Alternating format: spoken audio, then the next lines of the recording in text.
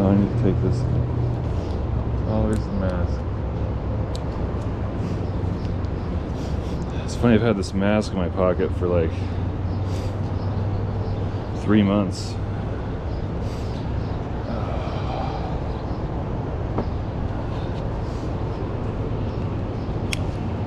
I realized I had to wear it.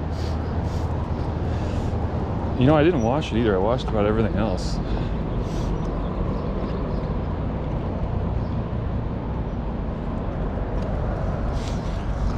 This SD card's got about an hour and a half left, so we're just gonna get over there and it'll go dead, and I'll realize it at some point today. Only got 2 64 cards left, so it might be a little more intermittent filming.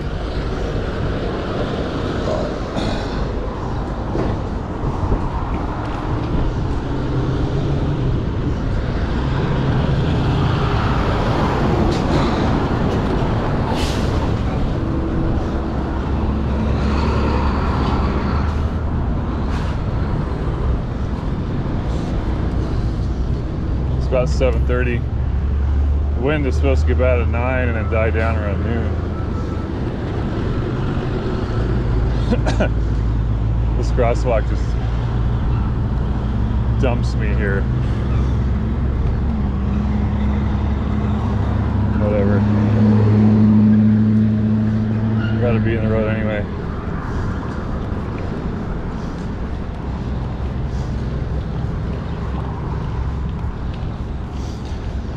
When I rode this bike to Fred Meyer yesterday, it was like the sport model with nothing on it. It feels totally different loaded.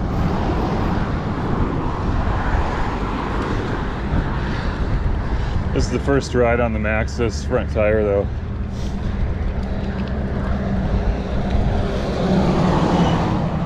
Looks like everything's rolling through. I'll tell you, these inner tubes, the thorn resistant ones, the pumps don't reach deep enough into the valve to push on the Schrader valve. My pump at home did, so I'm glad I realized that. But I mean, the solution doesn't matter. You would have figured out on the side of the road just to grab a little rock and stick it in there to make up the difference. Luckily, the rock I found was in the back tire and it was stuck there with tar, and so now it's just stuck in the front Schrader valve. So it's there when I need it, on the front. And I threw away my other pump, which is actually the same brand as the inner tubes, believe it or not, Sunlight. But it just wasn't, I don't know if I want to be in this ring. Even with a little pebble, I couldn't really do it.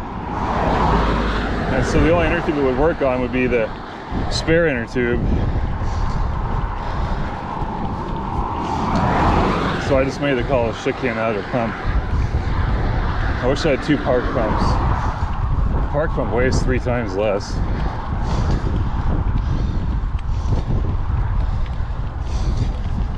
The thing is, I like to buy the high volume, the ones with a switch on them, for the high volume versus high pressure. So this is about, I don't know, this is about as low as I can go on this ring. They're rubbing like crazy.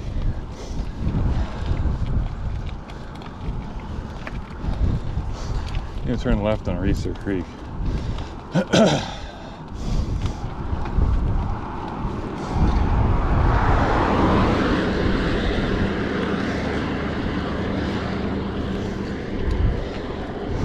I only stretched once, and that was last night. I think that was a mistake.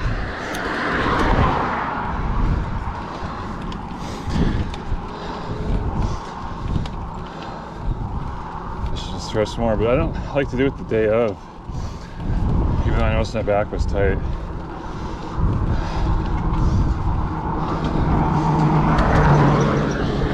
I got a long sleeve at the dirt bike shop for 40 bucks. It's like halfway between a cycling jersey and a t-shirt. The sleeves aren't long enough. It does come down to the back, but not very much. Overall, I'm pretty happy.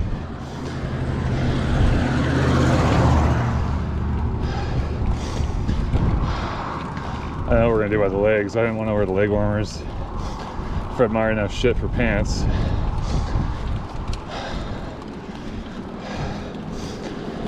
I didn't look that hard.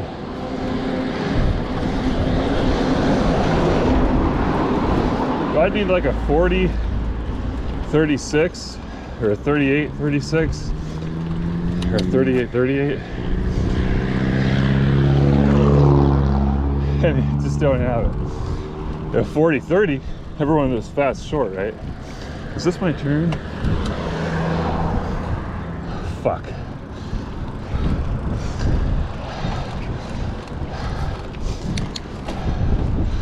I think so. I'm gonna turn and then we'll figure it out. It's too blind.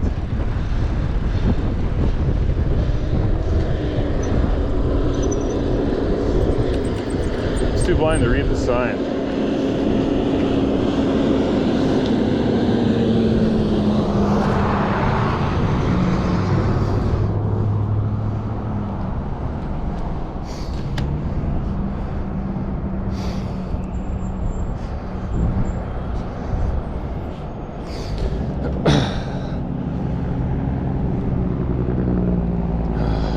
Push the button. These gloves, you gotta use where the thumb's sticking out. Come on! Oh, I don't want to stop. I want to keep going before I have shit in my pants or something. Jesus. I think I got it right. Yeah, look at that. So now we gotta go up here and turn left on the trail. At the back of it. Almost like I know what I'm doing, you know? I don't know. But yeah, I wish I could read that street sign. It's just the sun on my face and I'm blind enough as it is.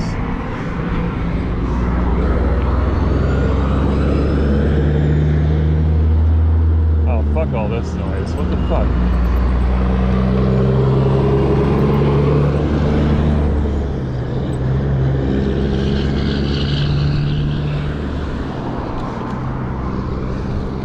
Sunrise rain cutting. It's too early in the morning. I figure on the trail, I'll put my hat on.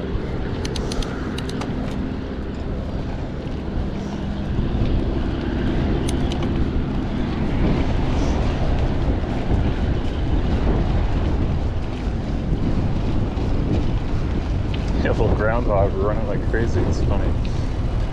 Never seen that before. Looked like a 1/100th scale grizzly bear running or something. Just fat jiggling around.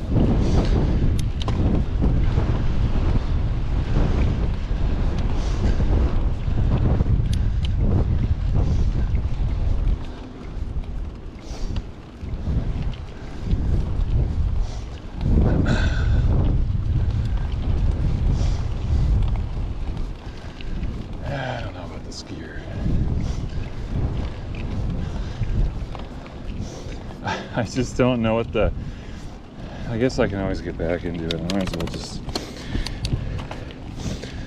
We're looking to do 50 miles today too. So I'm not trying to burn myself out. I have no idea if that's doable. I don't know what the trail's like.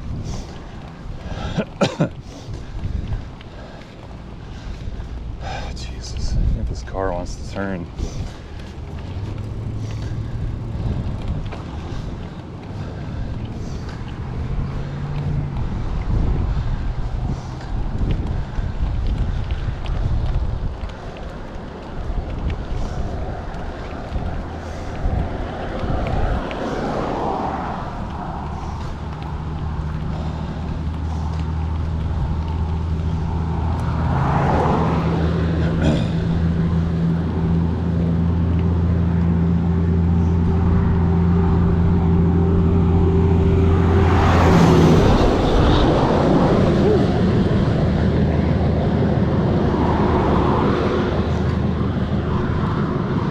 little bit of trivia.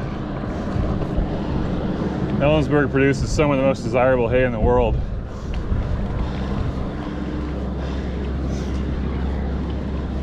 Even the Chinese millionaires, the horses, buy their hay from here.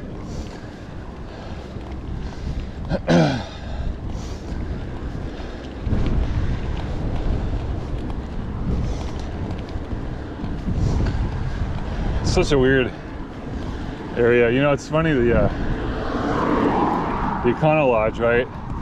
Cheapest place on the planet. Even they have incandescent bulbs in the rooms. It's just how cheap the fuck electricity is here.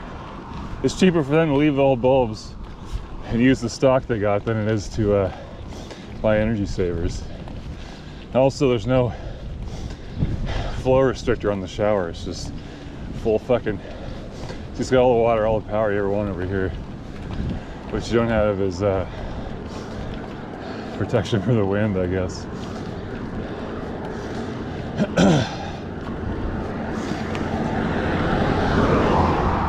Weird place. I'm gonna go by the trail. I've been watching. I've been looking at people's houses and shit.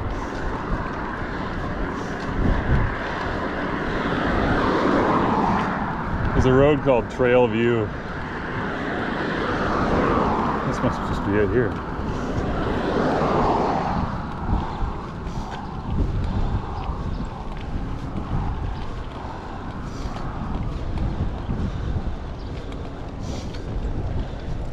But look at all the signs we got now. It's the opposite problem. First we don't have enough signs, now we have too many signs.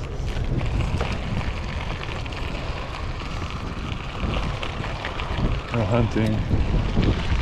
Alright. We're doing all the right things. This is a good surface. Could do 50 miles on this, I bet.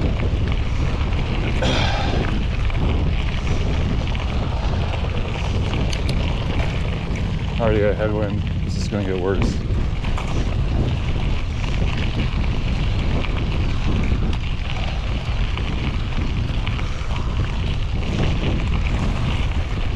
Morning.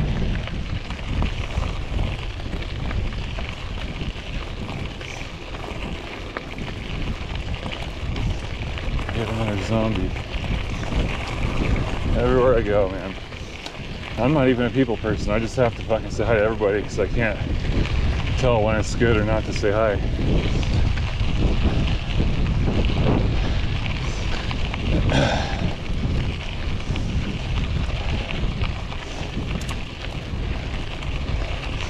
I started really doing that when I had to take this bullshit class for my degree, my welding degree, I think, back in the day. And the teacher had us read, it's called communications or something. The teacher had us read this short story or article called Strangers on a Bus. I tried to, after that I started waving to everybody on my road. It was always amazing how many people wouldn't wave back.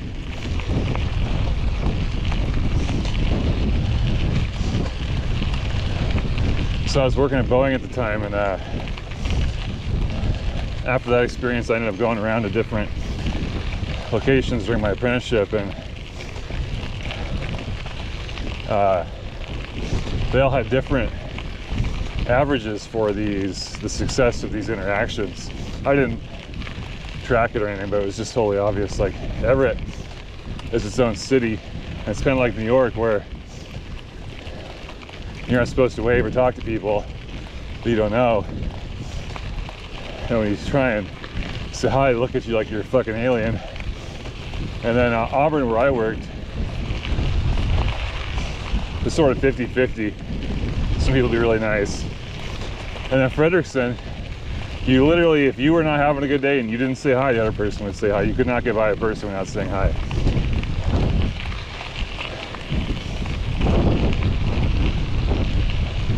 Very interesting. And so I just sort of try and say hi as an extension of those previous experiences. And then with cycling, it's so funny. It's a whole different dynamic.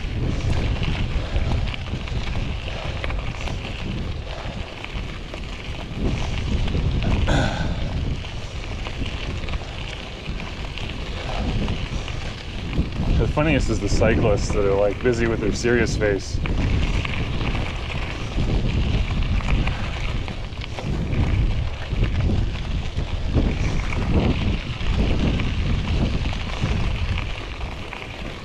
I think more common is just the wireless headphones, and I don't notice they have them in or whatever. And like I would expect that's what is up with that gal.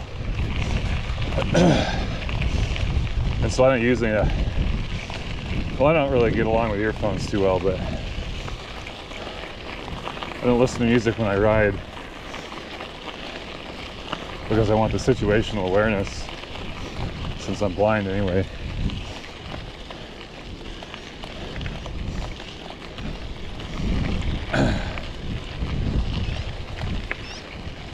Well, I had a girlfriend of mine, I watched her almost get hit by a UPS truck because she didn't hear it.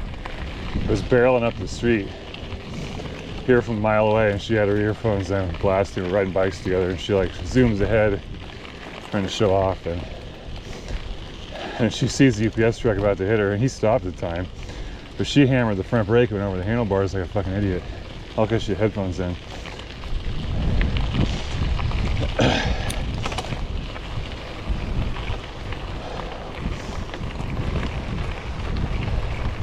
A nice fucking trail, dude. I don't deserve it. I don't even know how to act.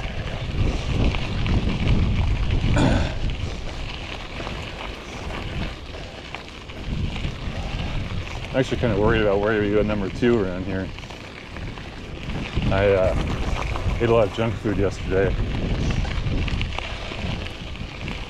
and I don't know if I've recovered fully or not.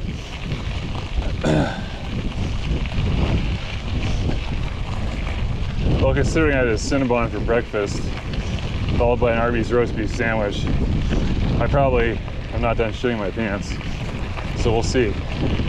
I worry about what the fuck you do out here.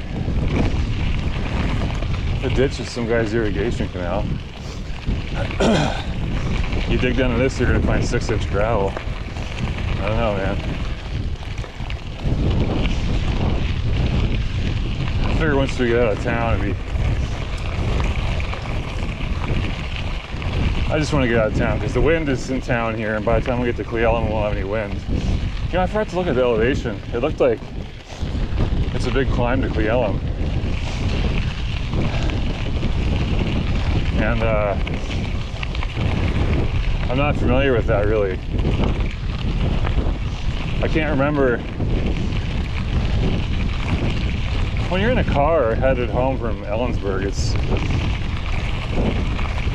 there's just no scenery. You just zone out. It's just this boring flat shit through Thorpe, you know.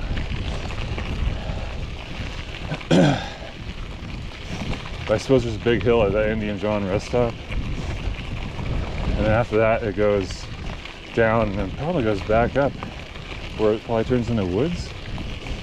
And so I figure that's what we'll be doing on the climbing, is after Indian John Hill. I think we go around that hill on this, but I'm not sure, because we follow the river. Well, we're not following the river now. We will.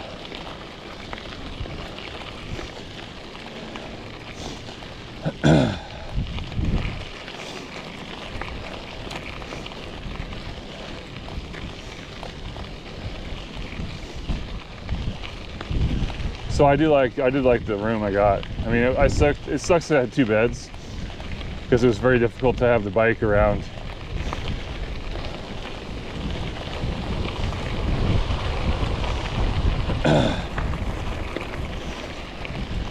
This is a big bike anyway. But other than the fact that they didn't have any king rooms on the ground floor, I was pretty stoked about everything.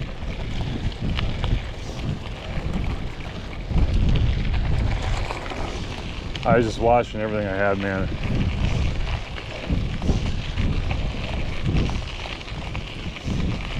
Actually, got my underwear drying out on the back. They got washed twice. I'm wearing fresh chamois right now.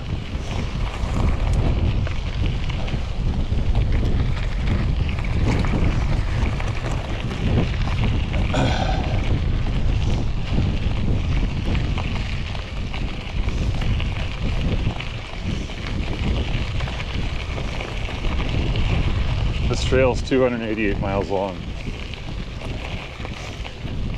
And we're doing, I don't know, 50 of it, 40 of it. Not more than 50, according to my plan right now.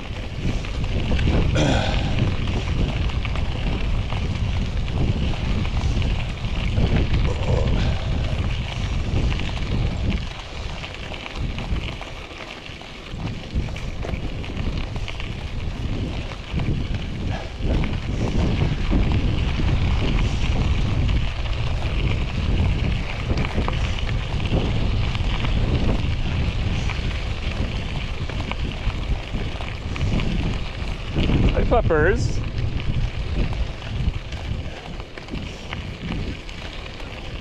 We all good? Hi, puppers. Oh, hi. Thank you.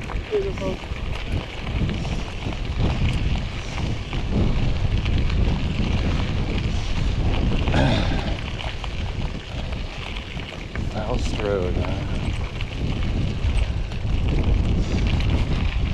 I may eventually get more confidence having this nice front tire on here, but oh, what does that sign say?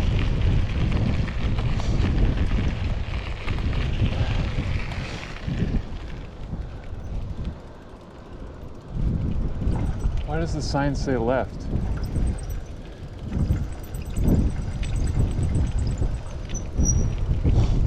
What the fuck? I'm so confused.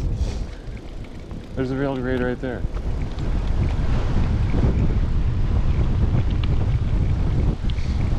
Oh, you know, I do kind of remember a detour.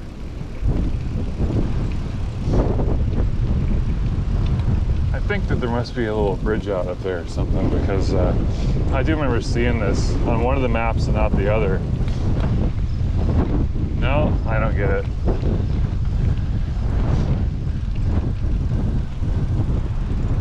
Lucky I saw that sign.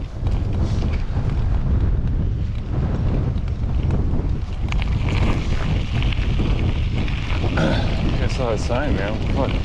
It's weird. Who knows? This could be a right-of-way issue they had. The county probably owned this next to the road here.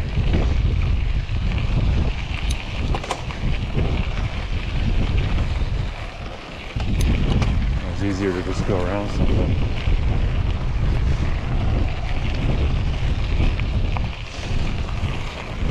I think the biggest problem today, aside from shitting my pants, is probably my hands.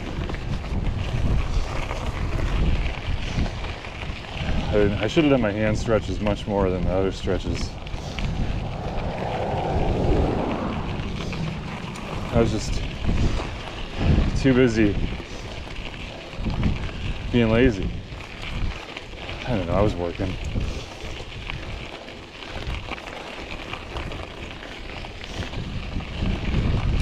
You know, I had like a fever last night or something.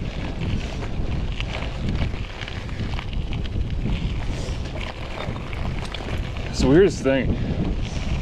Happens to me sometimes, like, I don't think I really get sick anymore. I just have these mystery fevers and then my body just kicks whatever it is all to pieces.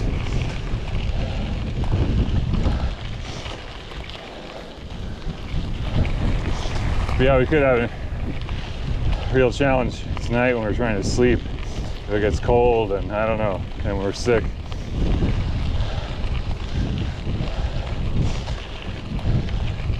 I've all but forgotten about it now, but being outside all day might make it worse again.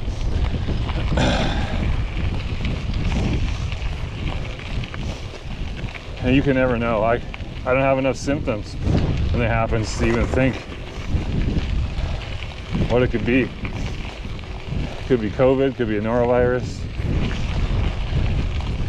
could be some hygiene issue with my silverware that got stored next to something that was contaminated in the I don't know, just there's any number of ways. And now it's pretty much over. It's a mystery. But yeah, going into the mountains and then coming down with a fever, it's kind of scary. I figured I'd probably just suffer it out until I started to hallucinate. When I get fevers like really bad, I start to have these weird hallucinations. They're almost visualizations, but they, I don't know. I figured that's the point where I'd probably just fire off the beacon. I'd probably be like 103 by then. And being at elevation, running out of stuff when you have that bad of a fever and you can't really continue, that's probably an emergency. So that's sort of my threshold, but I'd probably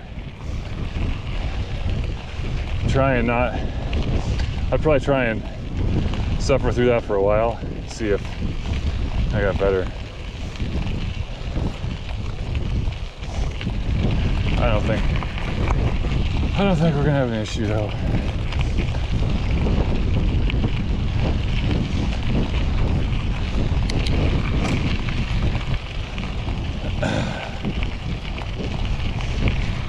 I'm a little dehydrated too. I was drinking out of this little cup, you know.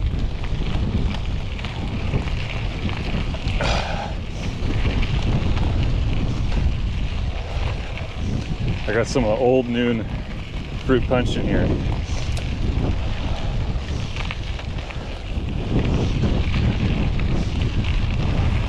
I emptied the water bag.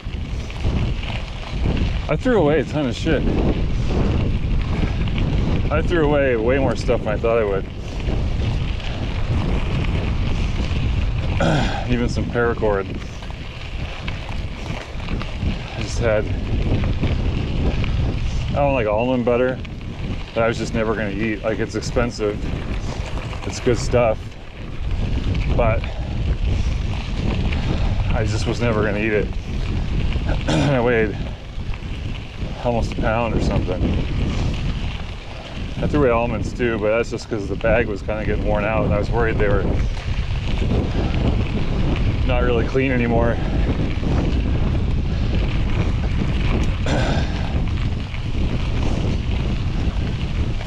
I can't tell if that person's coming towards me.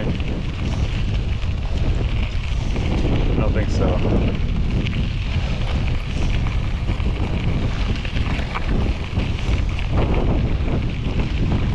The only thing I really want more of is those Ziploc quart bags. Holy hell, those are amazing. That's all I'm using in the future, that and the gallons. I'm totally out of the gallons right now, but that's only really handy for garbage because you can put multiple quart bags in it. I threw away, I had these big black 50-gallon garbage bags I threw away. I don't know, a few of those. I probably only got 2 left. But I'm not probably never going to use those either, but they could work for covering my equipment if it rains a lot. So I couldn't really get rid of them. That guy's going faster than me, I think. I'm just tootling along here, fine.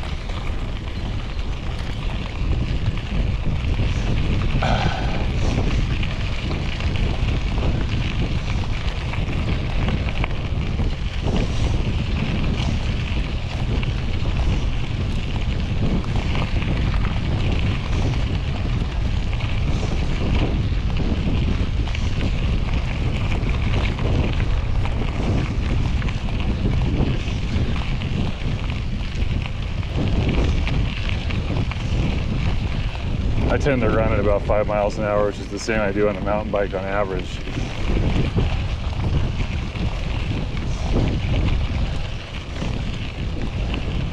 I imagine that guy runs a little faster than I do, so hopefully we're going a little more than 5.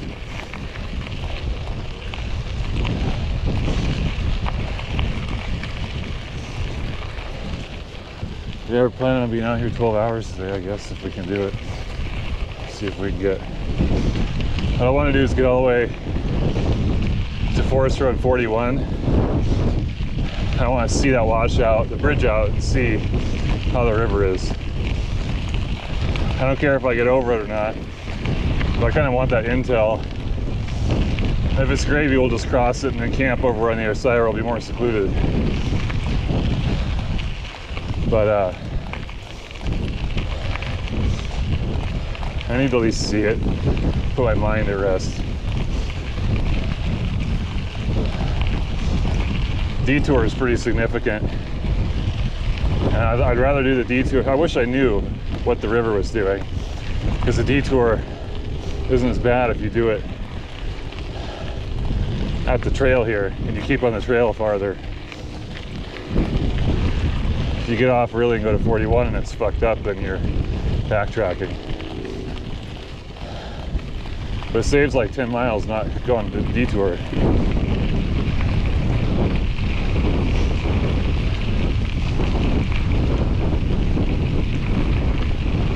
Several guys on YouTube crossing it in trucks, and one of them said it's really easy for motorcycles so they can stay all the way on the same side of the river until the very end. And that's encouraging. This thing can obviously get a little more wet than a motorcycle, but I'm worried about having a mistake happen when I'm trying to cross if it's deep. And so I'd rather it not be deep. Low and slow. You know, Milk Creek was fine. We crossed that thing 4 or 5 times. All the other things we saw were okay. So I just don't know what kind of river this is. I will say the Greenwater River was just going bonanza when we drove by.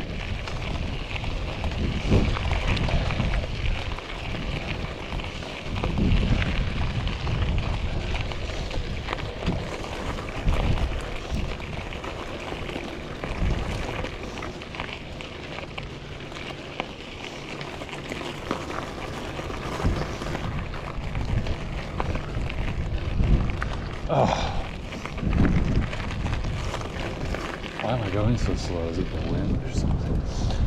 The hill? I think there's a little bit of a hill.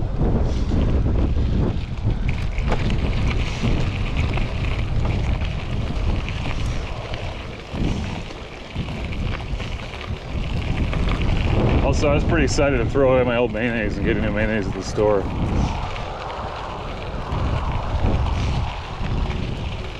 I think using squeezed mayonnaise and not refrigerating it works pretty great, though. I haven't had a single issue.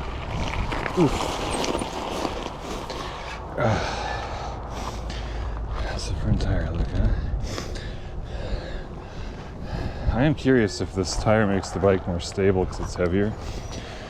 The tube weighs an extra pound and so does the tire. So that weight's all in the moment of inertia. And then when I have less weight on the frame of the bike now. I reduced the weight up here. I threw away the AM radio and those trash bags were up there. I moved the duct tape from there to the frame bag. Duct tape and epoxy. I think that's pretty much it.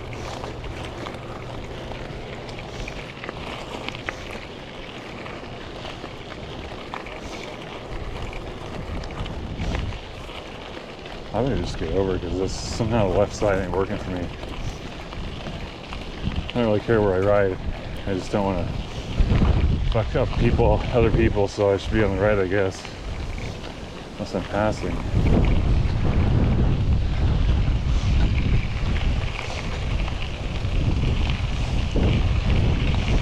Oh, wasn't I saying I should put my hat on?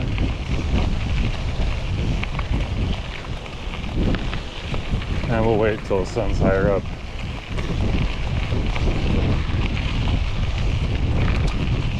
Probably wouldn't do much now.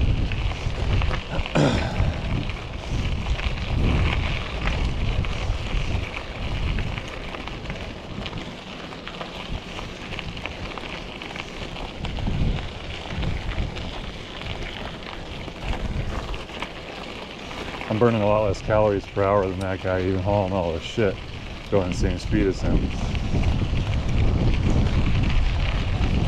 I probably weigh twice as much as him too.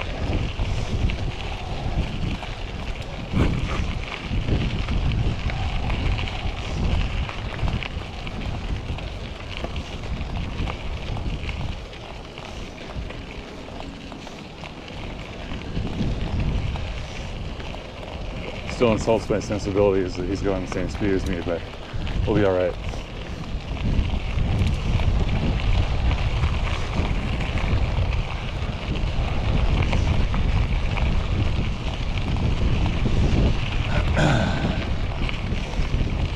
I'd like to do this trail in its entirety sometime, but it's a funny goal because basically what I'm saying is I want to just be out in the direct sunlight for 3 days or whatever, 5 days. And I don't think I agree with that. But sure is a nice trail. Oh. Maybe later I'll do like the western part and hook up to where I've done on this part. And then later I can do the eastern part of the thing, Ellensburg, Idaho. That's the worst part though, and even past the Columbia, that's not nice like this. It's just the rail ballast, the sharp gravel with some sand here and there.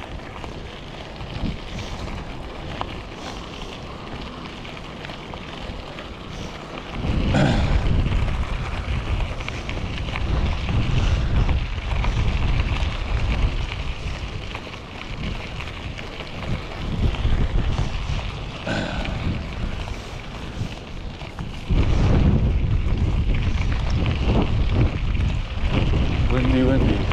Not like last time though, it is supposed to get worse again. Probably another hour before it's going to constant 15. I just want to keep pressing through it though, and then eventually we'll be farther west than the strongest wind, and then it'll die off around noon. And before I went on predict wind and like got OCD about it because I wanted to know if it was best to leave early or not. And it turns out it was, but it will be worse at 9 o'clock today, and then really bad at 5 or 6, 4 to 6 I think. Hopefully it'll be west enough by then. Cle Elum gets some of the wind later in the day too, it looks like. I just think there's trees and shit that can help our experience with that.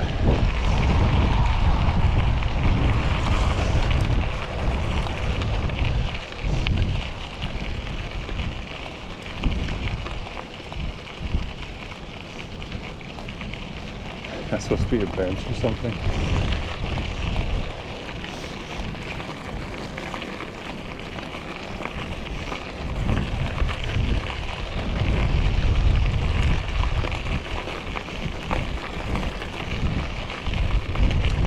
I smell a skunk. It's probably actually a skunk.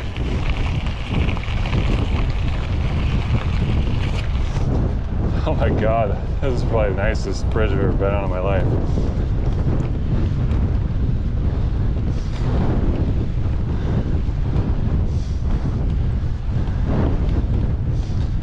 Holy hell.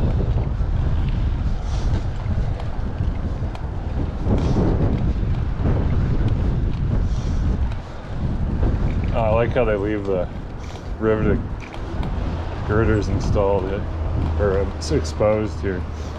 It's a nice touch.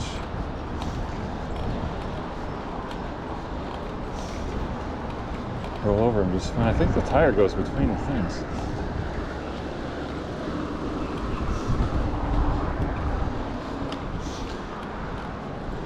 Oh, I'll worry about my hands.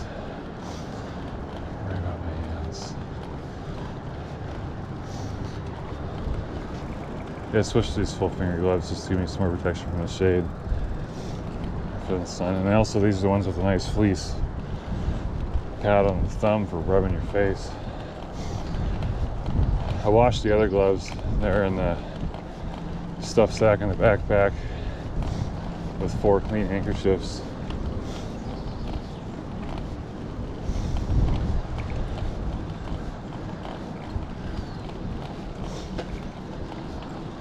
Nice bridge, man, really. Oh shit. Not bad. Now you give me some smooth stuff and I catch up to this guy, huh?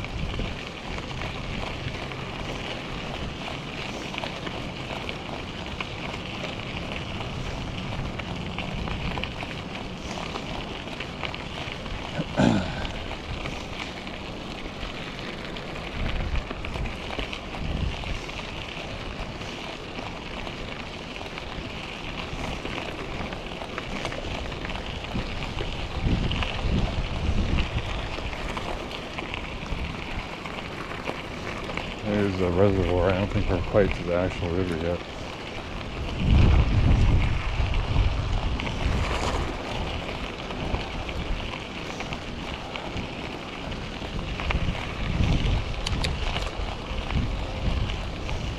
Must be going downhill now. It benefits me more than him. He looks to be doing the same pace he was.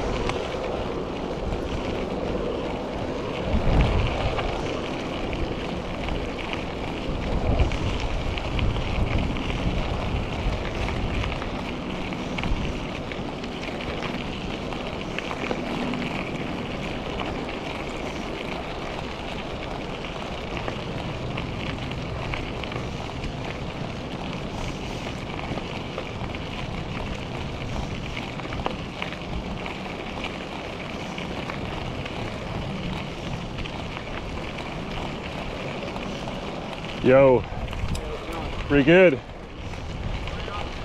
All the way.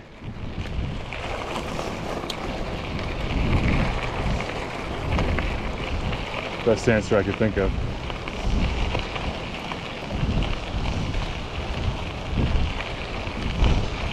Yeah, I'm actually past going over the mountains on a different road, but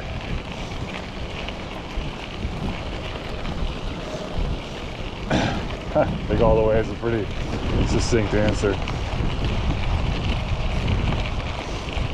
I wanted to go all the way, but the problem is it ends at Rattlesnake Lake, and then what the fuck do I do? I can't go through the King County watershed. I don't want to go Highway 18.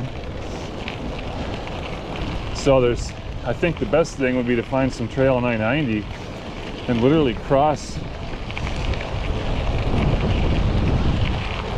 the lake on I-90 and then take the ferry to Bremerton, or take the interurban trail south, but fuck that shit. I'm not into the Seattle trails. Now if they had an I-90 one that was whatever one goes over the lake, and so I don't want to do that. I'm gonna try and get back to Greenwater instead. But yeah, my original draft for this included going to Rattlesnake Lake, and then I just so dismayed that there's no option how to get the fuck out of there.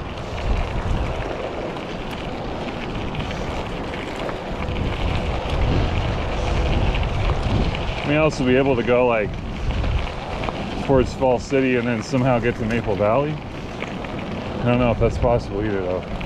The goddamn watershed's so big. I'm just not too good over there in eastern King County, so.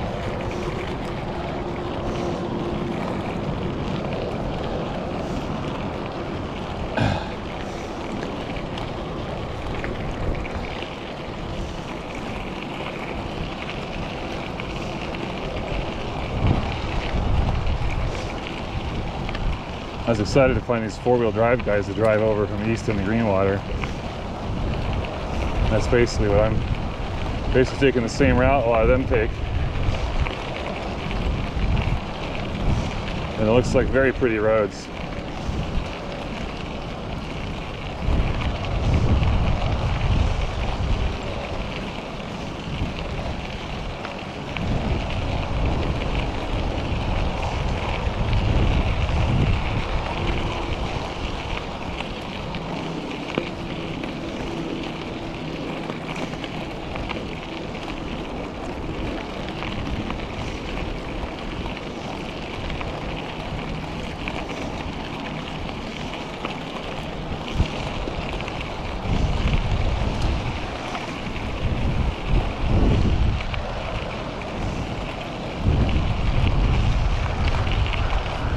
Another quote bench.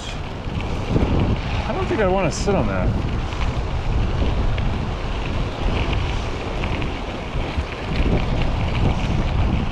Hopefully I got my own stool.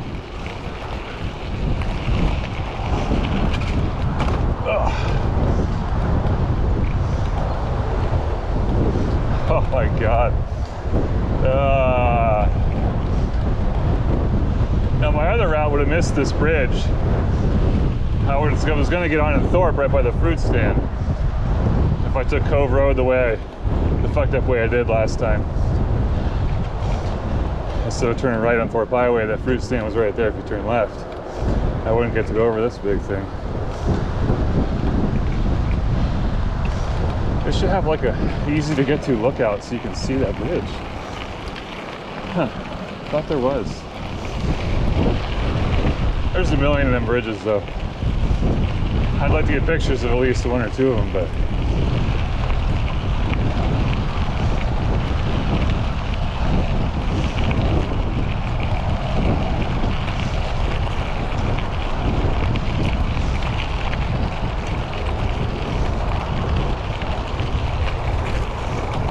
it's getting windier. Oh, maybe it just died off. I don't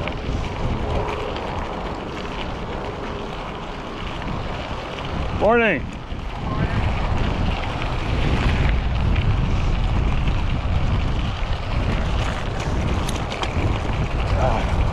Gears. Should probably favor the spinny one.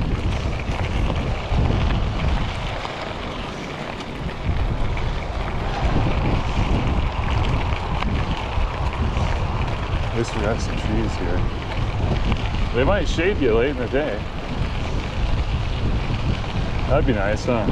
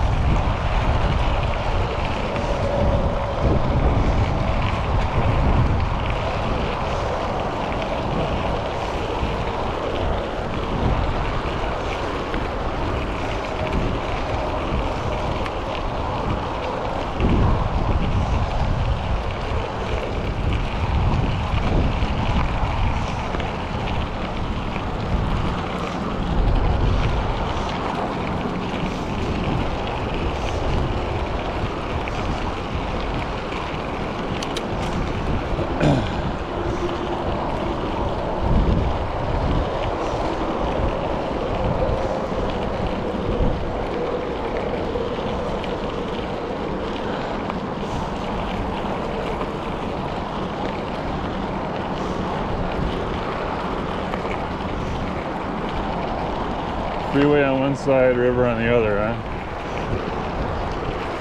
Oof. Stay out of the loose.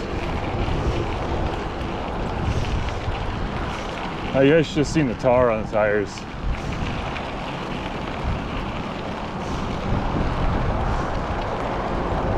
It was so hot when I was riding into town that day that some of the chip seal just stuck to the tire. That's pretty. Wow.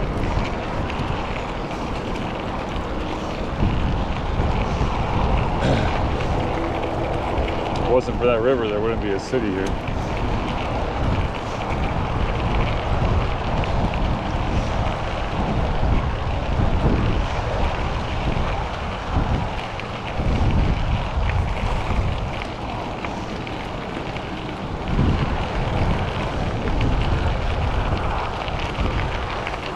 A water wheel?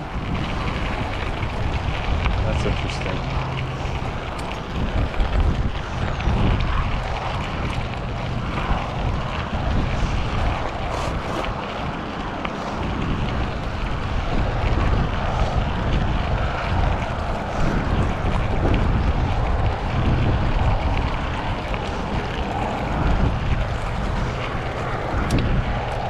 I need to stop just to stop. Maybe that shady spot up there.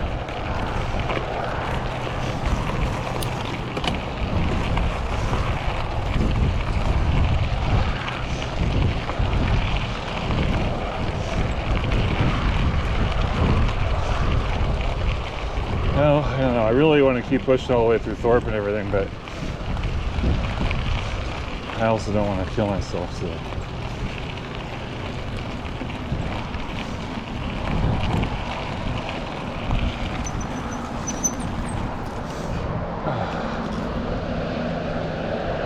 I think the runner guy turned around.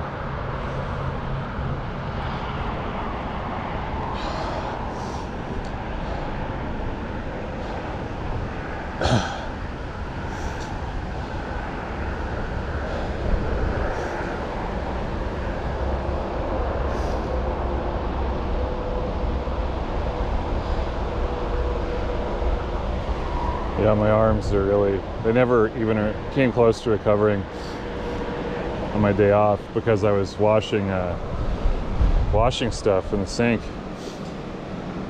and then put the tire on and stuff. Like, those are all things that are really demanding on your forearms.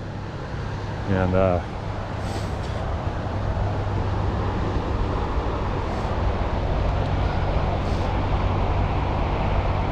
they just never even got better at all. You know, I should probably not ride for a week when I get home just because of that reason, but I got that little ride with a single speed planned over to Banner Forest. I cut through on the service road just for fun.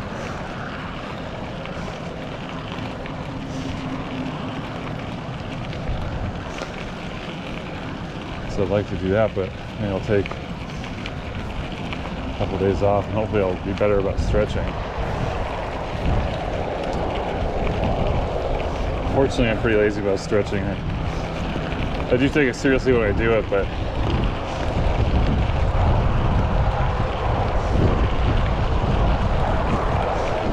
normally when I get home after a road ride, I'll do it, and I'll do it the day before a road ride. And in between, I try and do every other day, just because there's no way in hell I'll do every day.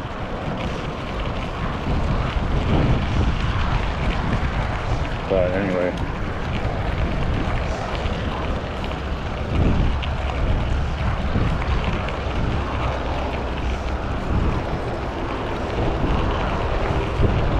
So, Predict Wind actually did show the highest wind is up on that ridge above Thorpe. And there I was looking at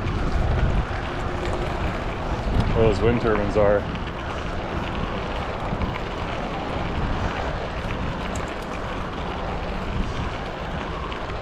Yeah, I'll stop and make sure you guys can see that.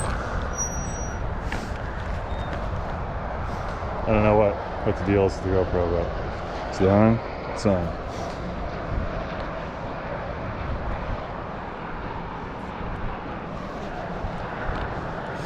I'll try and show you guys again when we're in like downtown Thorpe, but honestly I think there's more buildings here than downtown Thorpe.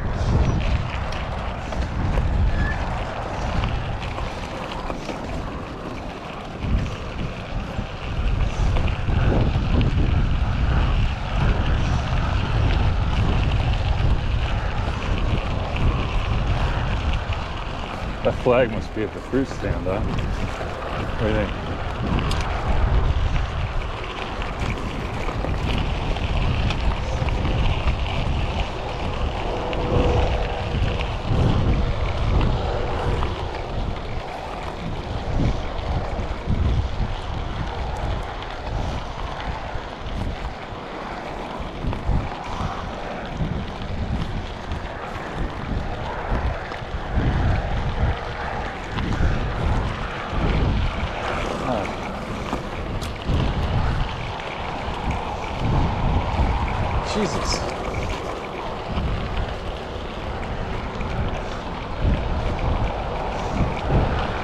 hardly do one-handed. Although, I don't know, it might be the wind even. It doesn't make any sense to me.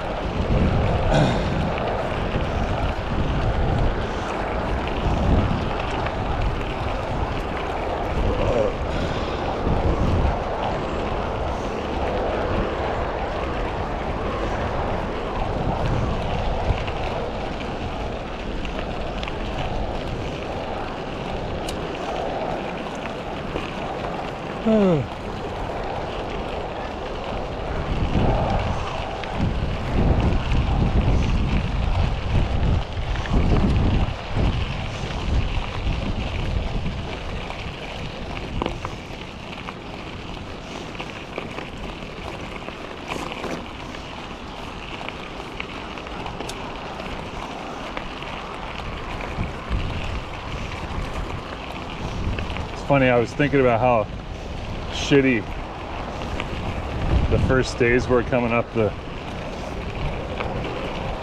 all those four-wheel drive trails, but also like the mileage I did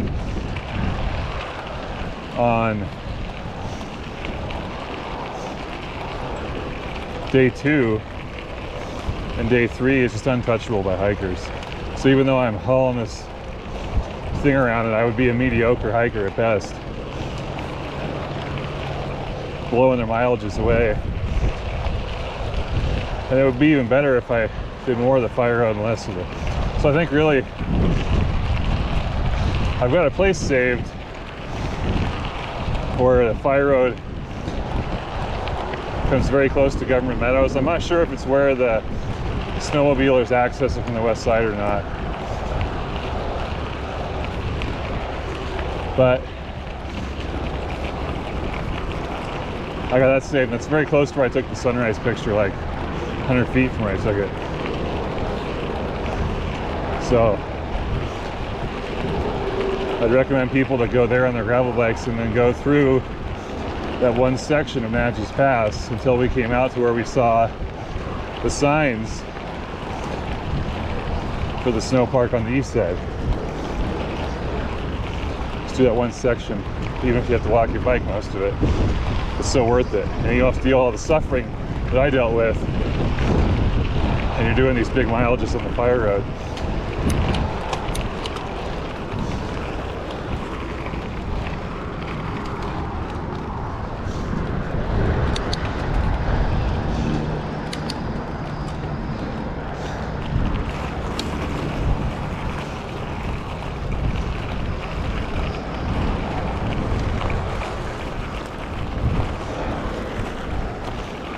This is where I was going to start the trail, according to the original plan. I like the Econo Lodge version though, to be honest. It really helped having that time to go to Fred Meyer and get a milkshake and some Cinnabons at the truck stop. Stay out of the sun all day that day. I mean, I went to Fred Meyer early, but I wasn't in the sun more than half an hour. It wasn't bad.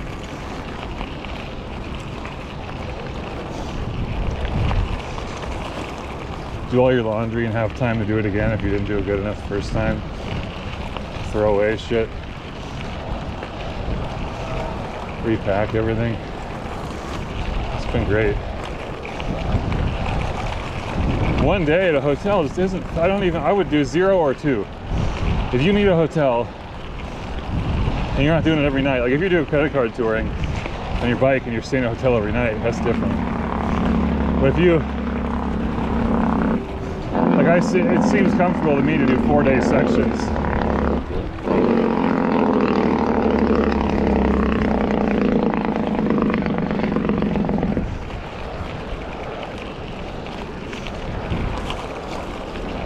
Four days of food is enough for me to carry, it's just right. And if I'm only doing a 7-day trip, it's good to stay in a hotel. Let's see. Yeah, I left on Sunday. I'll be getting back on Sunday unless I delay it a day.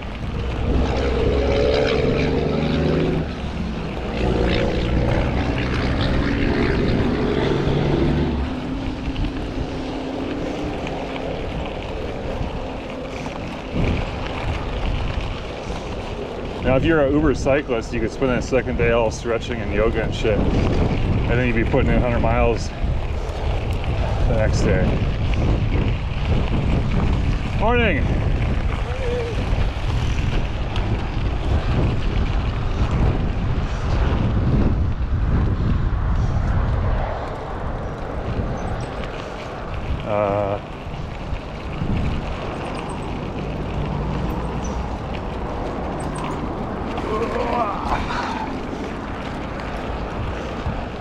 That guy had skinny tires. Like 25C. Kind of a, I don't know.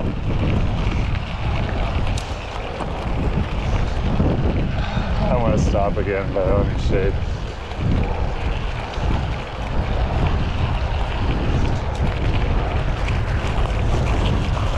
Why are we in the middle?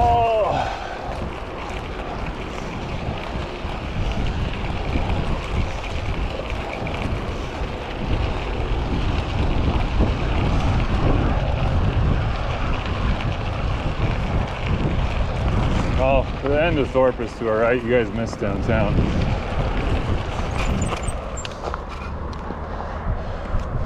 It's the other end of Thorpe for you, I guess.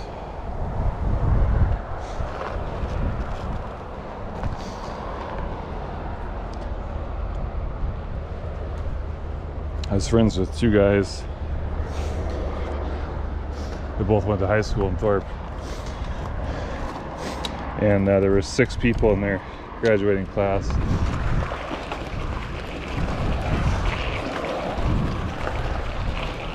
And they got a picture of them all doing beer bongs on a bucket loader, where they had 3 guys up top holding the funnel and loading them, and 3 guys on the bottom taking the beer bong.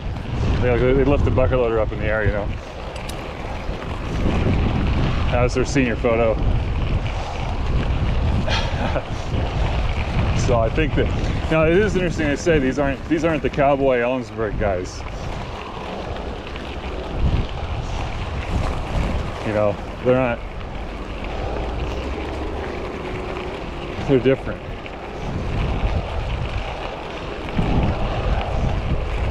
I mean, some of them maybe do the rodeo every once in a while, but I think generally the cowboy guys probably look up to these guys.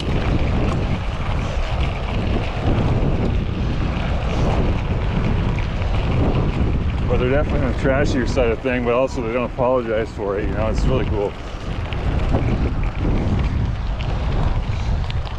Fun to hang out with.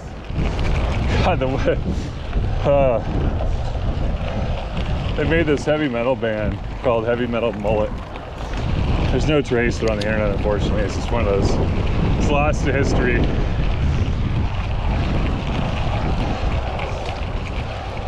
But one of the only song I remember was called Hear the Falcon Cry. And the singer comes out and points to like the ceiling and screams, "Hear the falcon cry." And the guitarist does this really loud, obnoxious screeching, and then stops, and the singer comes in and goes, "Soon you will die." It's so funny. I just was hysterical.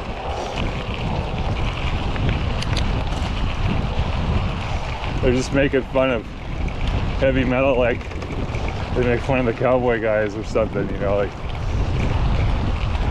somehow they're both more legit. They're both, I don't know. So part of it was I couldn't hang out with the cowboy guys. Every time we tried to hang out, that we just get in fights and shit. So we went to a party and there were a bunch of step sides parked outside, and you go inside and everyone's wearing a cowboy hat. We pretty much had to leave.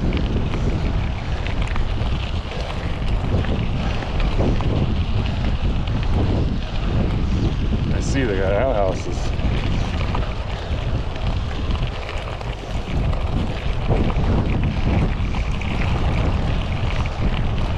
But these Thorpe kids were more cowboy than the cowboys, and they got along with them fine. They're just cool.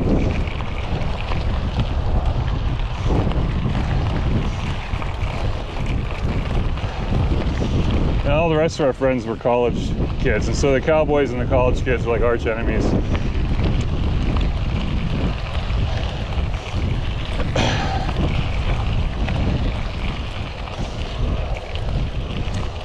And it was really funny too, because like the friends of mine that went to college here all were rednecks. They weren't like, they all had four-wheeling rigs and shit. They weren't like, they were hipster college kids or something. There's no reason to hate them or whatever, but the Cowboys just fucking hate, man. So funny.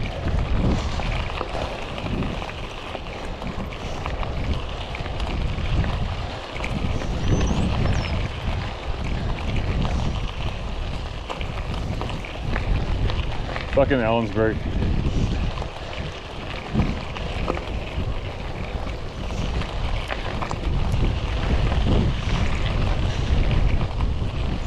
I think my favorite part of Yellowstone overall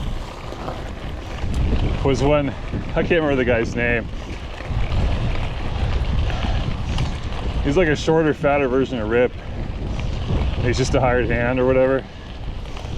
Every time some crazy thing is happening that involves the cowgirls, the barrel racers, he's just, they pan to him and he just goes, fucking barrel racers. It's just so fucking funny, dude. It's just the perfect time.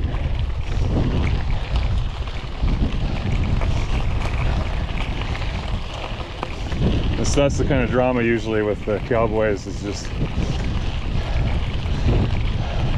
one of their girlfriends wants to know how tall I am.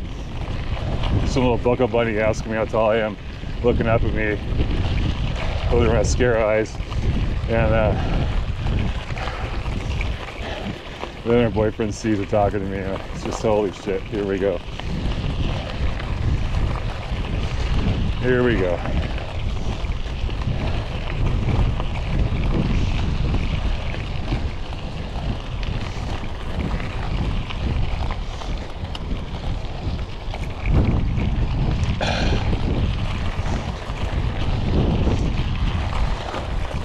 I don't think I ever got with one of the cowgirls. It was mainly girls from the college, or I don't know, normal locals, I'll call them, whether they were college or not.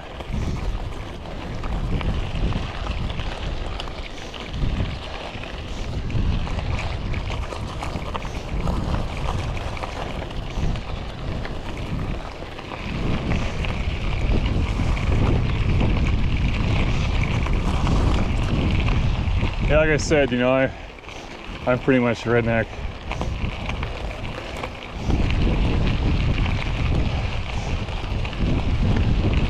But it's funny when you have fights with these cowboy guys, it doesn't make any sense to me. We have more in common. I mean, I'm not really conservative, I guess. I definitely tend to drive cars more than trucks, but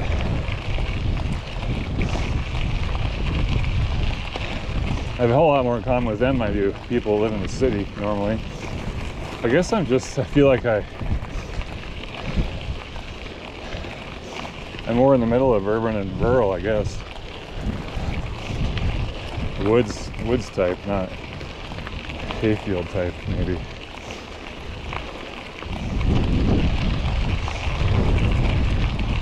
I don't know.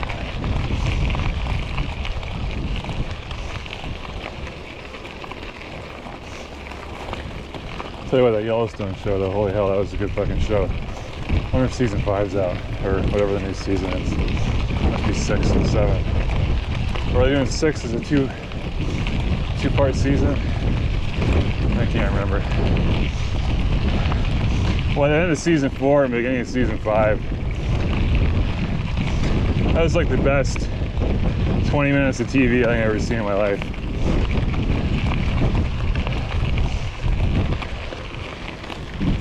And I didn't realize until it was pointed out by a critic later that it's basically the same ending in season 4 of Dallas, you know, Who Shot JR.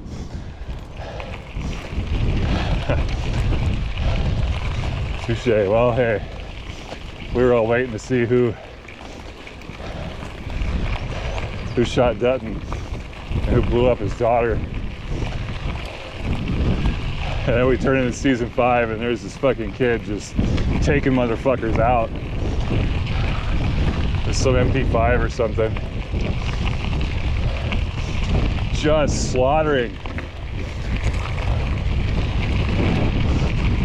Oh, it's fucking great.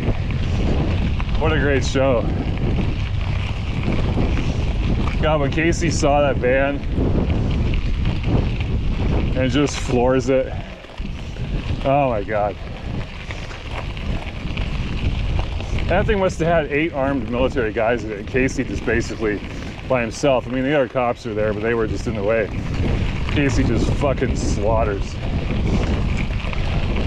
You know, there was a scene when he first took over the cattle job, whatever the fuck it's called, game commissioner. And they were going to a single wide trailer and they're doing like a raid.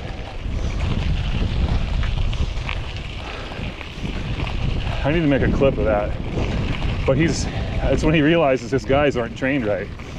He's like, get away from the wall. And the guy looks at him like, what? He's like, get away from the wall, face the wall. And then the wall explodes. And Casey's the only one like ready for that, because when he was in Afghanistan or whatever, he's always ready for a wall to explode. And so he's always ready for his body armor to be positioned perfectly for it. And his guys just put it on and think they look cool. They haven't never been trained like that. And he says, get away from the wall, face the wall, like clear, distinct orders. And the guy looks at him like, huh? It was really interesting. They must have a hell of a military consultant for that show, because I wouldn't know if it's accurate or not, but I tell you, it sure is fun to watch. Casey is just fucking ultimate savage. I like it because he looks like he's your neighbor or something too. He's not like,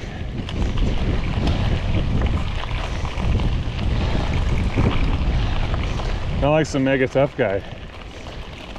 Just put that gun in his hand, motherfucker just adapts to it. It's like his whole body just morphs around that gun. Starts taking fuckers out. Oh, how about his kid? Same end of the season 4. Bringing in season 5. When the gunman got in the house,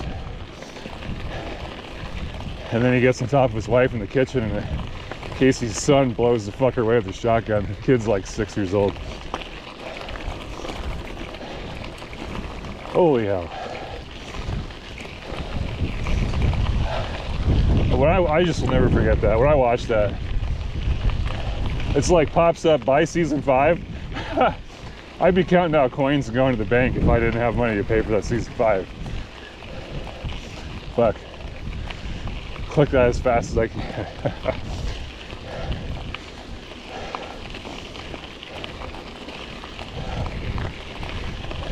I'm really surprised the GoPro's still going.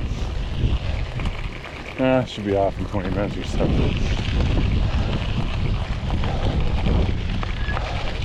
I think that it underestimates for this bit rate, for whatever reason. It's able to compress it more in reality than it thinks it will.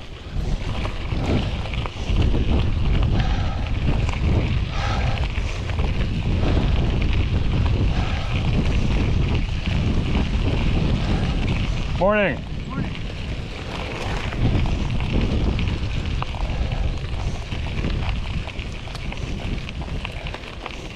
I sure hope these guys are like super smart about it and they get up at dawn and ride up before the wind hits and they have a tailwind the whole way back.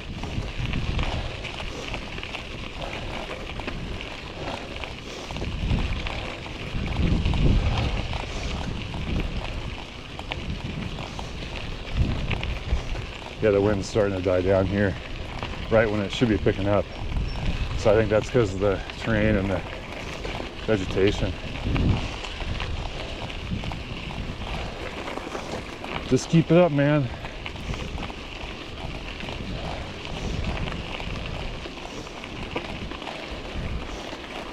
Yeah, so after Yellowstone, so that's a show I watched without my wife. I really like to watch it with her, but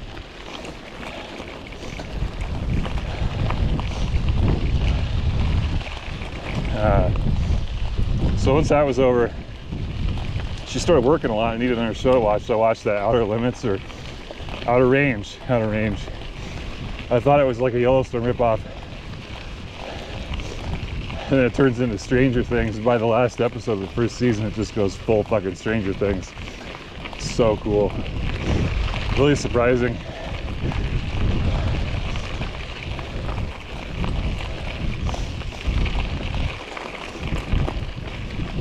Can't wait for another one of that too.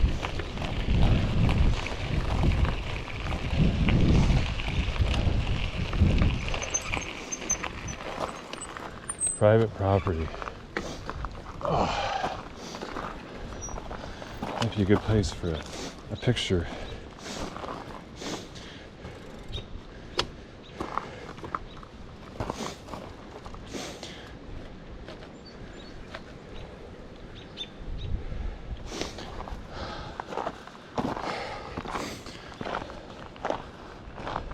Gotta use my thumb for everything. Oh, you fucker.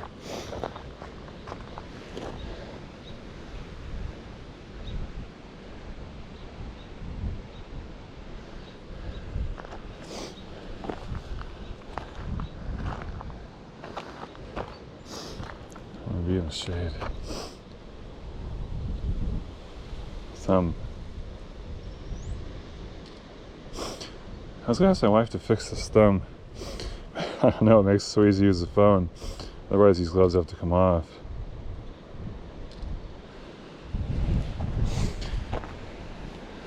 Oh, come on. Hello.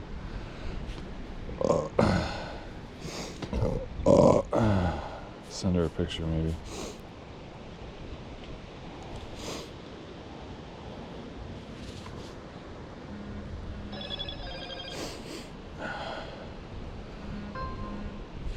As soon as I turn the fucking data on, everything just starts going crazy. I hate that so much.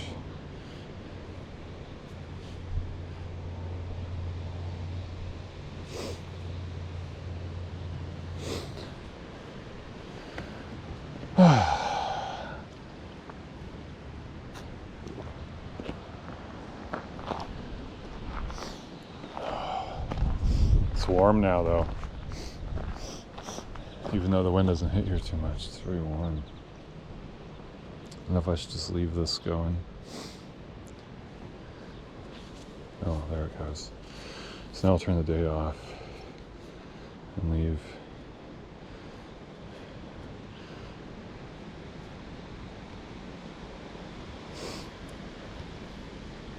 I want you to fuck off. Okay, listen.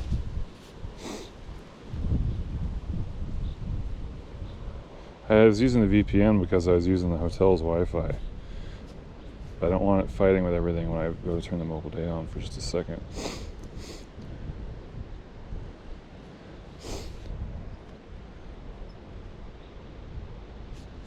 Fuck off. OneDrive. There we go. 99%. So remember to turn airplane mode on when we get out of civilization. I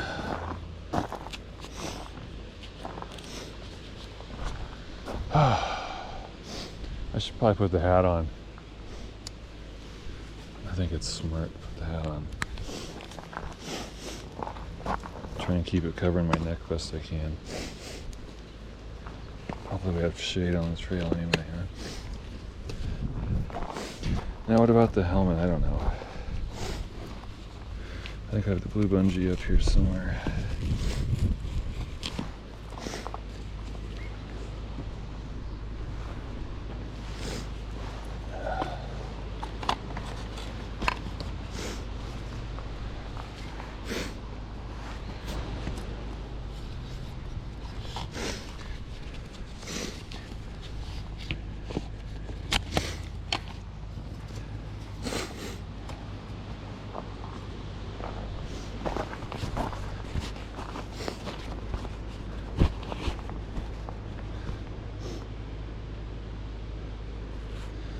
Dorfman Pacifico. Handmade headwear.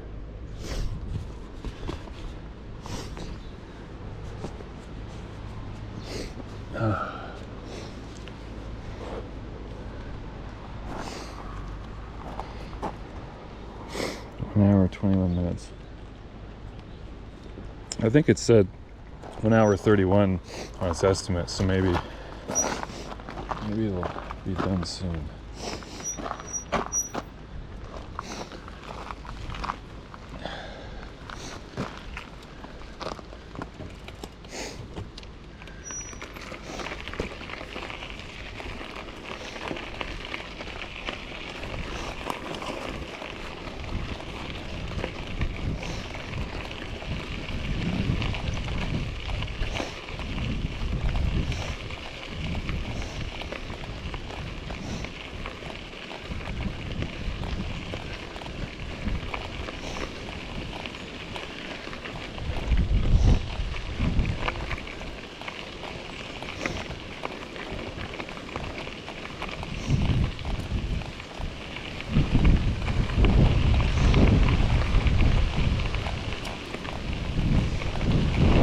Ooh, there's the wind.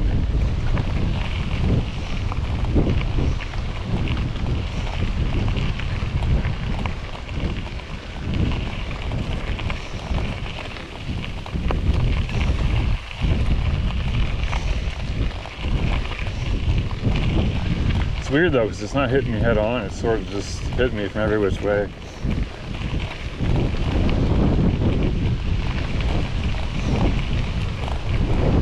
I think it's coming through the trees or something. I'm trying to look at the wheat here and figure out which way. I don't know.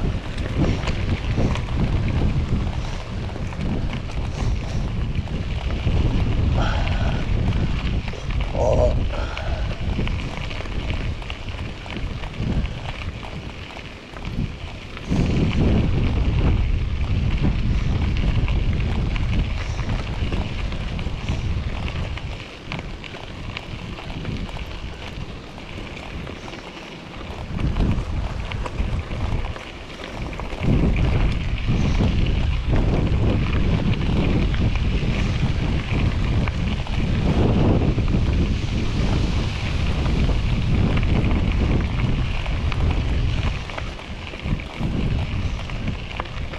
I think the hat's doing a good job.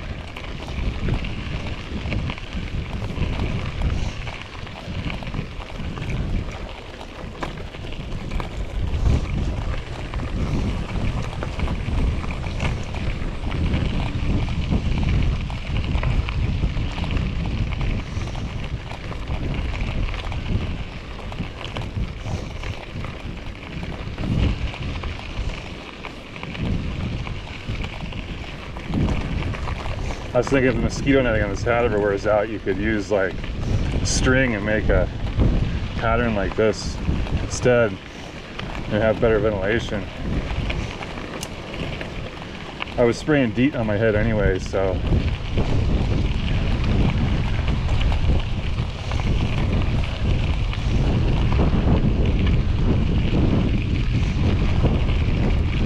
think I'd rather have better ventilation and have the mosquito netting.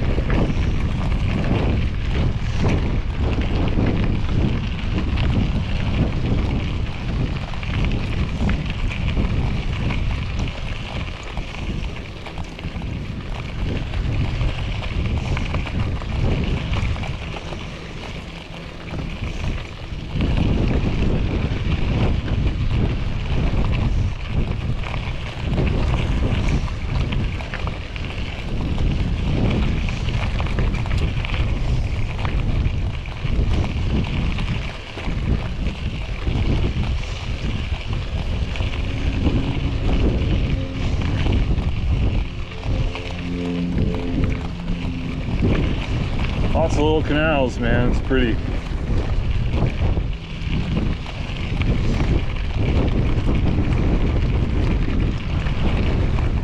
Lots of little places where you think, oh, I wish I could live here, but the thing is, it's windy all the time, and then half the year it's frozen.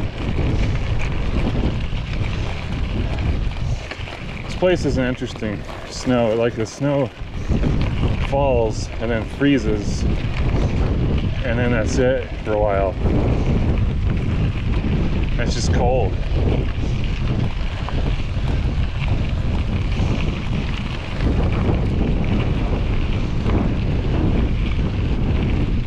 Yeah, that's good blowing around a lot.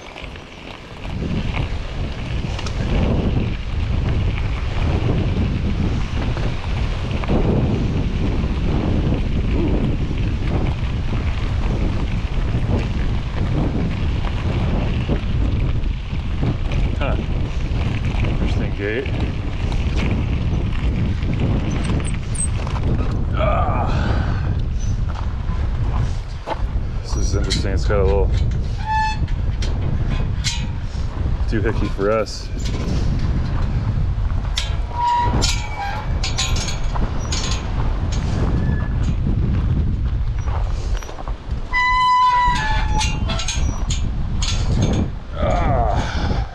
Pain in the ass of my bike, though. Alright, so let's see.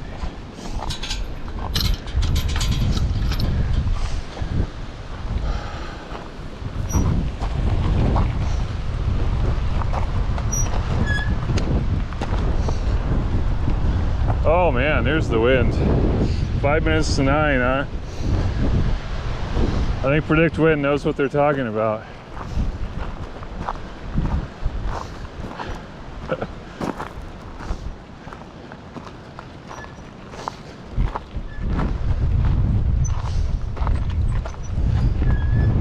How are we doing this side this time? Yeah.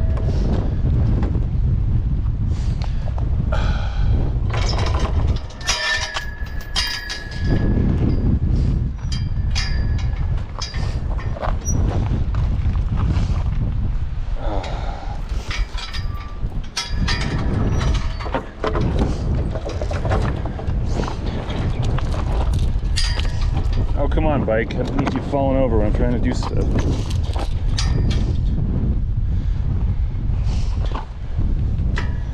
Oh, it doesn't fit this way.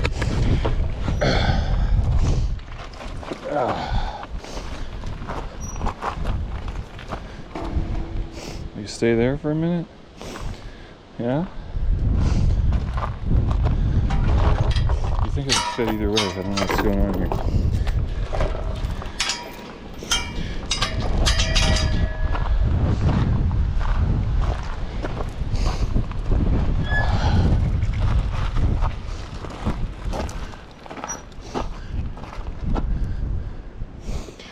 You guys see this discouraging bit of trail?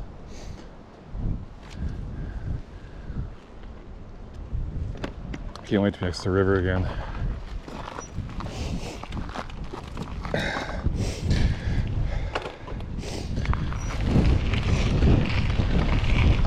I don't have sunscreen on my legs, so if it's like this for much longer, I'm probably gonna want to think about that.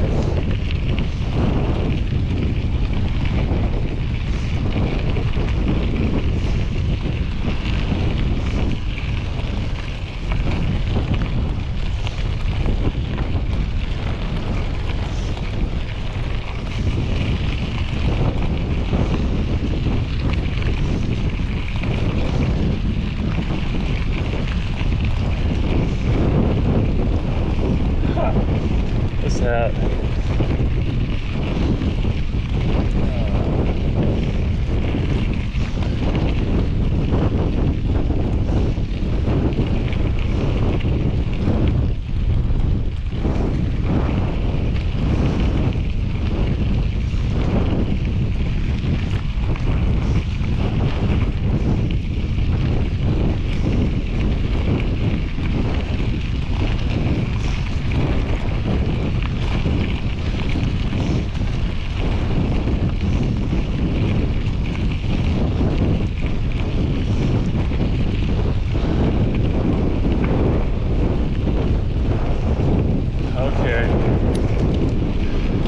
Reminds me of the day I came into town.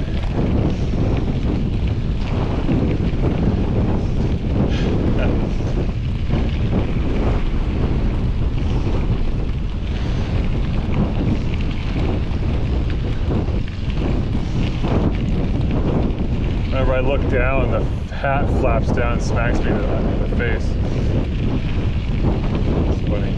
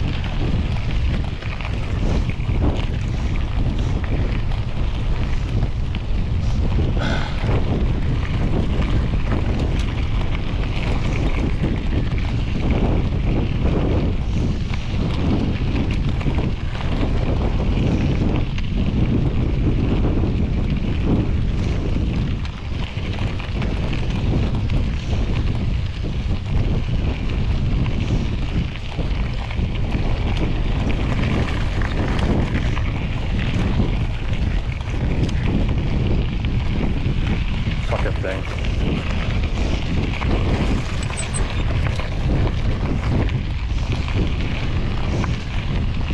I wish I had some way to keep the sleeve all the way out. I don't know if I could paper clip it onto my glove or something.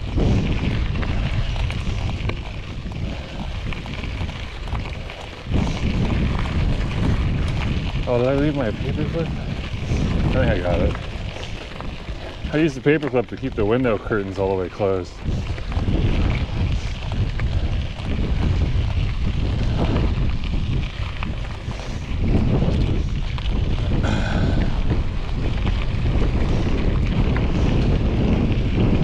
Alright, so the GoPro's planning to cut out any minute, so I'm gonna let it just stay off for a while until we get somewhere that's not the same color.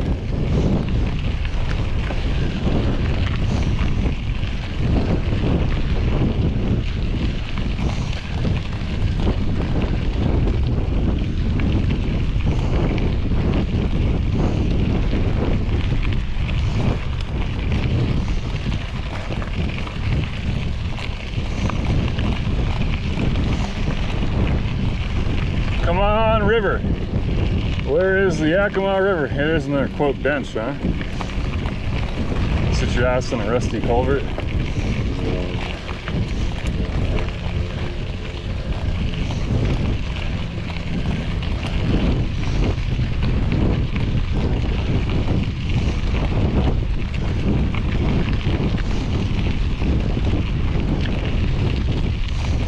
Probably get the Boy Scouts to build you a real bench, you know.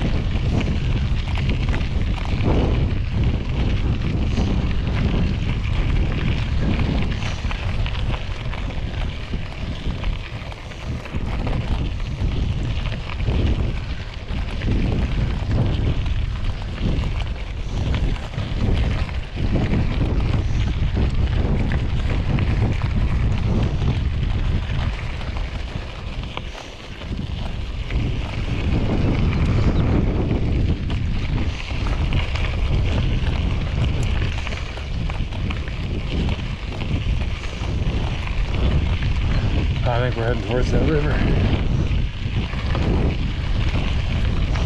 Come on, river.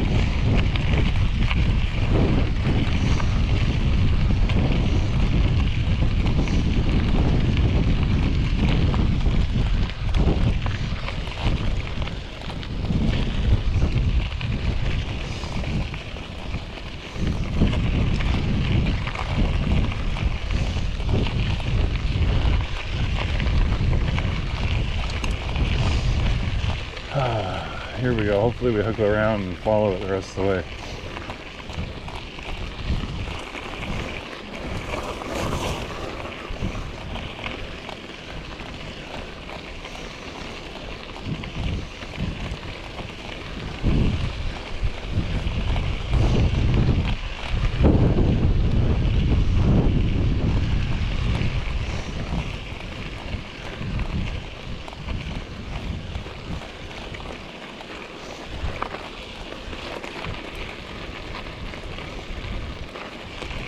Neum Creek. That's not Yakima River. There's a little Reecer Creek down there.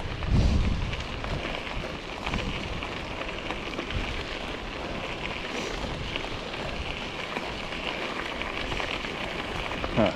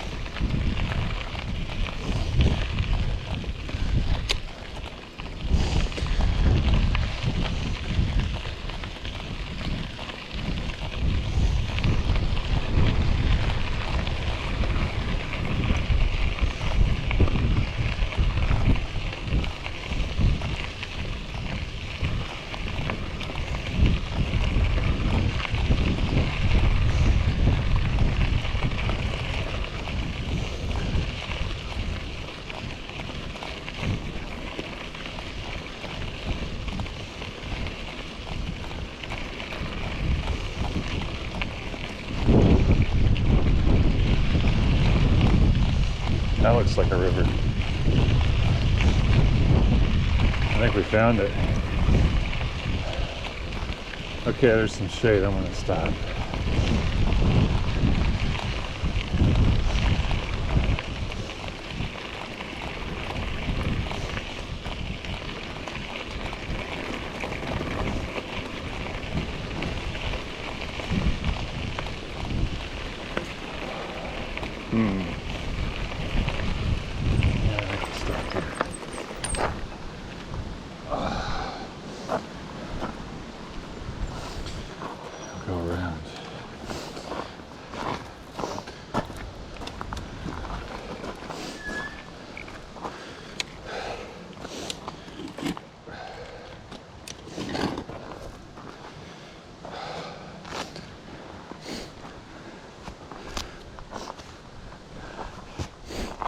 Is that an Arby's roast beef in your pocket, or are you just happy to see me? Oh, actually, it's Arby's roast beef.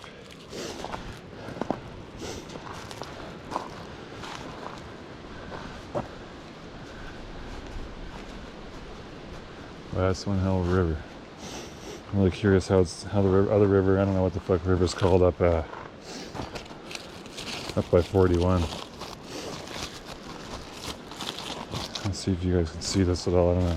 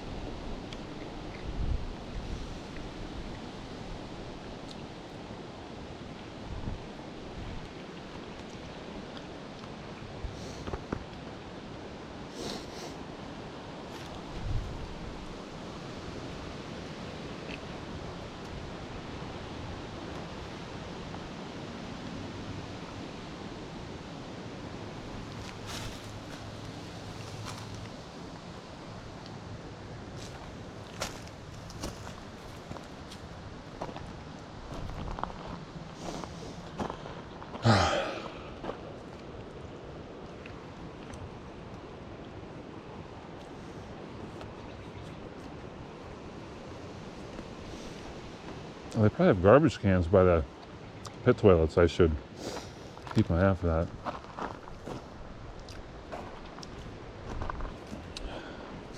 The unexpected bonus.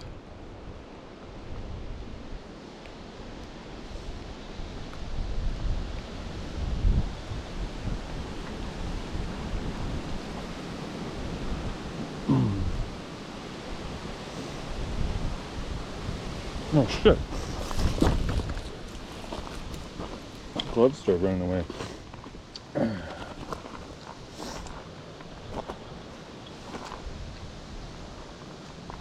Huh.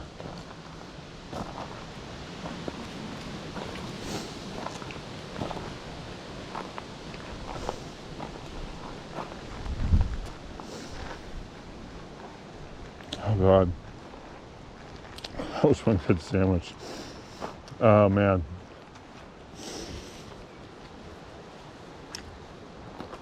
Just dry, nothing on it, and it's just the most amazing thing.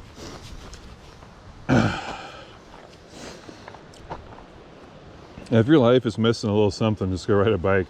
I don't know what it is.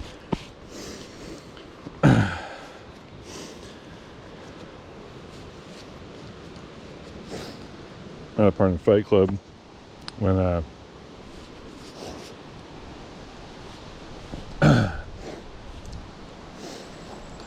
Brad Pitt goes into the gas station and acts like he's gonna rob the guy, but just asks him what he wanted to do for a living.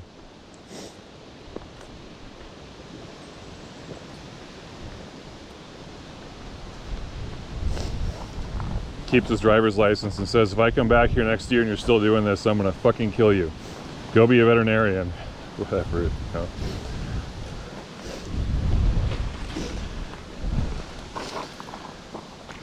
I guess that shit happens to everybody. I don't know. Things have been weird for me because I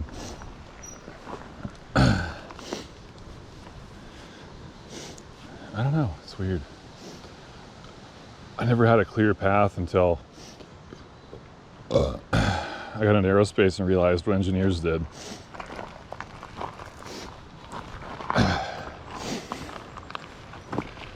I think the moment was I was sitting on one of the Boeing computers just slacking off at my first job there, and they had this article with a video about the Phantom Works team made a self-driving Humvee, and this is in like 2008. So this thing was pretty capable for then. And they had a team in a helicopter chasing this Humvee through the desert. And they told the Humvee, the helicopter is trying to kill you. And so they're just full tilt in this helicopter, and this Humvee's going like 100 miles an hour, navigating terrain at full speed with no one in it. And, you know, that's probably the moment. I don't know what the fuck's wrong with everybody in my life before. People are always like, oh, you're gonna be the next Bill Gates or something. And I don't think...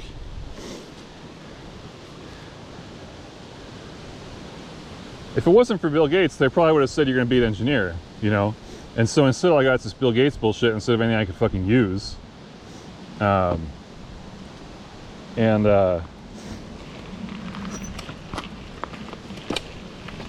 know.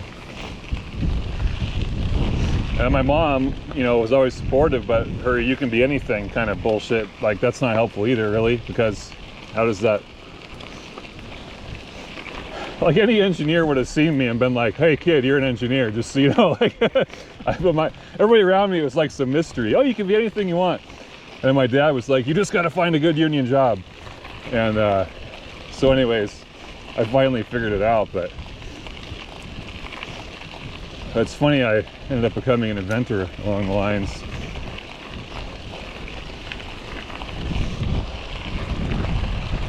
And now I'm in this weird place with being an inventor and engineer. And if I cross over and engineer and start applying for jobs there, it's gonna put a hamper on the inventing and innovation side, just because I'll be part of someone else's production system. And I'll always the more elaborate the system, the more it hampers innovation, in my opinion. So, but you know, I don't know. We'll see. Tell you, when I'm writing a new concept, it's just like when you're out here, it's another thing where it's like there's nowhere else you want to be. Tunnel 47 picnic area. So I did go through one tunnel. It must have been 46. I was wondering why I had 46 in it. I thought maybe some of the other numbers had fallen off. Let's see what this says.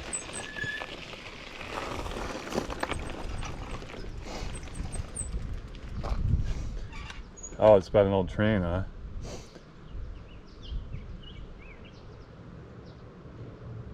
Olympian Hiawatha. Interesting. Huh.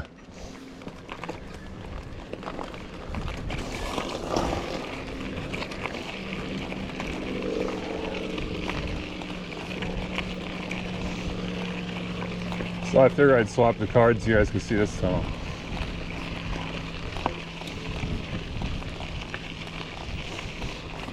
Each card lasts, well, the 64 cards are going to last about 4 hours each. So I don't know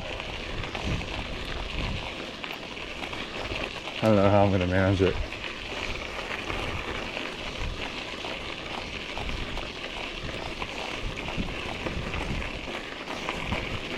It's funny because you can see in these just fine at first. But then it's when you get towards the exit and you got the glare coming at you. Like right now I can see totally fine. Looks like a picture of the moon's surface. That's how the lighting looks.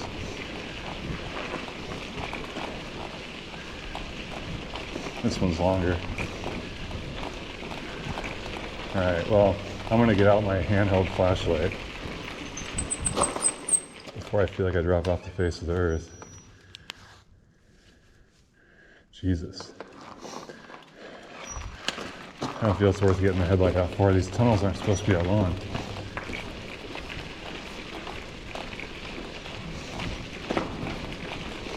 I'm not going the long one because it's 15 miles, something, I don't know, past where I want to turn. I really wanted to, but the only other way it can pick me up is Sunday. And so for right now, I'm going to keep on the Sunday schedule.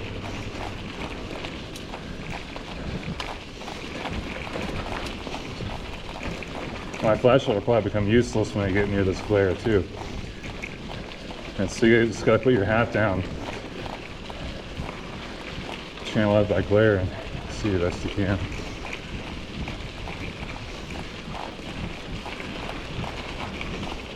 I wonder if the animals ever come in here. They probably think it's unnatural and they stay away from it.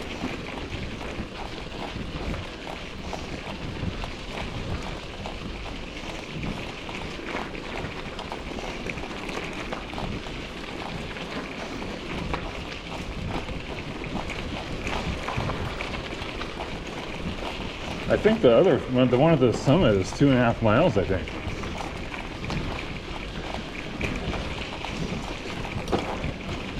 It's always long to do it. It sounds like such a trip. Apparently it's very cold. They tell you to bring a jacket, even in the middle of summer.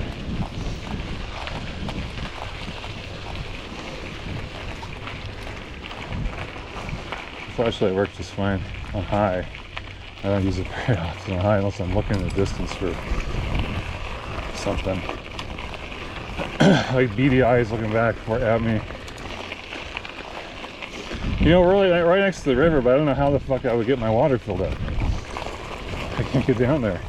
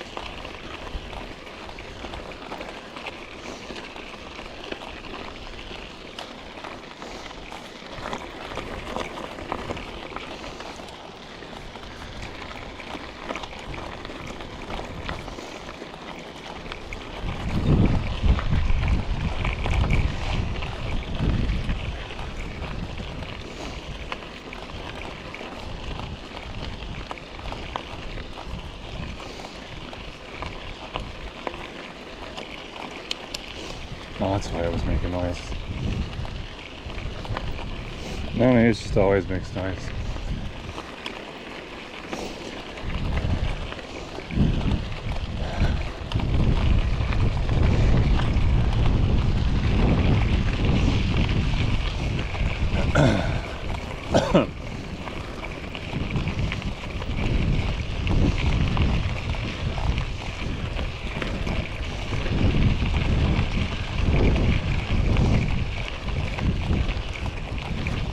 Hear the falcon cry.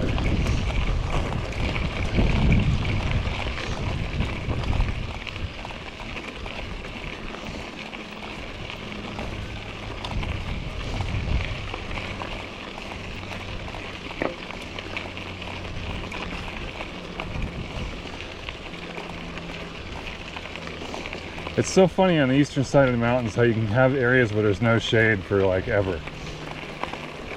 I'm just not used to it.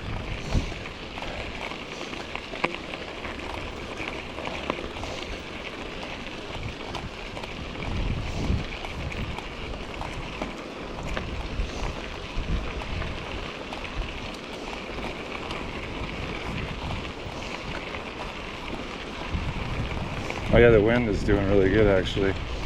Oh, there it's picking up again. The first tunnel, the wind was crazy on the other side of it.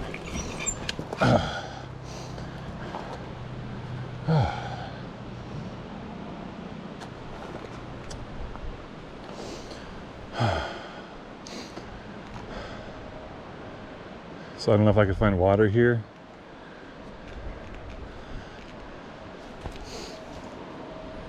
What do these fucking things say? I haven't seen them. Cable route.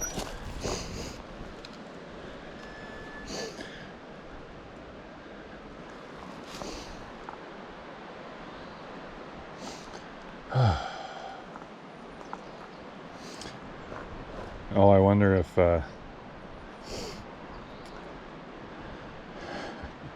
AT&T helped pay for the state park at all because they wanted to lay cable down it. I hope so. I mean, you know.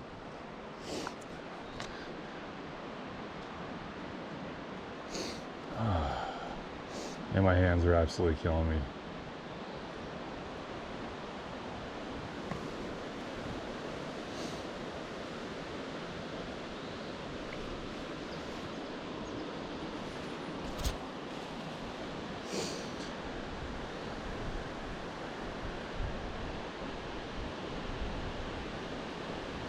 I don't know what to do with the GoPro.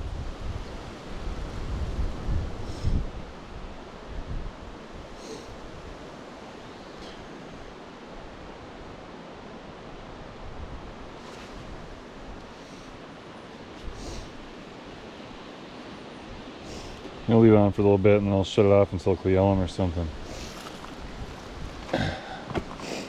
You could just turn it on whenever there's something interesting. I just like doing long format. I don't like having to worry about turning on and off, and I'm just gonna put more files to concatenate together. Oh, annoying.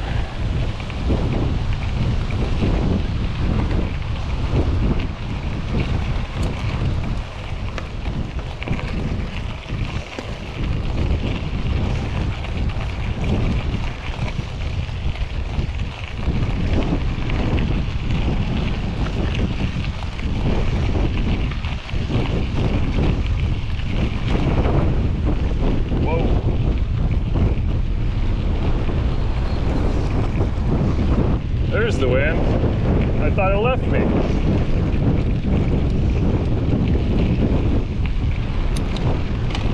Holy shit.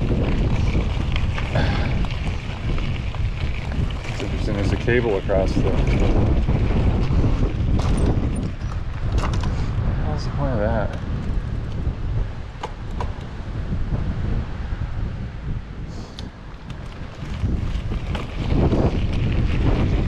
Cross? People go across that way?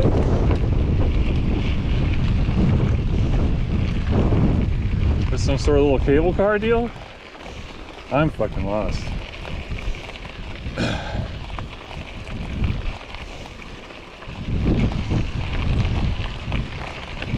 Maybe it's for jackrabbit migration.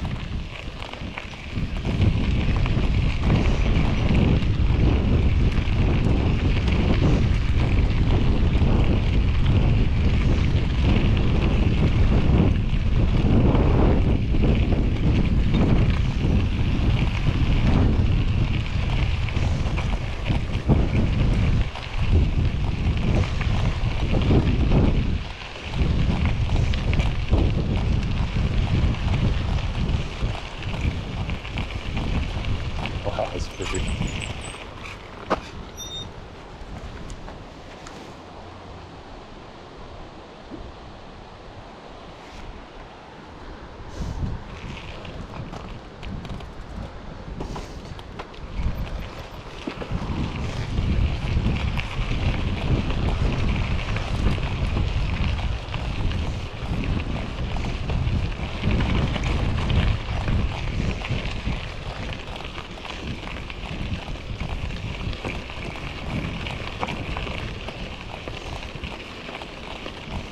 So the wife's friends are going to float down the river, and I've never understood that.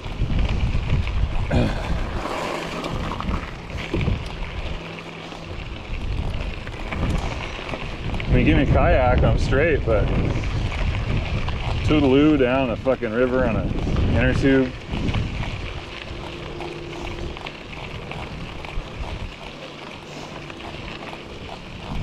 I don't get it.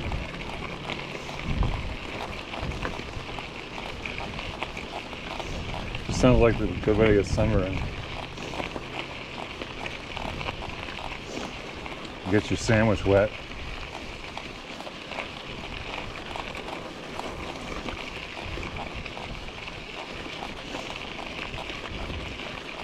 I don't necessarily avoid rivers. Like, I avoid lakes generally, especially ones that can be warm. Just all the shit that grows in them, like the brain-eating amoeba. I love salt water. I'm not afraid of salt water whenever. And I don't hold the rivers in the same category as the freshwater lakes, so it's just boring. And I don't know. Also, you gotta do 2-car shuttle for it's such a boring, or even maybe they have shuttles they run, I guess, but 2-car shuttles are such a fucking pain in the ass. I'd rather do it for a mountain biking trip, you know.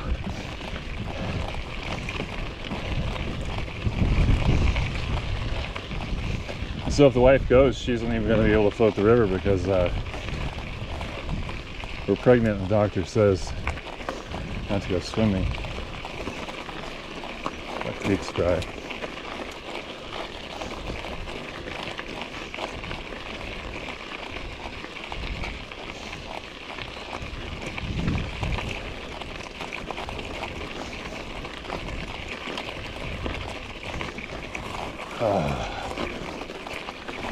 I think we're climbing.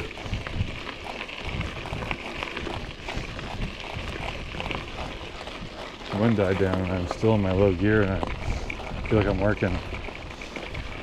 Tough to tell these railroad grades.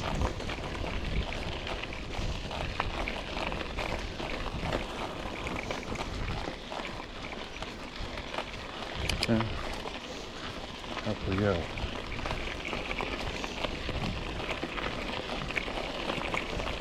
So bright.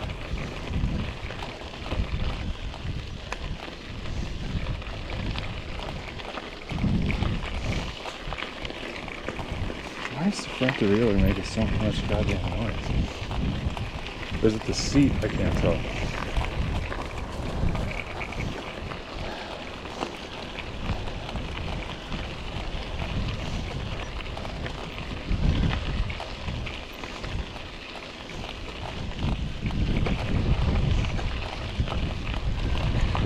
So I expect this to go along like this until we get to Cle Elum, so I'm just going to shut the GoPro off. I suppose I'll turn it off if there's a tunnel or anything crazy. Later.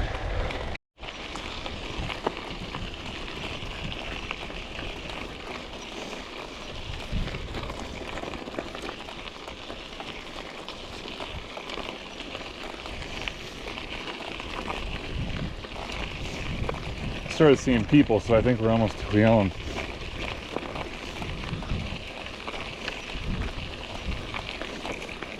I swapped the gloves and the hat.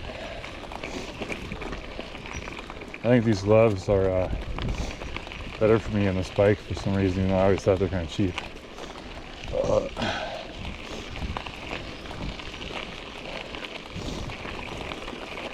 So I expect ergo problems to continue.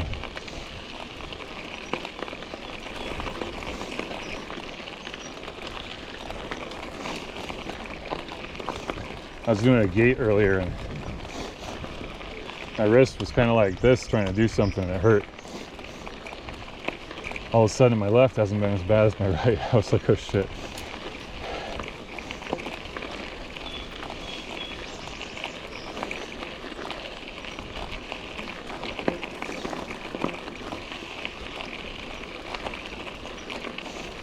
Yeah, the other bike, the other gloves, didn't have any padding. I thought, I brought those gloves because I thought they were like the best ones I had.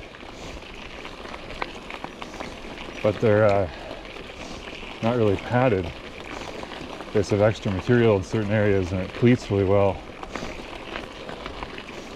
for the road bikes, but I don't know.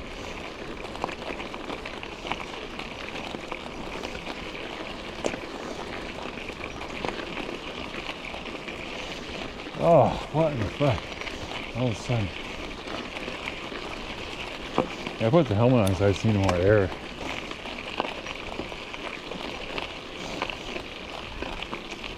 It's getting so warm out.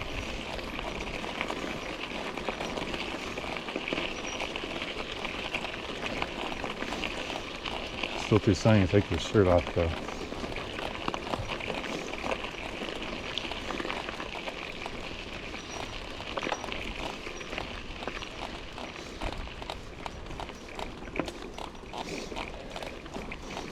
Pretty sure that noise is the seat.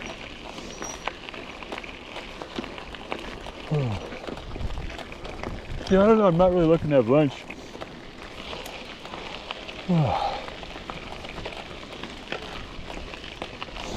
But if they have something catering to trail users, at Cle Elum I will stop. Especially with milkshakes.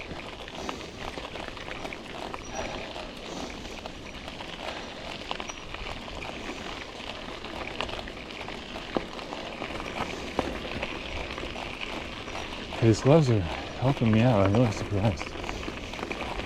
Huh. Just some cheap ass gloves I use on a mountain bike.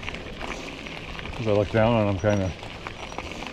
But what I don't like is they have this opening in the padding right here, like for your road bars. Or I don't know what this is for, to be honest. To take the pressure off that nerve.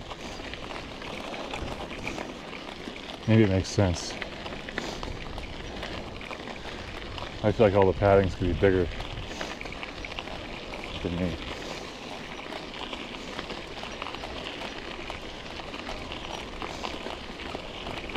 But hey, they do, I noticed the difference already, I'm surprised, so guess I should shut the fuck up. I feel like we've been in the 2070s on the mileage all fucking morning. It's kind of depressing. Coming up on 4 hours. We're about 3.5 hours right now, I guess.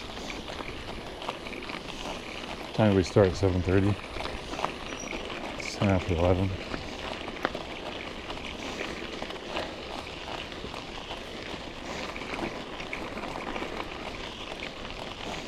Probably gone farther than that. I just don't know when I started noticing those signs or whatever.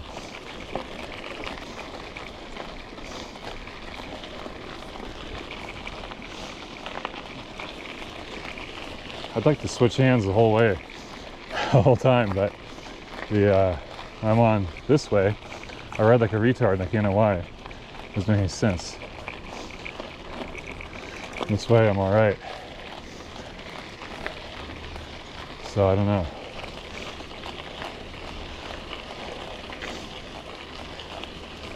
Oh man, it got super sunny as soon as I took my hat off. It's funny. I was in the shade for quite a while before I turned the camera on. There's no people.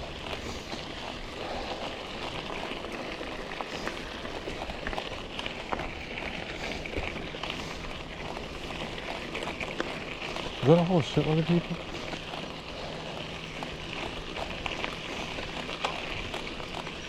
Is this like the mountain biker club?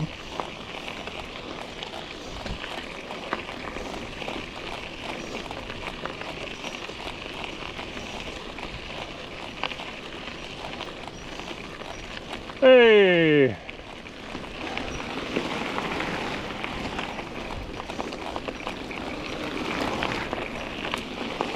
Hey. Too funny. Bunch of kids. Maybe they're, let's see, school's out. It's just hooligans, huh? I'm confused. I haven't seen any people in a while.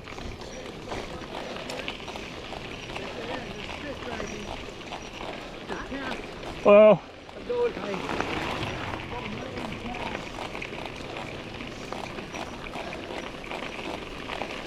Hello. Everybody's talking. Wow. You know, my front brake's tightening itself. I loosened that goddamn pad in the hotel room. Now it's tighter again.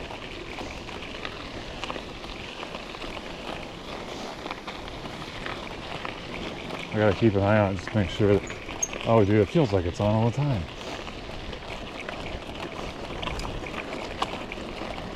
Fuck.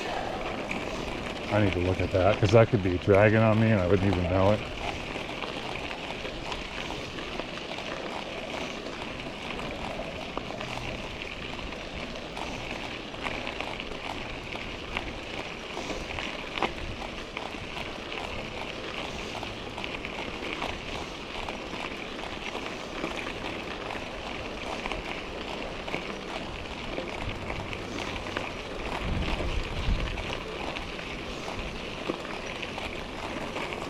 Fucking thing.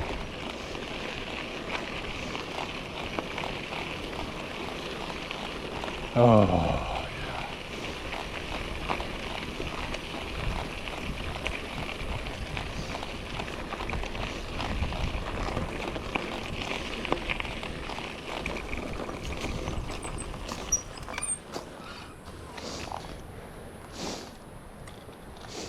Yeah, I don't know if once we're past Cle Elum, if I don't get anything to eat there, I'll probably take a gel. I still have a lot of food in me. I had a little bit of heartburn for just a couple minutes today. So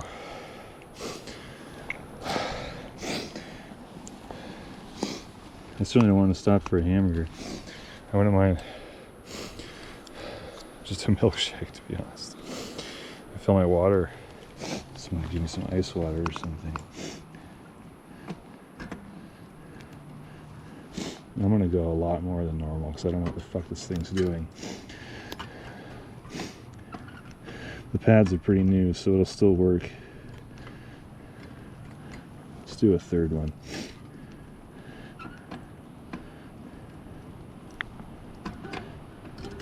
Oh, you fucker.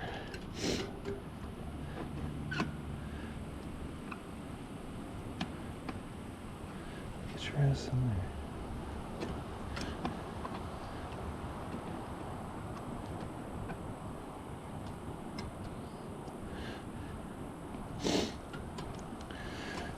It's about, well, let me look. I can do more, I guess. I shouldn't say that. Now it feels super loose. Let's take one of those back out. Touchy.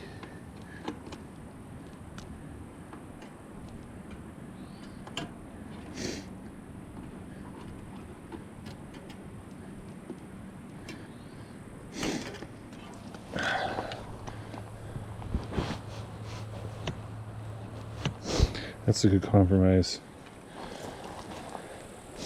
If it's bothering me later, we can always tighten it a little bit. And also gotta remember the back one's like brand new. They're both brand new really now. The back one's in better shape though, I think. Less miles. So front's a little bit loose, but that's okay. Fuck, it's been slowing me down.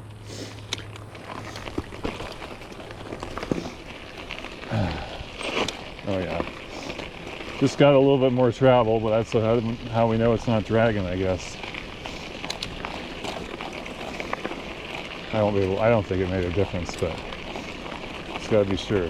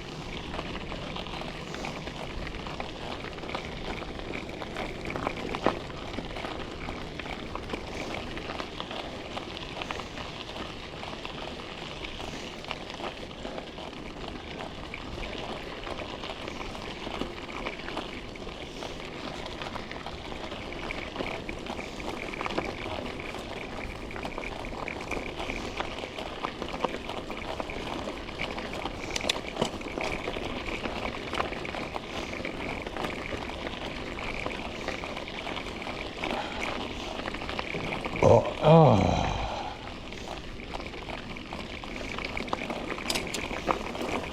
That was weird.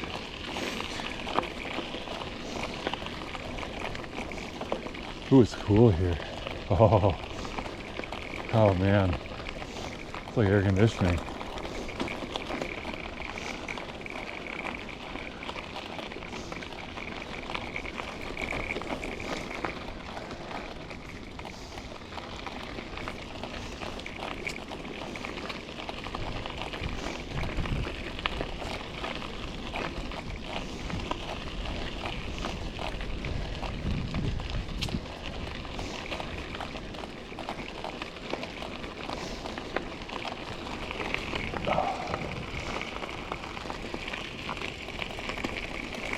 Tunnel? Picnic day? Is there a tunnel?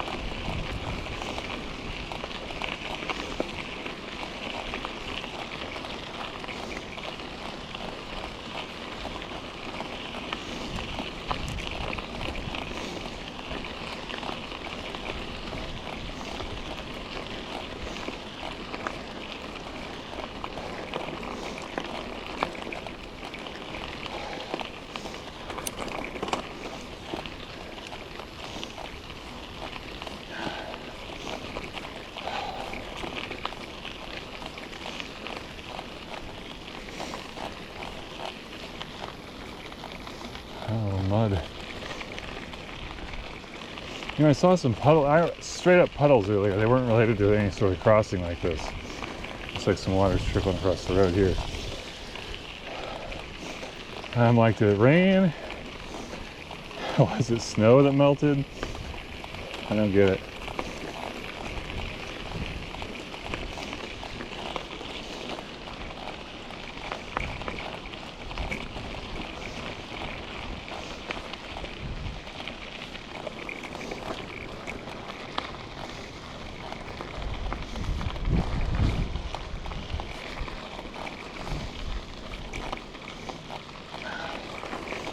I don't know if I'm already past Cle Elum or what, and I don't know what the fuck that picnic site was about.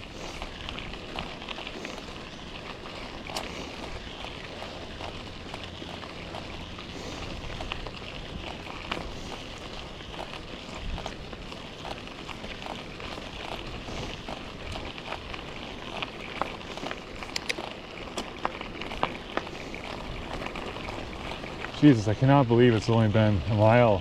Jesus. It's really, I'd rather not know. Because it feels like I'm not going fast enough. But I'm not doing any sort of math. I just feel bad. I bet you we're on track still. Just, fuck me. It's a terrible feeling. I wish they'd stop. Stop doing it to me. I don't want to know. So the way I do the math on that, I'm lazy and I don't know. I can't do arithmetic that well, but 60's a minute, 30's 2 minutes. So 15's 4 minutes, right? Am I doing that backwards? No, that's right.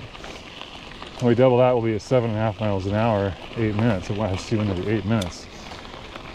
If I was going 7.5. And what's half of that? That would be like my slowest ever. 3.75 every 16 minutes. So we're probably between that 8 and 16 minutes, which is what I expect, but it just feels like such an eon between markers. And I've been stopping too. Stopping more than I planned.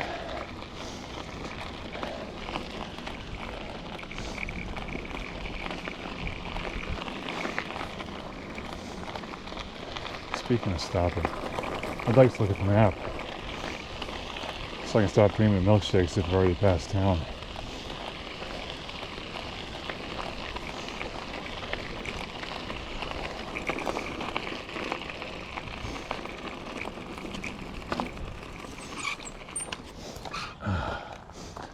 Fuck.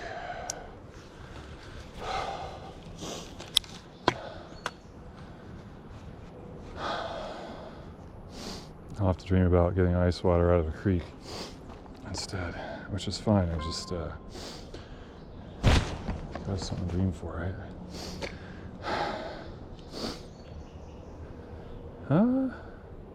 It looks like we've been going slower than I thought. Well, not slower, but I thought we'd already be in town. Wow. I must have been really zoomed out. So Cle Elum's still a hell of a way from here. We're going by the Cle Elum airport pretty soon. Looks like it just goes by a bunch of houses. So probably no milkshakes. I should probably think about when to take a gel. Well, we're gonna have to get water somewhere.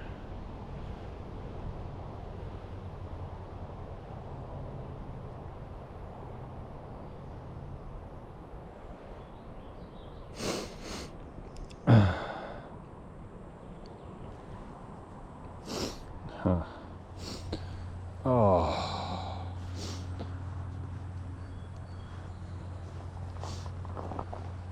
Yeah, we'll have the gel when we fill up water or something like that. I think it's drinking about a chocolate milkshake with my chocolate gel and ice water. I probably shouldn't have got a milkshake at Arby's Dare Day. Now that's all I can think about.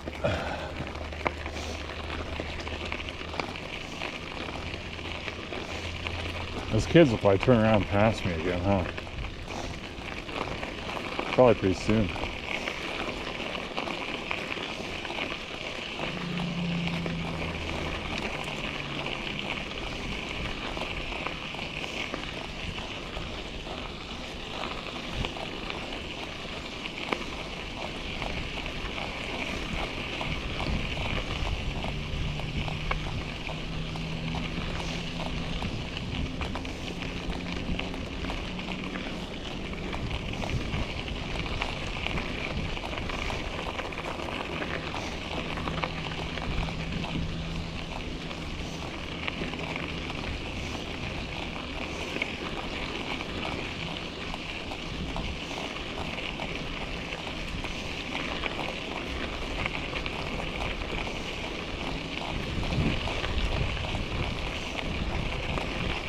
Depressing being too zoomed out and thinking you're somewhere you're not anywhere near yet.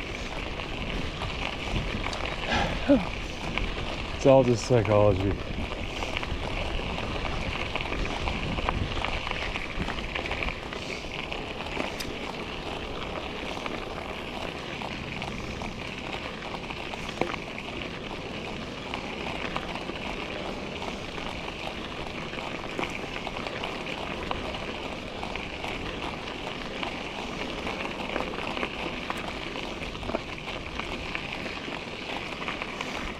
Also 11:30. Huh.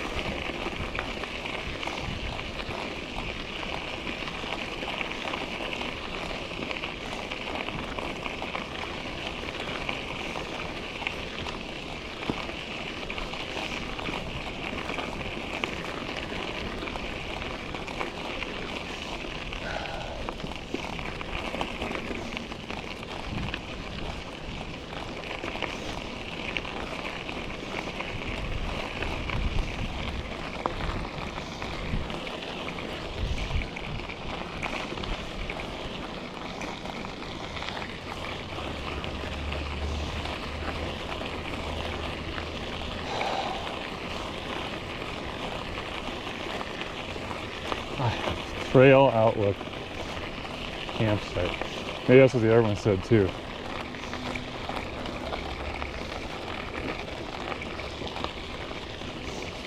I don't really think those need signs.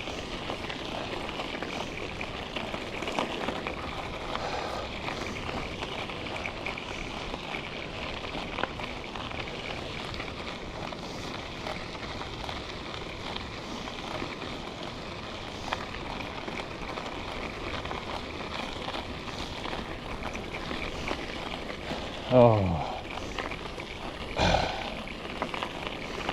cool here again too.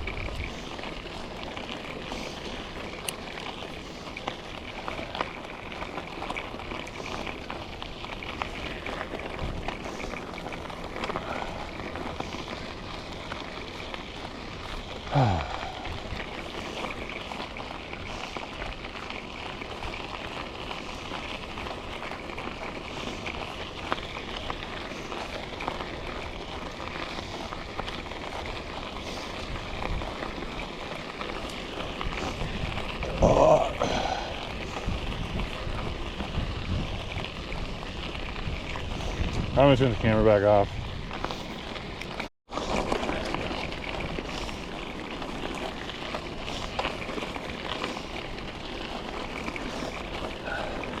So the trail's been like this for a while, just perfectly straight in the sun. I think we're like in Cle Elum now, well, in South Cle Elum, but we're still a ways from like the town part of South Cle Elum. I turned the camera on because we're about to go under I-90, I think.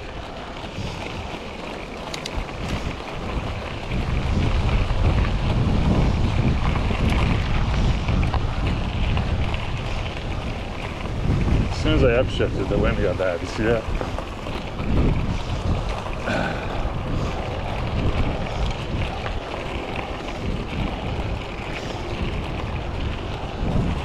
Howdy.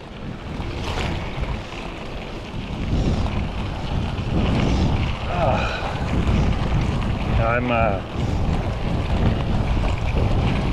don't know, I'm fucked up. I should have had a gel earlier.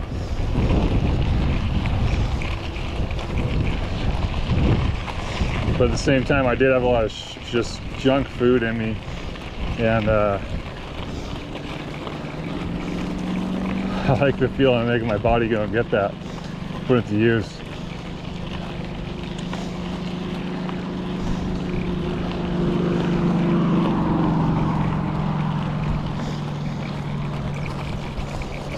So maybe I'll leave the GoPro on, maybe we can get through this town. I don't know how long the town is. It's probably like Ellensburg where everything's all stretched out.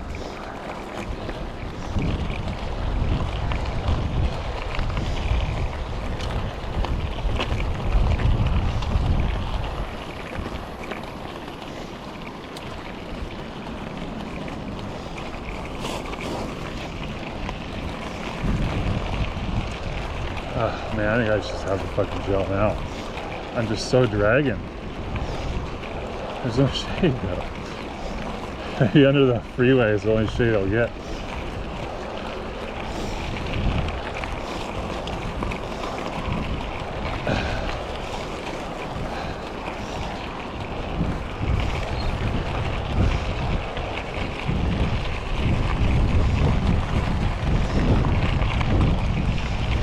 I'm afraid I'm losing time because of my lack of nutritional attention.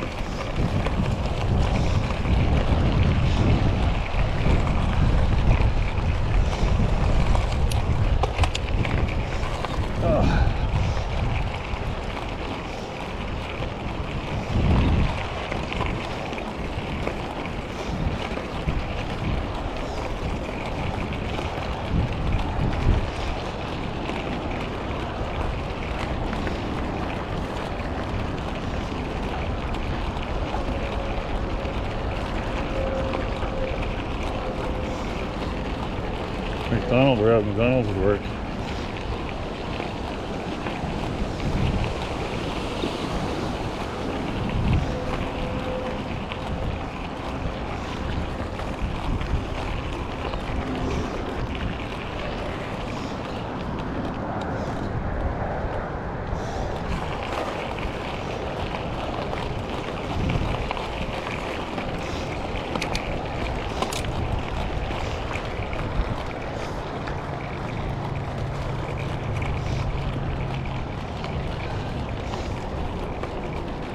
Yeah, I'm just dragging.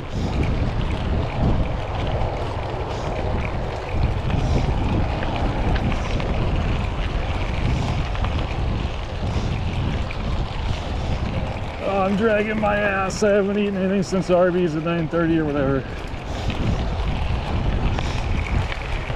10 minutes to noon.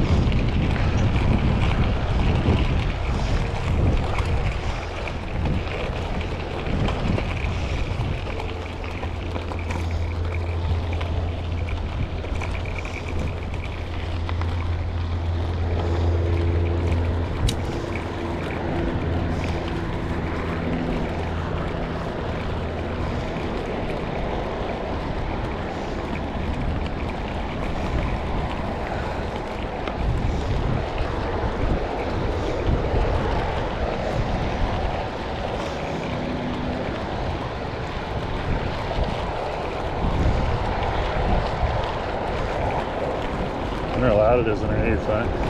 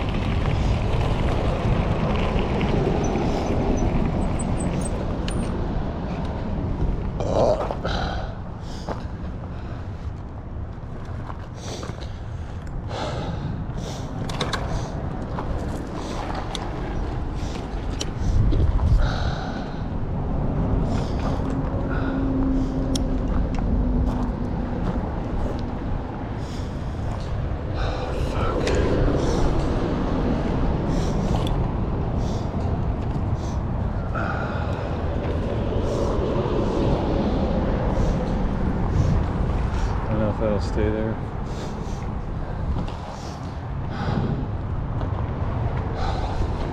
I don't really want it hanging on my neck either.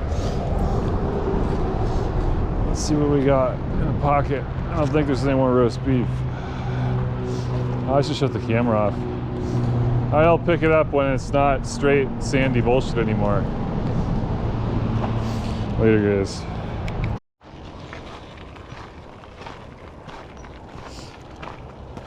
I just had lunch at Smokey's barbecue right on, like, the state park is around it on 3 or 4 sides.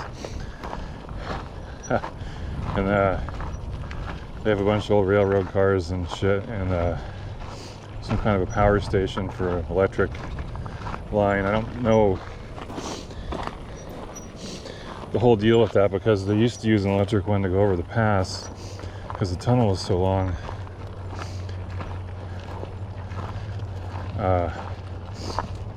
It would be a problem. Like, if the engine quit, people could die, or kind of a problem. And so they used to electrify maybe North Bend to Cle Elum, maybe that was why, I don't know. And so they had this big electrical station thing. But anyway, it is so hot today, and this trail is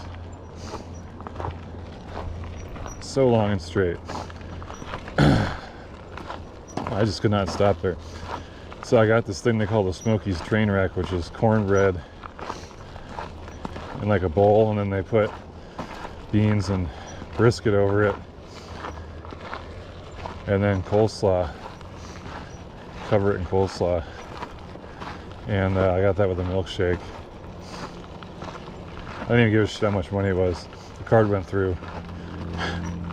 Some of these places, I mean, the milkshake was $8, which reminds me of Pulp Fiction. Remember, it was like a huge deal that it was a $5 milkshake. I would have paid $15 for that milkshake. I didn't even finish it because I was afraid I was going to fuck up myself. I didn't finish the food either. I just got the fuck out of there real quick. I could have finished it, but I had to leave so I wouldn't. I was going to stay there until 1:30, and so I figured I'd just walk until 1:30. Digest a bit.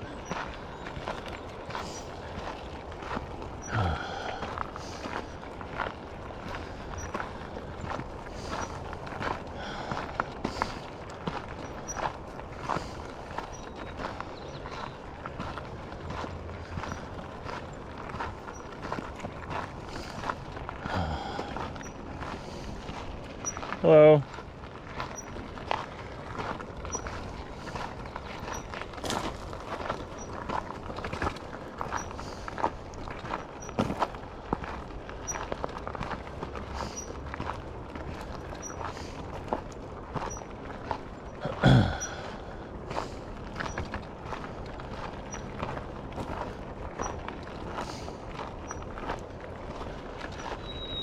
This place definitely has more trees than Ellensburg, but I don't know, man. I'm not really a fan.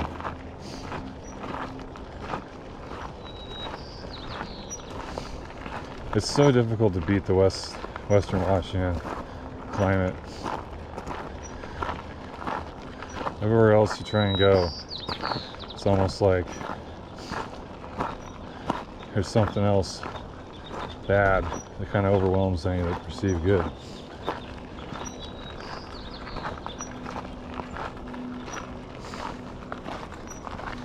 I don't really want to ride yet. I'm afraid I'll be sick or something. Oh, she let me fill my camelback with ice water. I gave her a 25% tip. I should have given her a 50% tip.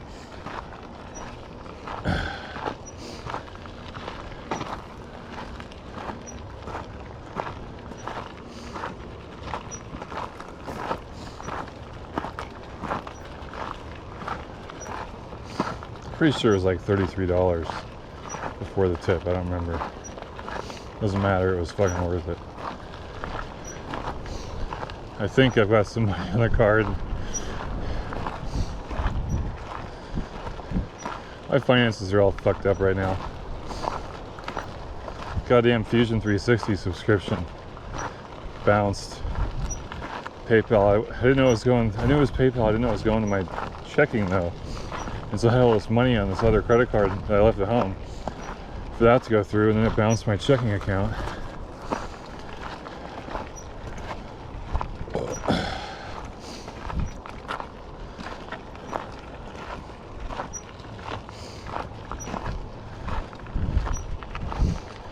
I don't know.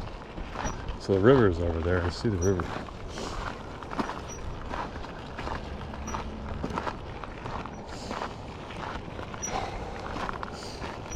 Walking is just super slow, but it isn't so bad. I mean, I've been actually making good distance.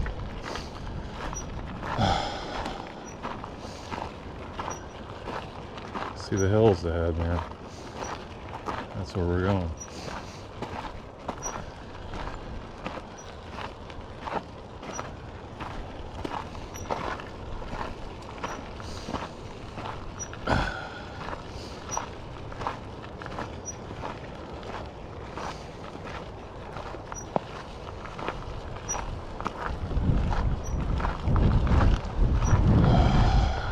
I wanted to make all this mileage today so I could be well into the woods, up into the foothills and everything tomorrow. And I could make my plan for Sunday.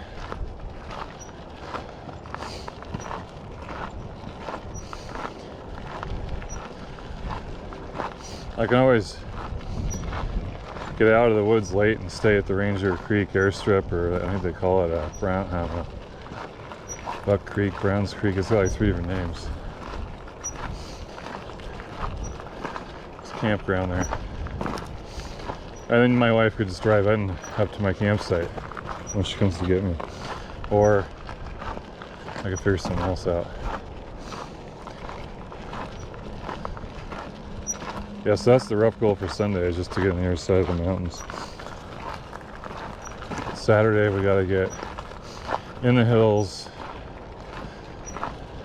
see how high we can get without killing ourselves. Today is just sort of transiting all the way to that. And maybe we'll get up in the hills a little bit, but I doubt it.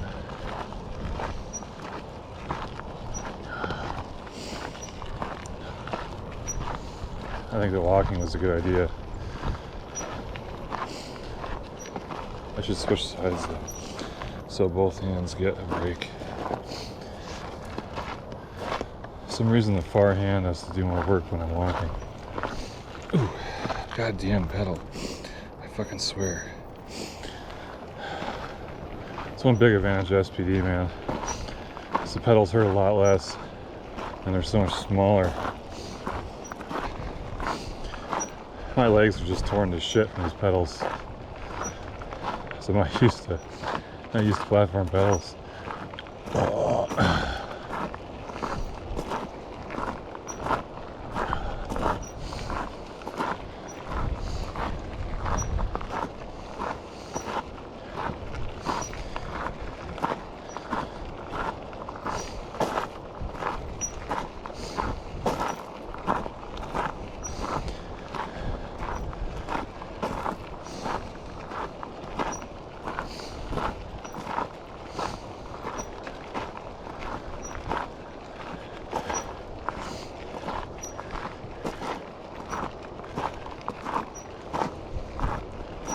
I was just thinking, that lady was kind of seemed like a conservative that was working there, and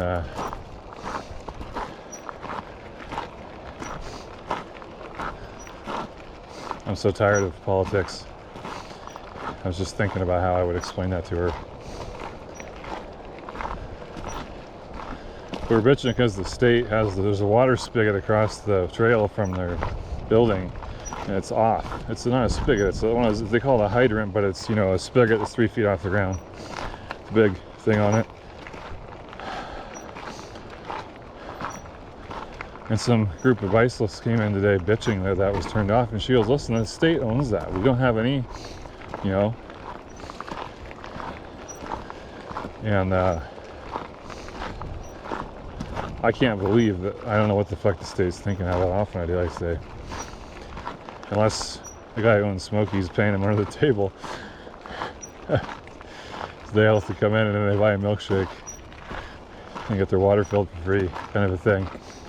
I think I'd be okay with that but you know, they'd probably still buy a milkshake if they could fill their water outside. So, plus you can kind of take a shower on one of those things, at least a lot of people can.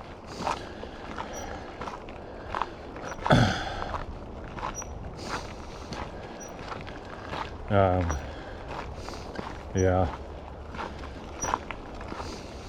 I'm becoming very anti-politics. I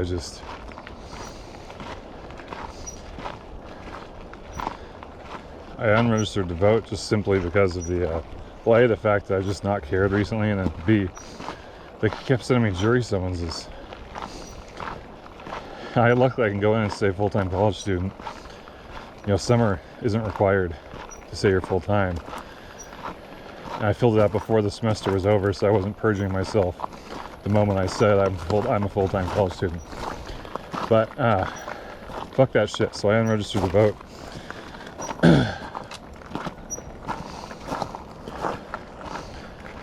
Once you do that, it's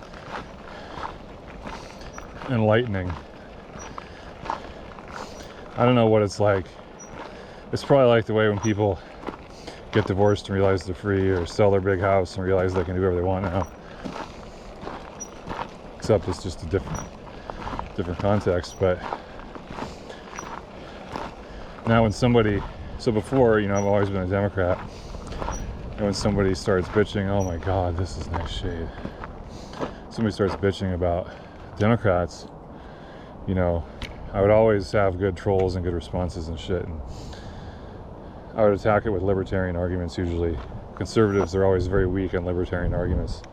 They often have an authoritarian viewpoint, but they still cherish liberty, and so you just have to highlight that duality in their position, and their blood pressure just starts going up, and it's so easy. But anyway, the other troll strategy is the apolitical one. So King of the Hill, Dale starts talking about, or was it Boomhauer, starts talking about the NRA or something. And Hank, this is so fucking genius. Hank looks at him and goes, the NRA is a Washington, D.C. based organization. Are you telling me you support Washington, D.C.? And Boomhauer sits there for like 20 seconds. It's just his cigarette smoke just going up. That's the only thing happening. And he goes, that's a thinker. And so when you have to unregister to vote, you can be on Hank's side of the argument, you know? And you could be like, they're all liars. They're all in bed with everybody else, you know? And it makes you a little virtuous in the argument, but not in an annoying way. Like vegans are virtuous, like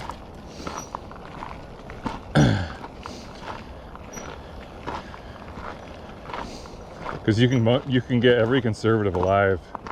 Well, before Trump, you could get every conservative alive to say that they don't believe any politician, and so that's why it's a virtuous position, especially when you're trying to troll conservatives. And if it doesn't work, you can always tack the libertarian one, which that never fucking fails. Because conservative America is entirely anti-libertarian right now, even though they poser the shit left and right.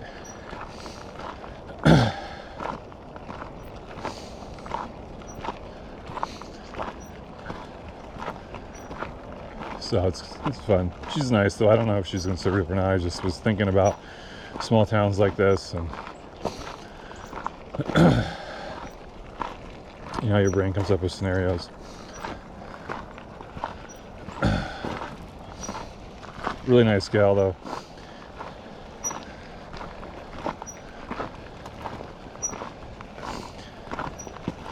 It seems like she'll always help you out, but she's got this sort of shield put up when you first ask her something. Like a gal came and asked for catering, and she's like, what kind of catering? But then in the end she was totally helpful. And with me, I asked to fill a Camelback, and she goes, well, how big is it? You know, it's funny, because she was going to help both of us, but she has this sort of little, I don't understand it. It must just be something to do with retail. But my defense mechanism in retail is the opposite. I always be super nice and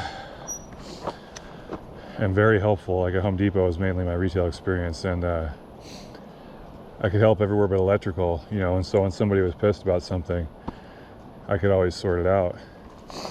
And it wasn't like a fake nice. I could like actually just be their Superman at Home Depot. I remember one time this lady she fucking was losing it. And she's in the middle of the fucking store just screaming, I need some help in plumbing, over and over again. And I just yelled. So I was like, could I help you in plumbing? I ran over there. And she couldn't keep the act up. She just couldn't do it. I was being too helpful. And I just totally disarmed her. It was hilarious. I used to stock plumbing, so I knew. I worked in kitchen and bath in a separate department than plumbing, but I went to third shift to get full time or something like that. I don't remember. Anyways, I went to third shift and did stocking. They gave me plumbing because everybody hates stocking plumbing, and I knew it. I knew some of the inventory issues they were having since I knew the department head on days, you know. And so I stocked the ship for 3 months. And even they used to have this, one of the major plumbing suppliers, I don't know, hey, the channel's called Writing Parenthetically, you get what you get. One of the plumbing suppliers was called Mueller, and when Mueller came in like once a month, they're like, I don't know, 6 or 8 pallets in the middle of the plumbing, the big plumbing aisle. They used to do is have the entire third shift crew break it down and stock it. And we had all these problems with Mueller. I talked to the inventory guy,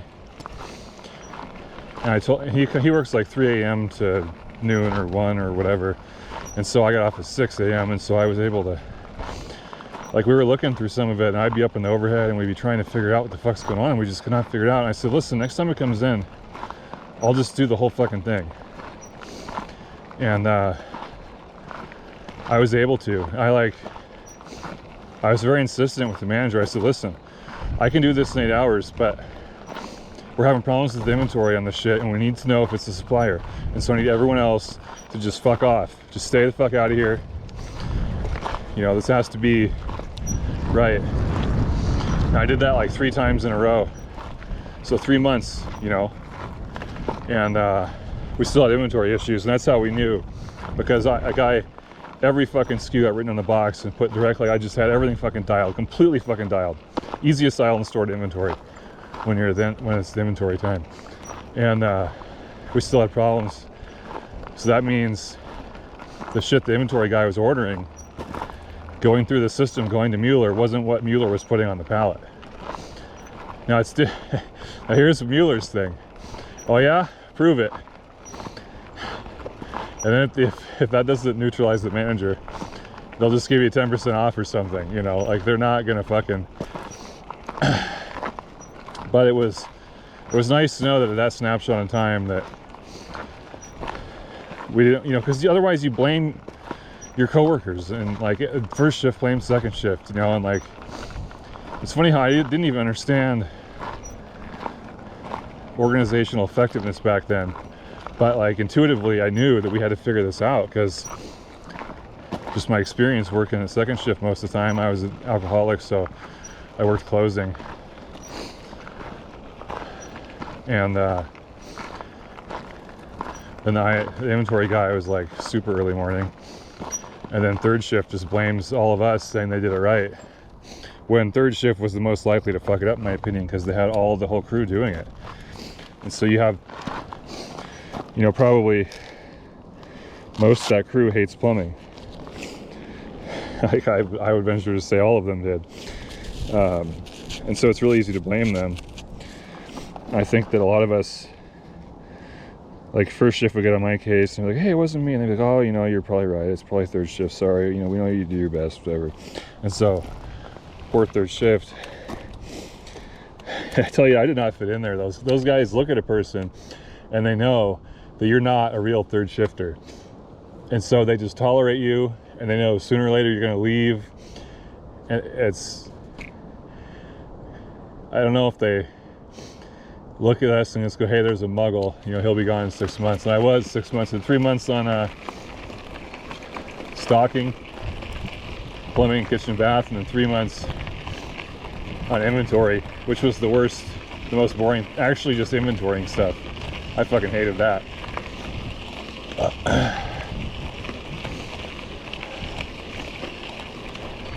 Until I worked at Boeing, I had to be moving at my jobs. And Boeing, they break you of that fucking habit. You can't do it, not possible. So I remember I was in Blue Streak. This is the last place I was before I left. We got these two new guys, and they were machinists from outside. They were highly skilled, and they worked multiple different machining processes. And one of the guys had worked biomedical, microscopic kind of stuff, and done machining on things smaller than a grain of rice, and hand deburred it, you know, kind of a thing. Like, blows my mind. I can't even imagine. But these two guys are highly skilled, motivated people that moved across the country to work in our building, and they show up to work the first day, and they have to sit and do nothing the whole day. They had to play on their phones the whole day because no one got them set up on the computer. No one could get them to log in. You know, I would have just logged in on my own thing, but it was just, we didn't know them. It was a different manager than I reported to, and so we just couldn't believe it. And so it's like, welcome to Boeing, you know? Get used to not doing shit and playing on your phone. And then they want to get you in trouble for playing on your phone, and it's like, listen, this is a learned behavior. You guys institutionalized. It used to be magazines and newspapers, now it's phones. But this isn't, people didn't come to work at Boeing and knowing this. We learned this here. And so drop the attitude. Like, fix the organization. And Deming actually says that when you fix the organization and fix the processes and allow people to take pride in their work and improve the processes, that the 5 or 10% that normally would fuck off will actually work just from peer pressure, just from being in the situation where everybody else is so excited to be there and working so hard because they love to knock it out of the park and improve the process and everything. And so, but the managers of Boeing just get the order one day to, you know, some brilliant upper manager will say, you know what the problem is around here is these people don't work hard enough. They need to put their back into it. I see them playing on their phones too much. And then they go and start harassing everybody. Actually, one of my last acts, I let the manager set the tone. All right, I would do pretty much anything for the manager and the crew, even though I'll try and weasel my way out of overtime. You know, because the thing is, there's usually somebody else that wants it, and the only reason they're trying to get me to do it is because that person already worked 2 weekends, and it's like, well, you're making up this restriction. That guy's got kids to raise, and he thinks working overtime is best for him. I don't agree, but he wants to work, and you're going to make me work. And so, aside from that one stipulation, but when the managers would attack us, oh man, I was the worst fucking person on the planet to have on your crew. Absolutely the worst person. The nightmare. It's like I would just go into lawyer mode. I would go back to my desk after getting threatened in a meeting and just spent the next like 3 days lawyering into it. And so with the phones thing, they said, hey, if we see you on your phone, we're writing you up. We're done with this. No more games. This is a Boeing company, all right? You come here to work. They say this with a straight face. They actually think they're saying this, and they're really meaning it. But the rules that were given by the safety department didn't say that. The rules said phone use in designated areas, phone calls, etc. with your family, you have to be able to go to a safe zone. And so what the management did is they had, through like neglect, there wasn't really any safe zones.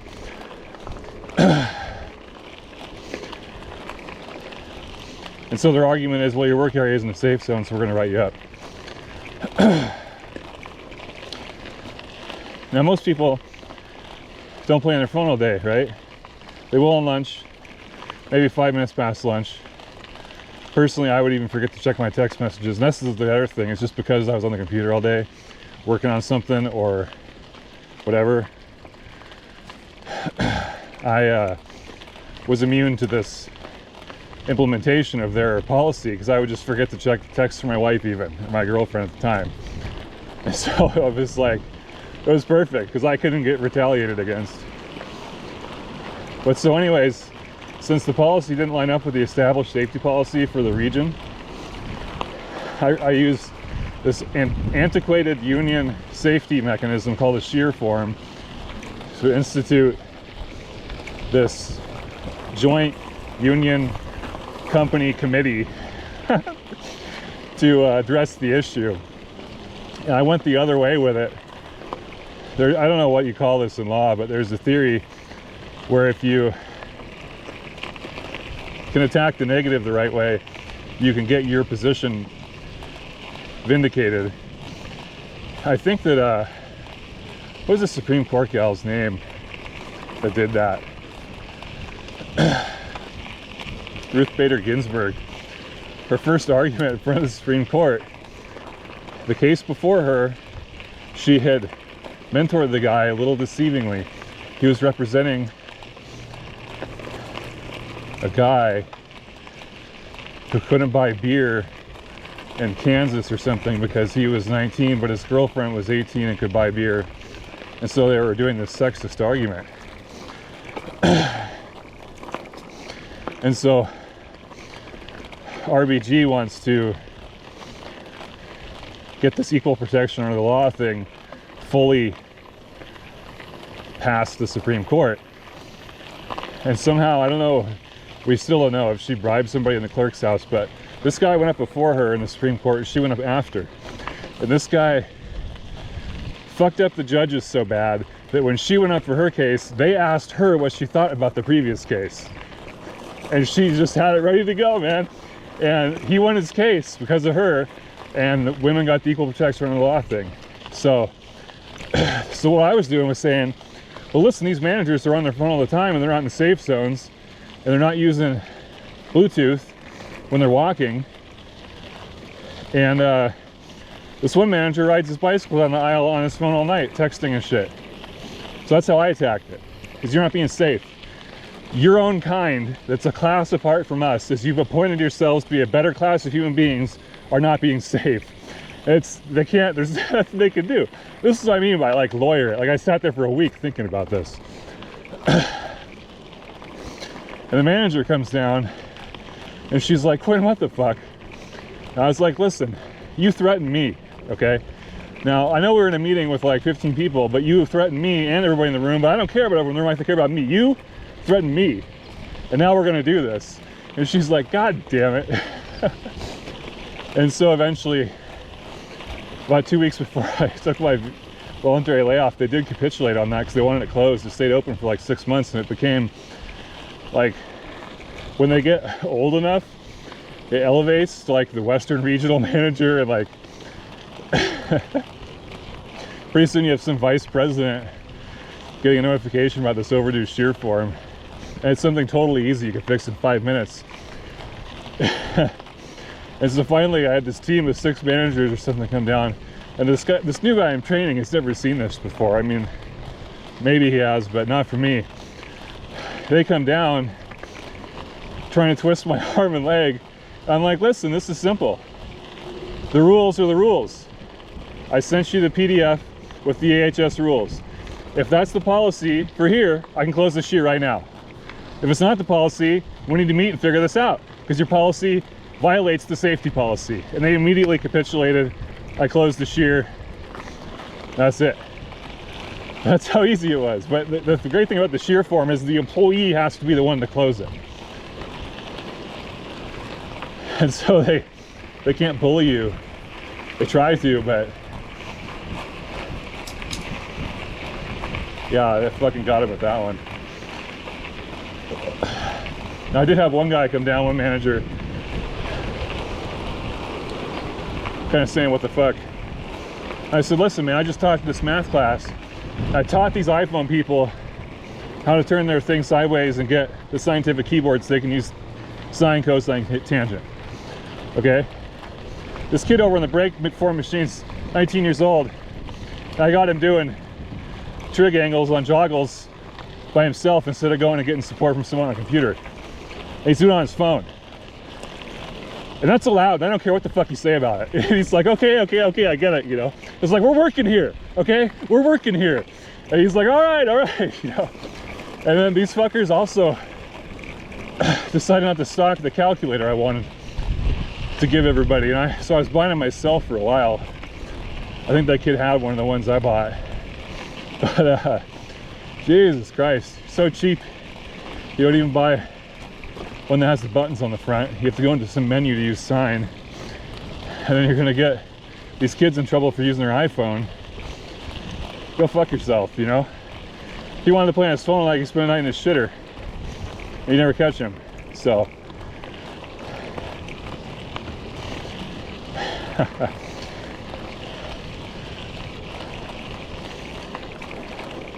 Yeah, you can't let them win when they're doing that shit, man. It's all kinds of stuff we could have all done together to improve that shit. The whole place was ripe for improvement. Even though I'm against the idea of a profit center inside a company, I think it was possible to turn our area into a profit center. I mean, if your company is looking at profit centers, you should be trying to be one, even if it's stupid. Yeah, I did see a path, but instead they want to just harass people and tell them we're slow because we're on our phones. Fuckers. I couldn't wait to get out of there, man. I was just so tired of it. You know, and that's one of the things, like, maybe I can't be an inventor for my next job, but if I could just be at a place that, like, respects their people and just be allowed to work, I would just be so happy at the job, you know? And since we're trying to have this kid, you know, it's a good option for me, right? It's to work for someone else and kind of shift more towards engineering, but still try and bring innovation into everything I do.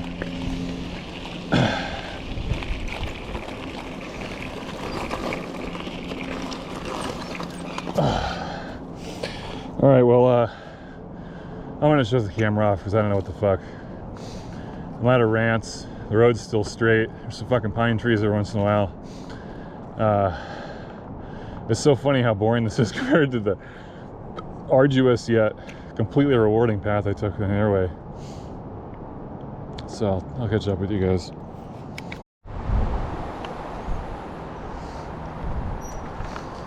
It's been about an hour since I left the diner. I'm still got a stitch in my side. You know, I wish I would have remembered at Fred Meyer. I was thinking about it the other day. I always like to have something carbonated after we eat like a bunch of stupid food like pizza. I was thinking it'd be great to have some sort of Alka-Seltzer tabs without the aspirin. I think that would be great for this situation. They have a lemon lime Alka-Seltzer without aspirin. I just haven't been able to find it.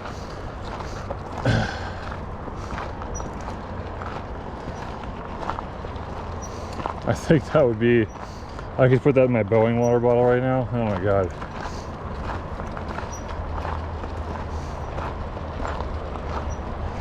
And have a nice big burp.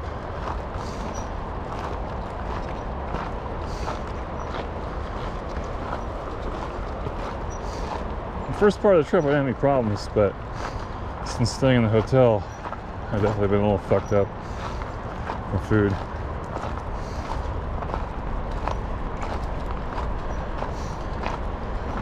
I wanted to eat a lot while I was there. I got the impression I was losing weight really quickly out in the woods.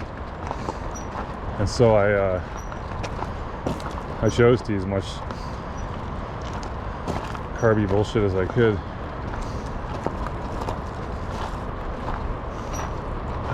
Also, so I turned the camera on because we're about to cross the Palouse River. Or, sorry, I'm all fucked up. The Yakima River.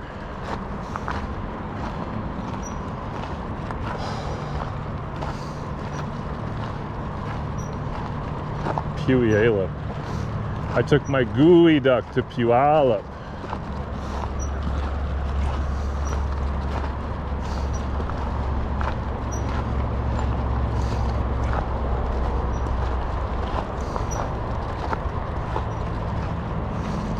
You guys haven't, if you don't get that reference, there's an old Mariners commercial where Edgar Martinez was teaching the new Cubans how to say English words from around here.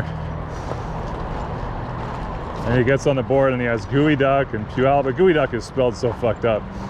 And he's like, gooey duck. And then everybody in the classroom goes, gooey duck.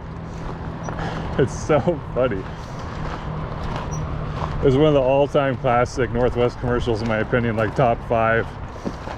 Doesn't get a lot of respect, but at all his commercials, it's the most enduring one to me.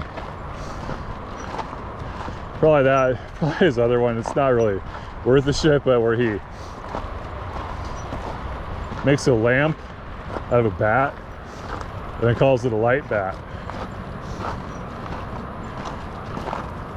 It's just memorable. It's not like it's a good commercial or whatever, but yeah, I took my gooey duck to Puyallup.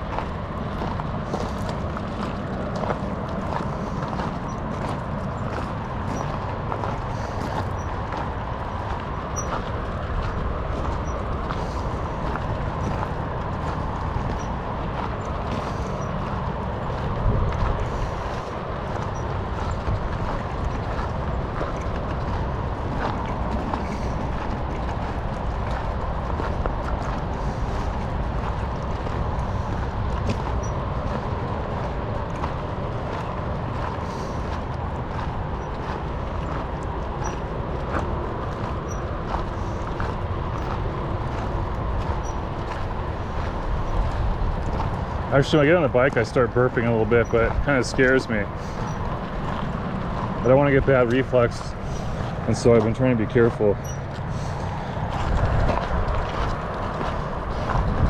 I just wish I could fucking drink water, to be honest with you. I'm so thirsty, and I know I'm still full.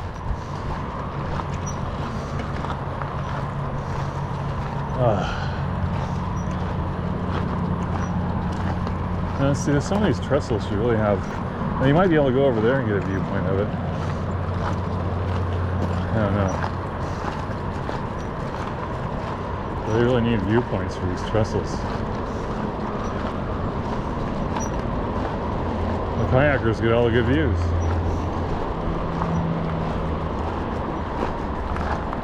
I wonder if this shade's any good. Maybe I'll stop and get a picture. I'll look at someone's tent down there. Hell yeah.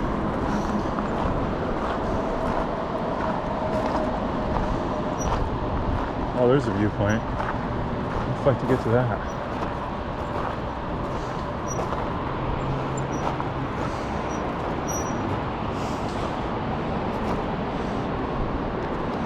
Oh, man.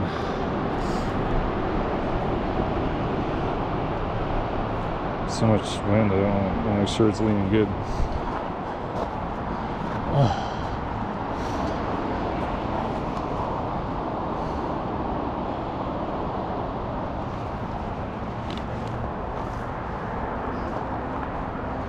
I don't know how to do this through the fence.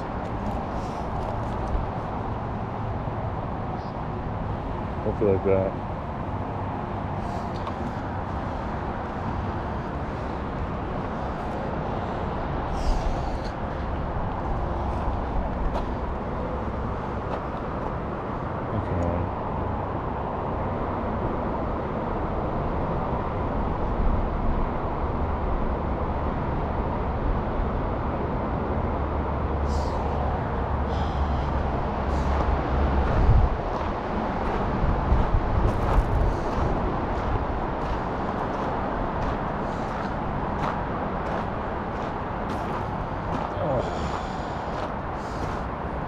The Alka-Seltzer lemon lime.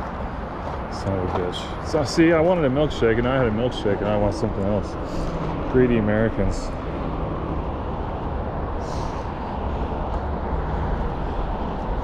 Oh, this might be cool with the Nikon. I might keep backing up and do that with the Nikon. Hope the bike doesn't fall over. And you know, it fell over earlier. I couldn't believe it. It went really slow though. It was amazing.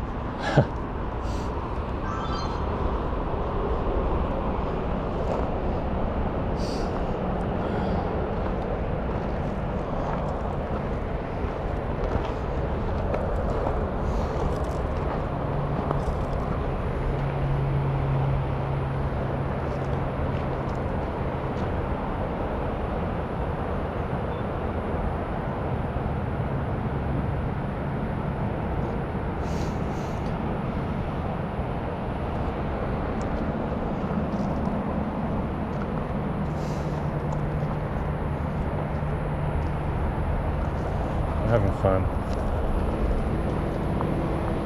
That's the important thing. I'm not gonna go all the way though, I don't think. Oh man.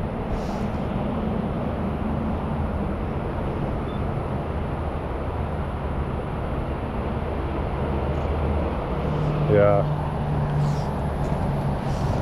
Weird. It's weird how this thing behaves.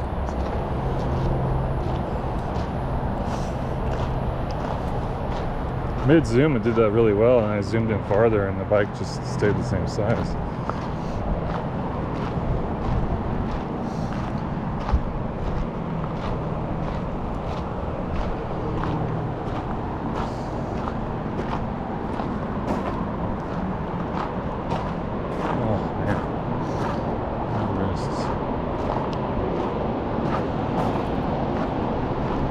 Gloves are like way better. I'm just so surprised. I was having real doubts when I was wearing the other gloves. I didn't think a million years it was them. I put these on because it was still hot and I was a little more in the shade. That was what motivated it.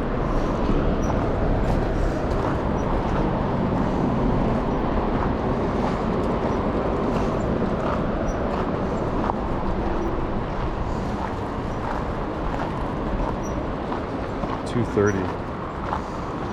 Oh, that road is the road under it. Huh. Interesting. Oh, if we walk down here and go over to the road, get a shot from that viewpoint. Well, it's good they have some of those things. I'm not going to bother.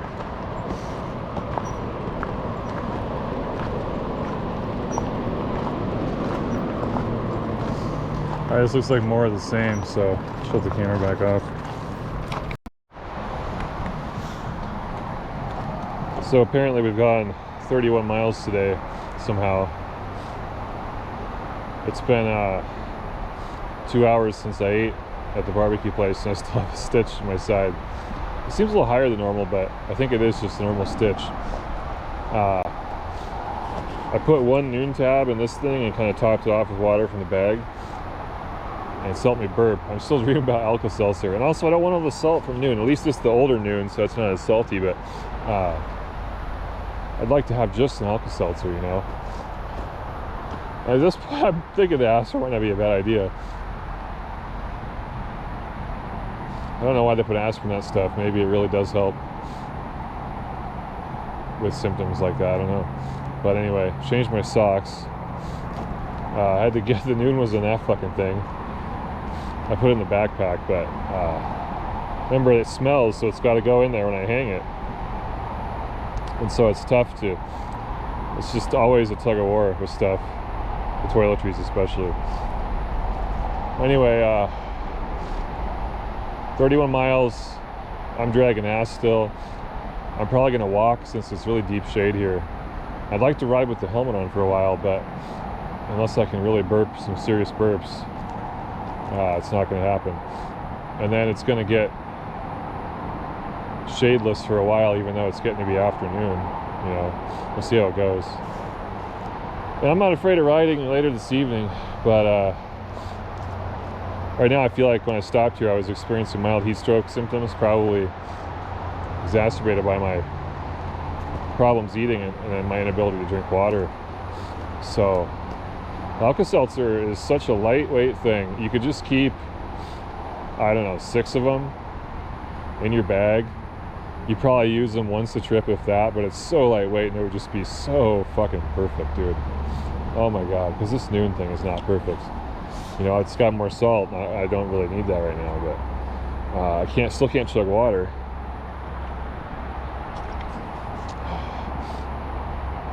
I don't know. We're getting there. Anyways, I'll turn things back on.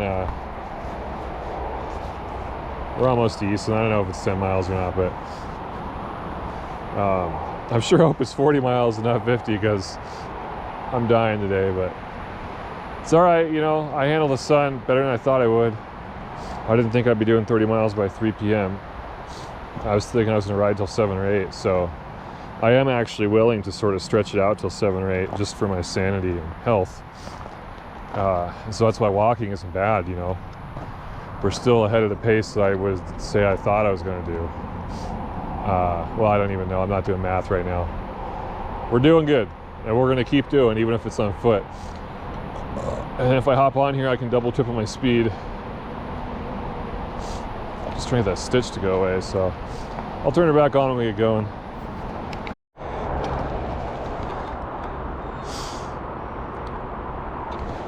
Huh. I thought the camera was on already.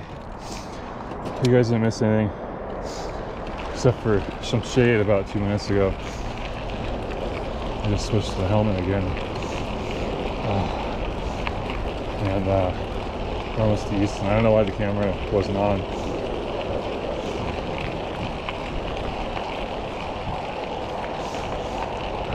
I'm probably just so hot and delusional. I thought I turned it on.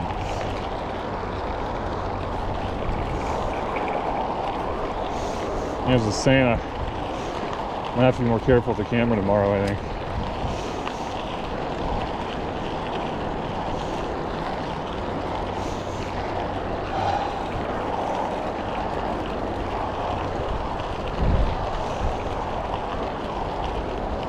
Jesus. It looked like I was almost in Easton. What the fuck? Everything's so spread out around here. Oh. So anyways, I don't know when the camera shut off, but I'm hoping to get a milkshake. I don't think I want to get any real food after last time.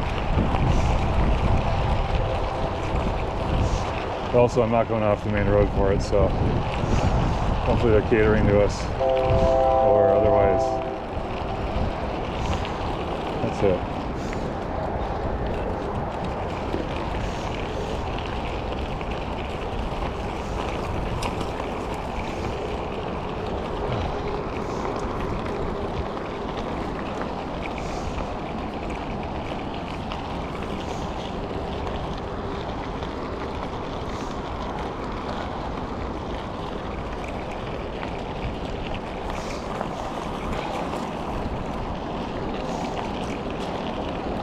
The helmet's really good in the shade, man.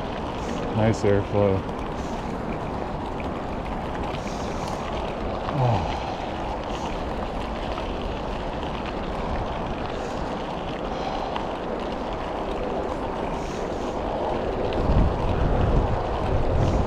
Oh, windy. It's that really dark stretch of shade there. Maybe we're stopping it for a second.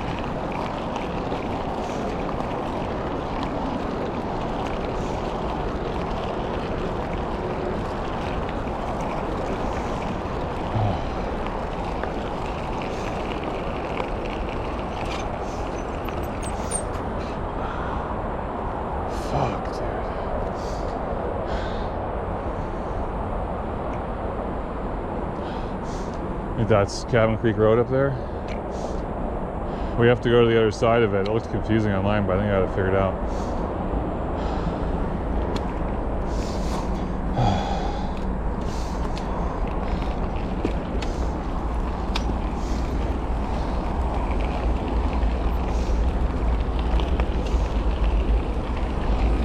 After my last big break, I came across an aid station for a 100K run.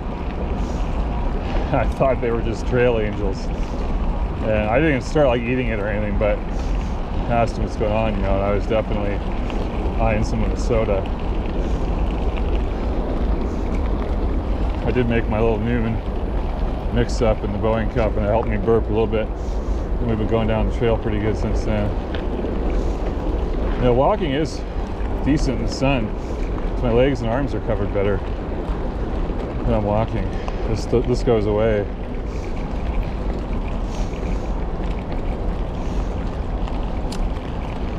But Jesus, slow. I haven't seen a 100K runner, so I don't know if the route doesn't use the whole trail. Oh, fuck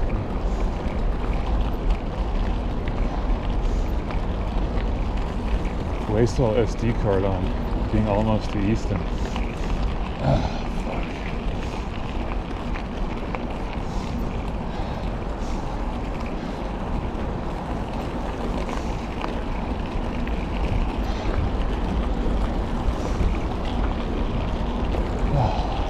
just walk over it if it's that big of a deal.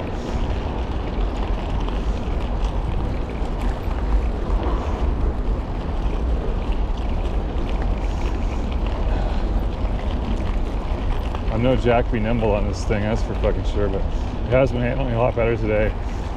I don't know. It's probably just a combination of less weight on the bar bag and less, and then less, oh, this isn't that bad. More moment of inertia on the wheel tire.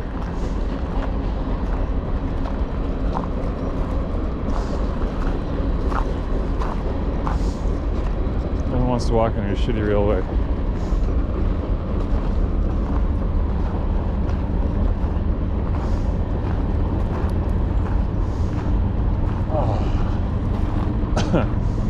Look at this old thing, huh?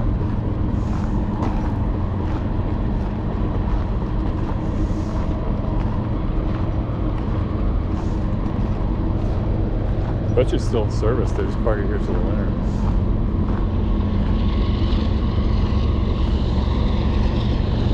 You can tell because of the macula window tint.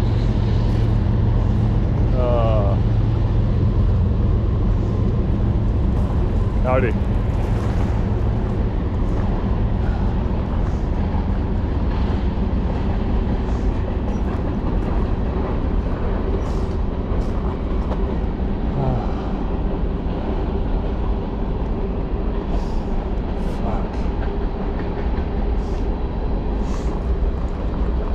And there are times when all you dream about is a long straight road. Today, that's not one of them.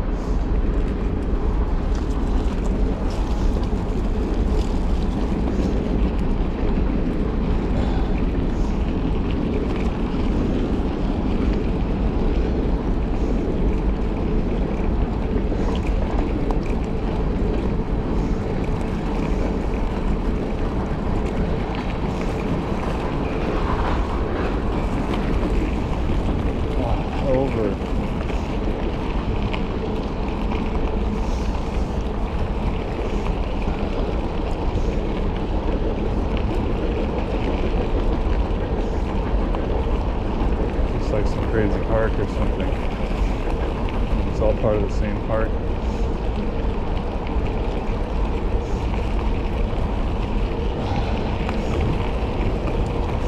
I do need to use a garbage can. What do you think? I don't see any.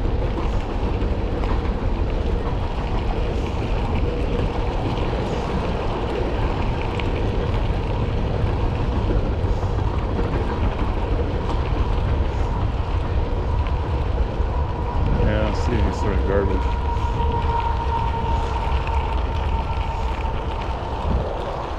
It's pretty annoying. Nowhere has garbage service.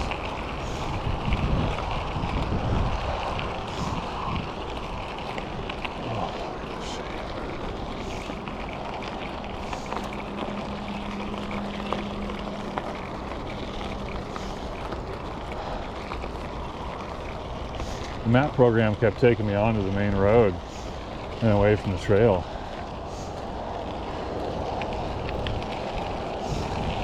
I sorted it out manually last night though, right before that fever hit and I got useless.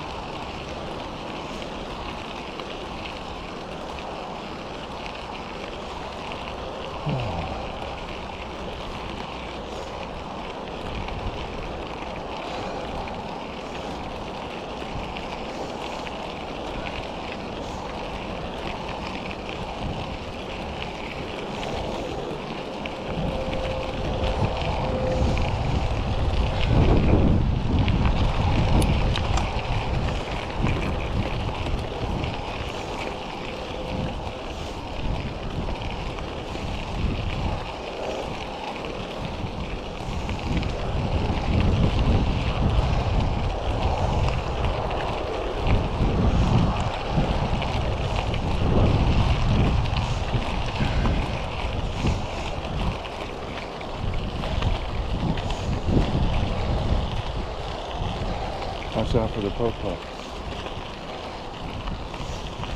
He's in the shade.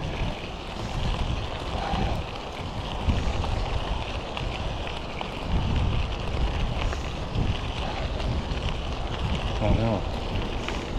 It's some Tahoe. I don't know what I'm seeing. I don't even know.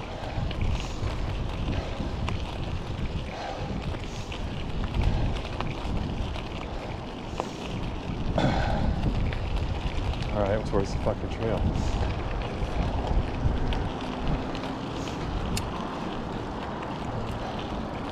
Looks like it's right here to me, but I don't fucking know. Palouse to...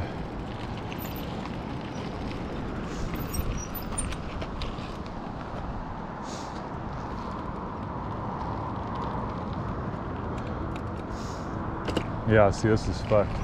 My notes say to cross here to the north. That don't look like it at all.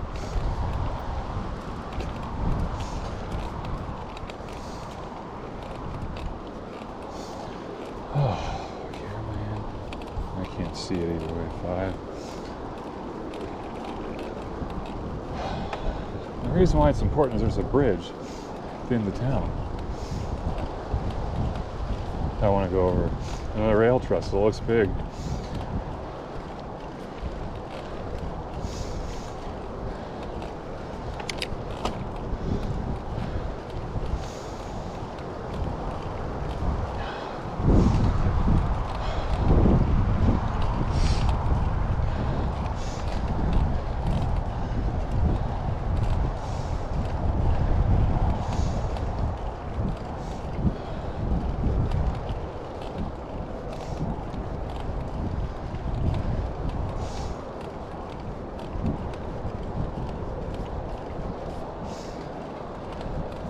Nothing.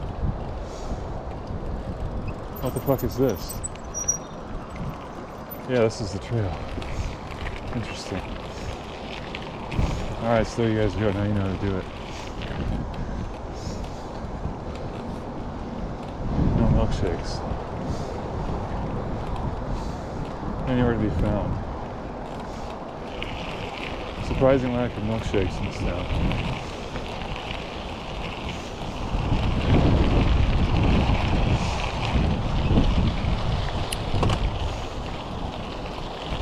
Oh, hopefully there's some deep shade up here. I'd love to take a whole break again. I'd like to keep you guys on for the trestle, but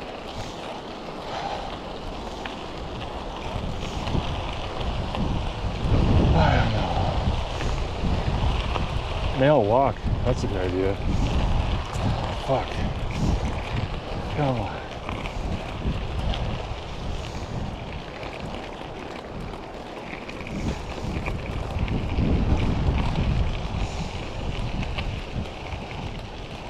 Oh. Alright. This feels so good. It's not as cool as you'd think, but it's definitely a little bit cooler. Okay, I want to use this other hand. Walk here. Don't beat me up, pedal. I don't need it today. You know, maybe the trestle's like 5 miles away. Fuck what I know. I'm on the wrong side of the road, too. So is this guy.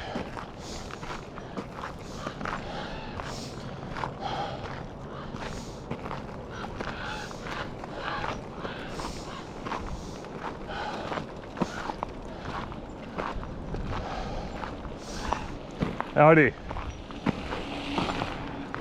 Everybody's going around me. I don't seem to mind though.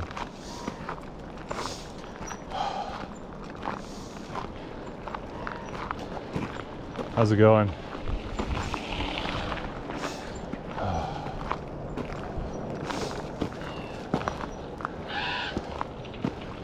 Hey.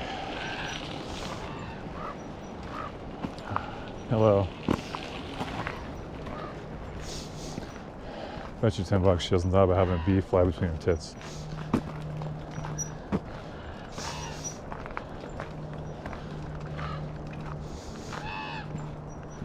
Shit can be so scary, you can wreck. Like when I had it fly in my eye, and I wrecked, and the bee sting was nothing compared to the wreck, you know. You'll come over here, so I'm not being a douchebag.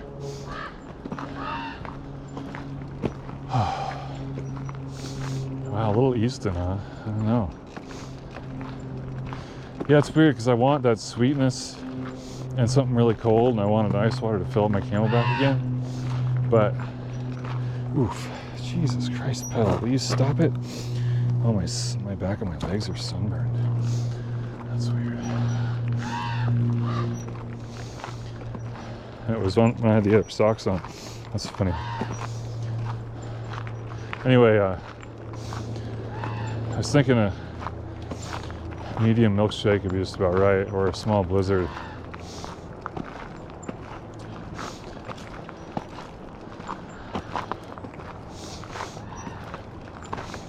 Well, I'm just gonna starve myself, I think, until I get up by 41.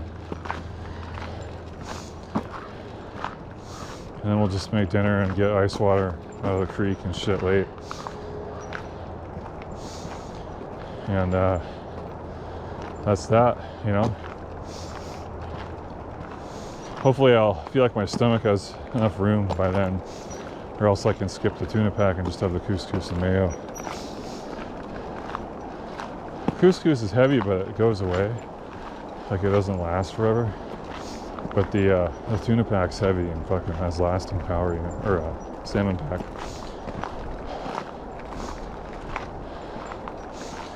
So I walked in Fred Meyer and the mayo and couscous, and well, maybe the mayo's on a different aisle. Like, everything I needed was on 3 aisles. Hard thing to find was the DEET, and I only found 25% off-brand, which is all right. I'm going to use that as my primary DEET, and I still have some 40% in case shit gets real. It's in the tote.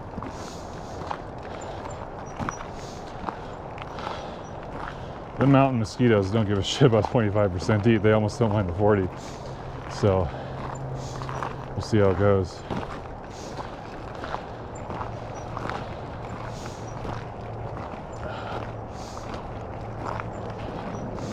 Yeah, most of the pushing happens with the left hand. The right hand just helps stabilize the bars here. And so I'm saving the right hand by doing this.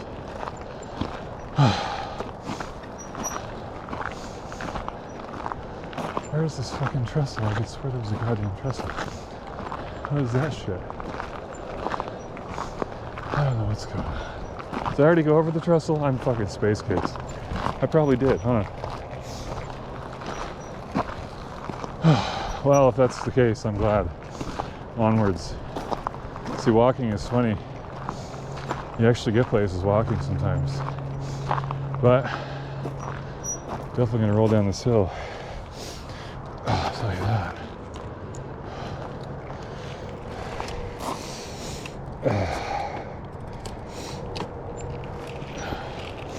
A little sip of water.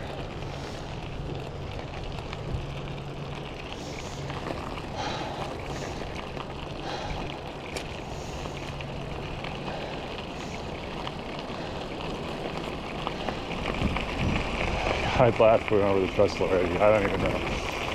Whatever, who cares?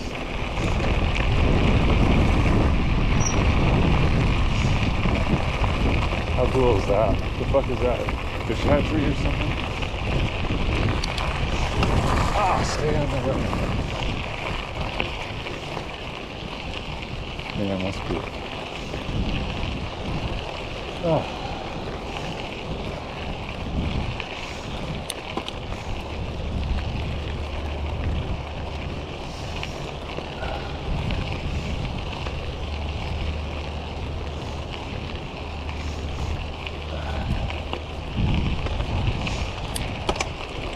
Oh boy, feeling the hill today.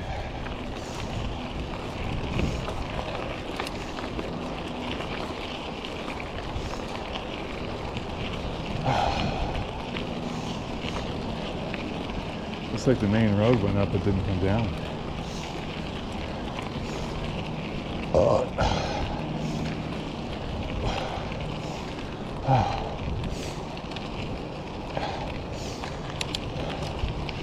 Wonder if there was a trestle back there they took out at the fish hatchery.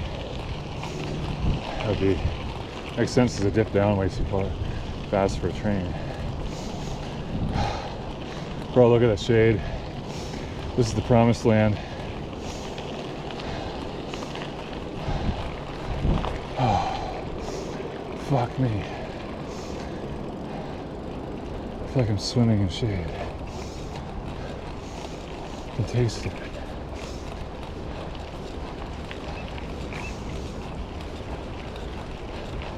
Oh, it's just got caught.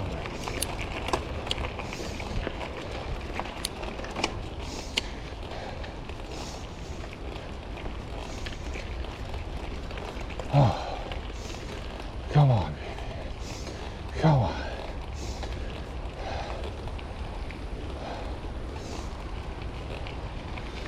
Oh.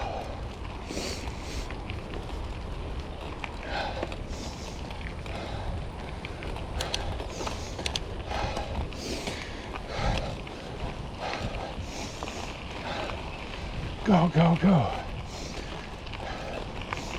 Go, go, go, go, go.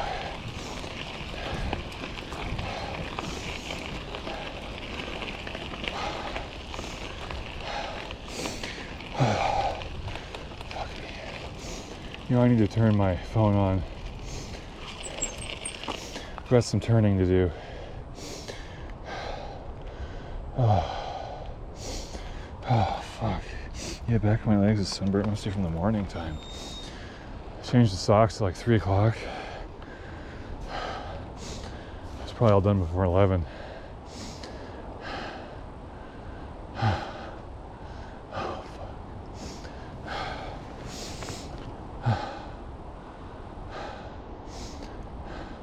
I have to turn left and I have to turn right, and then I'm going to be looking for that forest road, and I have no idea what the fuck, so a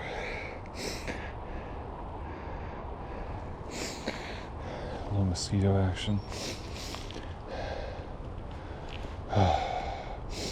Tell me we're in airplane mode for no reason. Come on, you can do it. You got all the Snapdragon gigahertz in there. You can do it. I should disable that music app that comes up every time I start it up. I'll probably have music on here. I forgot about that. Alright, well, fuck it.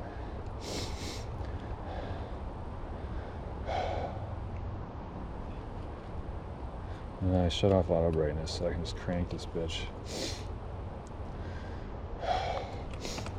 That's going to throw the lock screen again, though.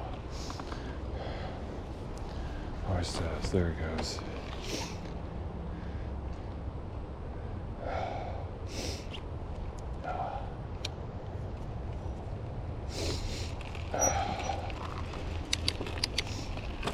How's it going?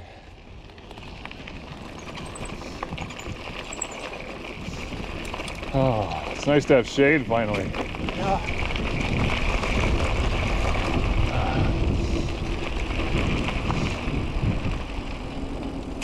Oh, this is a fucking dream come true. I didn't even know roads got this loamy and dreamy. Oh, I should just camp here. Fuck. How cool is that?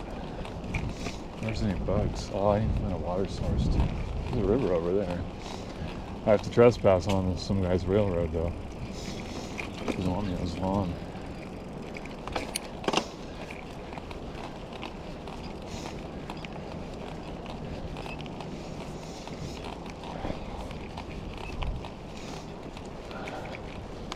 The strap wasn't way too bad.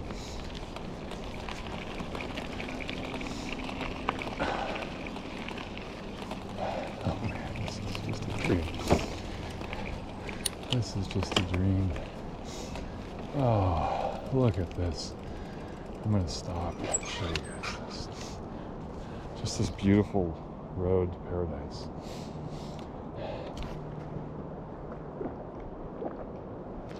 I have quite a bit of water left. That's good. I can make another stiff noon if I needed to. Nooner? Call it a nooner. High noon, stiff noon. you're getting a nooner. I did like that. I still wish I had fucking Alka-Seltzer. That'd just be such a good trick. Some people actually pack out soda, so I mean, it definitely, and beer.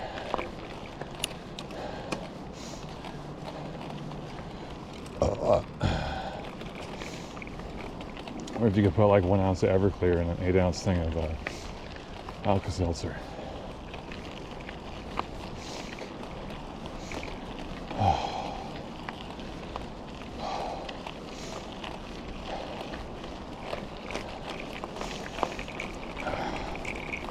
Why is this on? See, that's what I'm talking about. I didn't do that, did I? Maybe I did. It does that for no reason. Right after it starts up.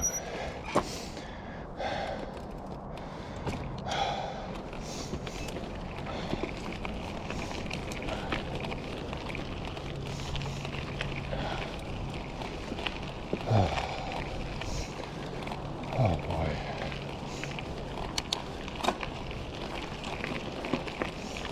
I wonder if this is how it is all the way to fucking Rattlesnake Lake, dude.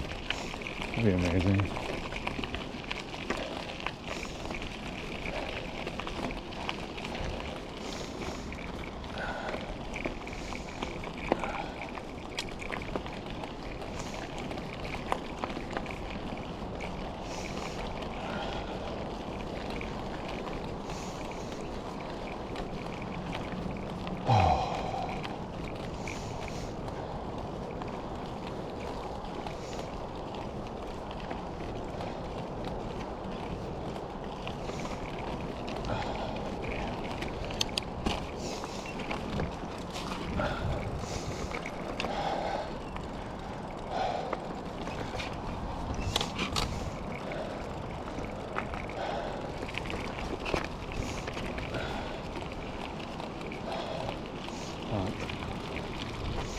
It's funny, I didn't really have a problem before, I just wanted to move around and not have a problem.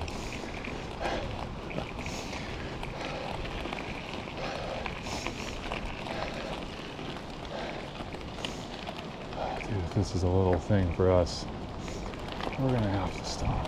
Oh, there's a tunnel. What is that?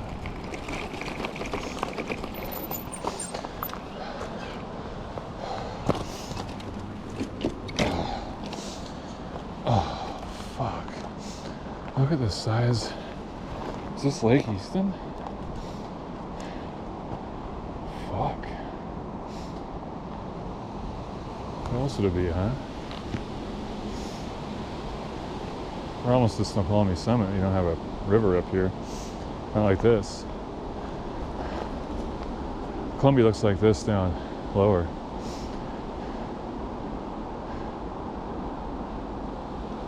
I got some state park over, it's probably over there by the freeway. I thought that was weird. Who wants to sleep next to the freeway?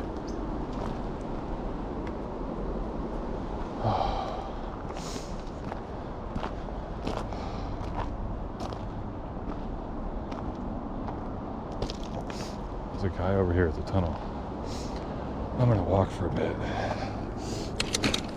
Oh, shit.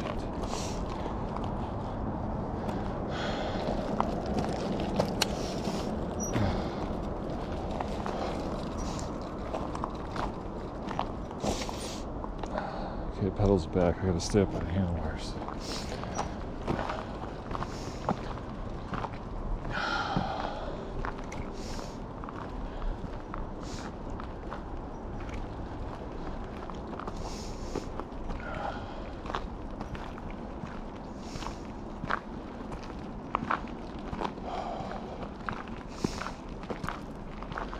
Hello.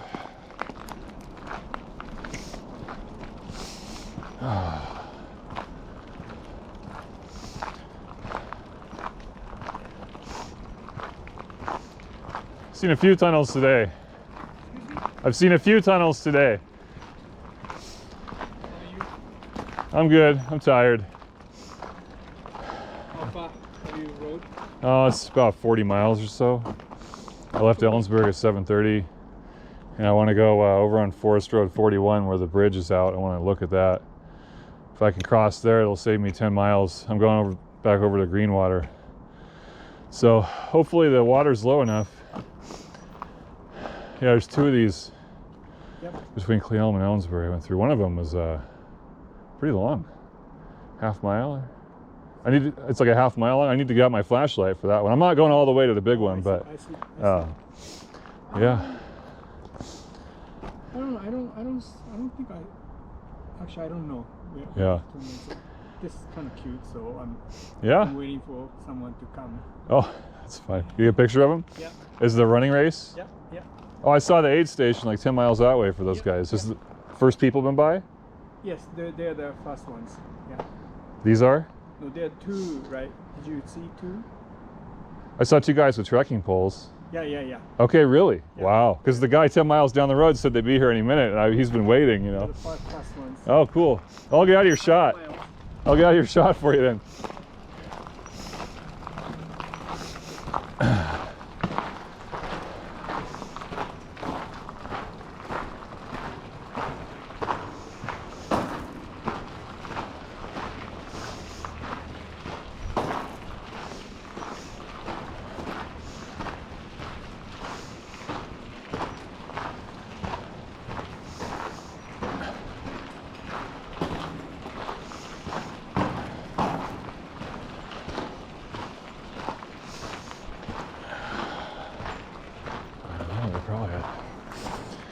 They probably had some sun.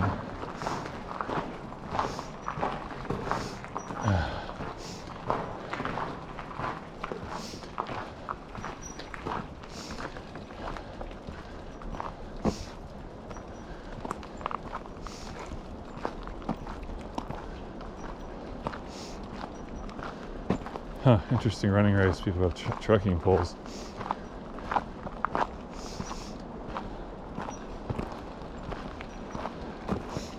Yeah, they must send them up on single track, pretty steep single track somewhere. How about you?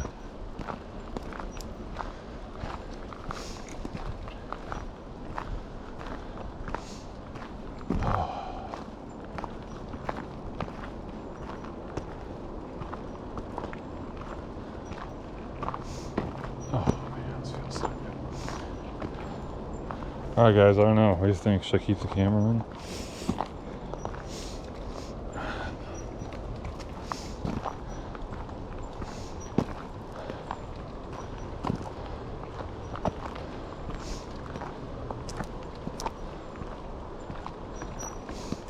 Oh, this looks pretty flowy, rideable. I don't know. Oh, Jesus.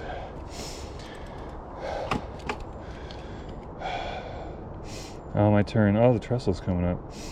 Well, I guess we'll leave it on then.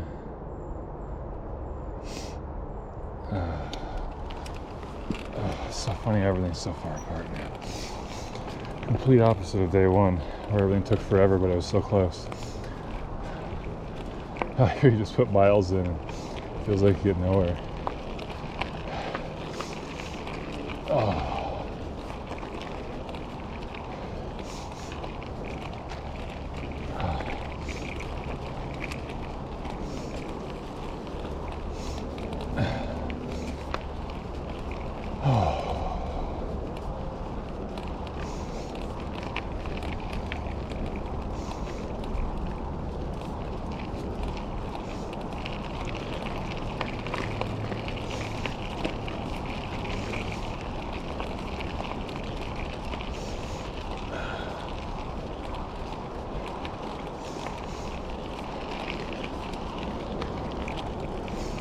If the camera dies, I'll get some shots of the river at 41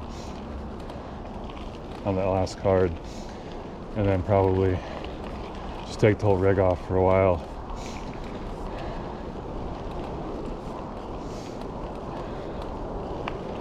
Until I get up high or something. Got room for it in the backpack. Mainly since the toiletries are in the tote. As inconvenient as that can be sometimes. Let's keep drinking water.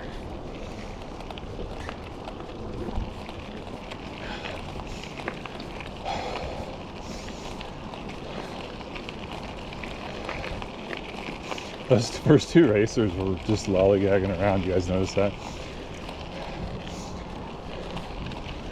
It's like tourists, little tourist hikers that parked 5 miles away. With little trekking poles after doing 100K. Can't tell sometimes, I guess. And they're leading.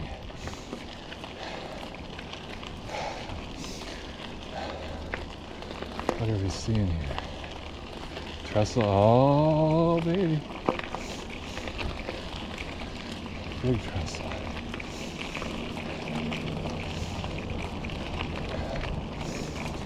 Come on! The photographer's after the tunnel. I'm good. Oh, that's funny.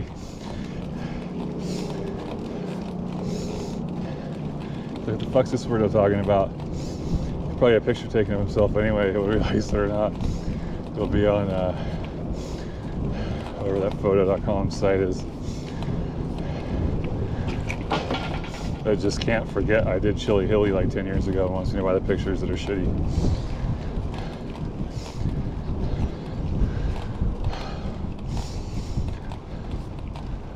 Oh, that was nice. Nice trestle. Oh, no diving in the trestle.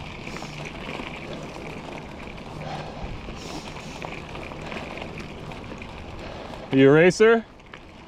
There's a photographer after the tunnel. Oh, thanks.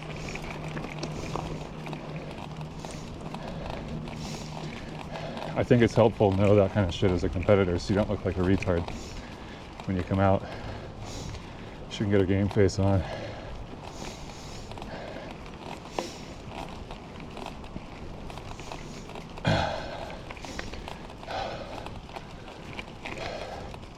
Yeah, meanwhile there's just some bro out here with his shirt off, killing it.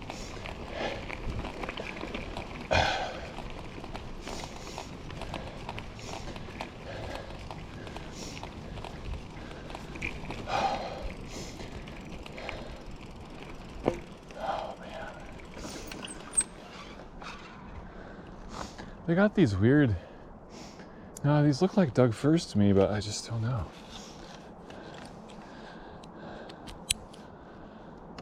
There were some back there that had huge groups of these same kind of needles. And it looked different than the Doug fir to me. So I don't know what the fuck.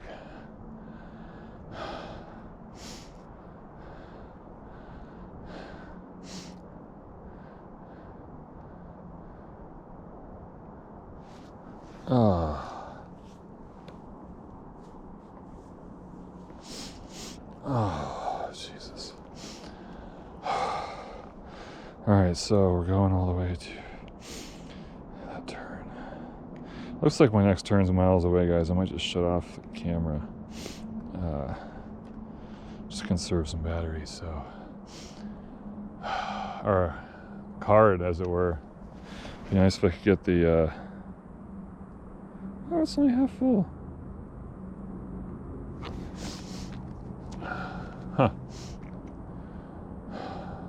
Well, this has been pretty. Might as well keep it rolling. Don't want to get home with empty cards, you know.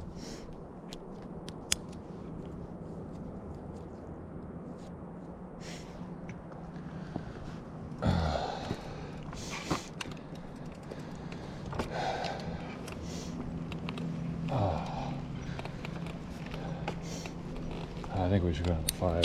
It's been easier on me. I can pull 6 once in a while, but then I forget a minute. And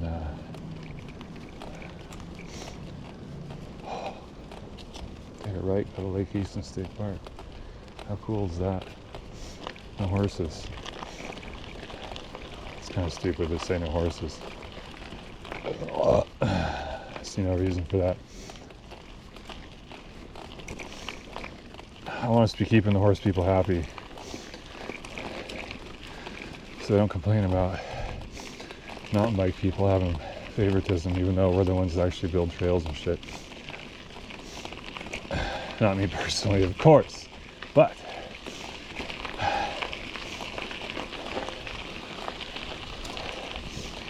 I did see a group of equestrians punch a new trail in Capitol Forest. hopefully they're learning their example. This trail was actually built by equestrian people with wagons.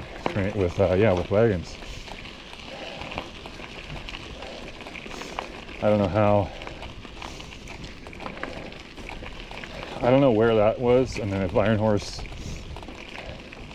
is separate, and the state joined them into this one big one.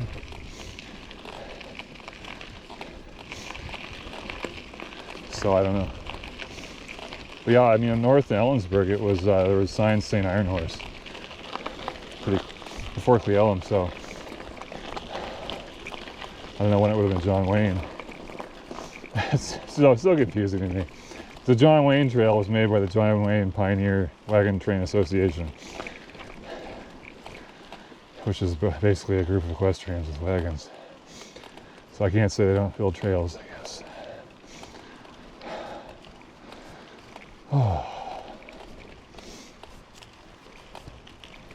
Oh, I should really text my family before I get too far out of here. Yeah, we're gonna pull over then.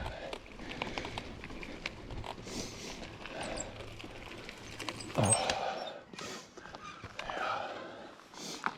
It's okay to take breaks. That's how you get places fast, to be honest. You can't do no fucking 12-hour day on a bike without taking breaks. I mean, you shouldn't do it at all, but fuck me, I don't give a shit. Go slow. Stop for milkshake, fuck up my stomach for 4 hours. Okay.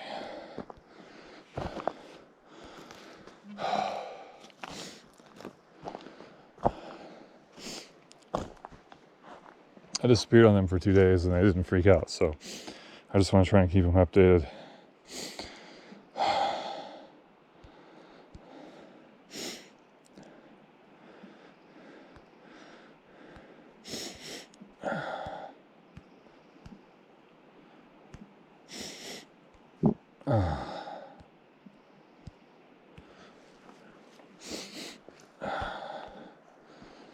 Nice. Where are we at? 86. I'll probably just turn on airplane mode because it should be shaky after here, you think. Oh, fuck, dude. Alright. Let's look for runners.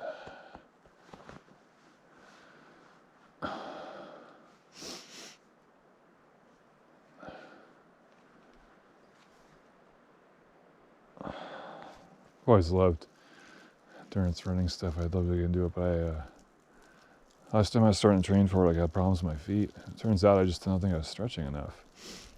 And I kind of, for some reason, thought that one of the advantages to running was I didn't have to stretch as much as when I cycled. I just assumed this, basically. I think my tight hamstrings were what was causing my plantar fasciitis, and so I just thought I couldn't run. I was too heavy.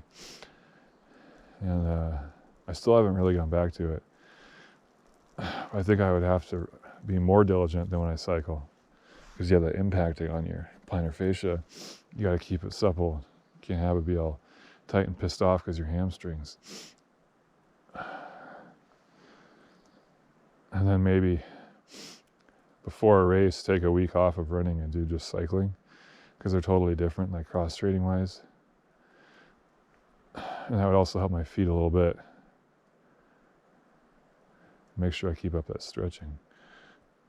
I love trail running though. This is good surface, but I like it in the woods where you can go from side to side of the trail around obstacles and shit and use your momentum.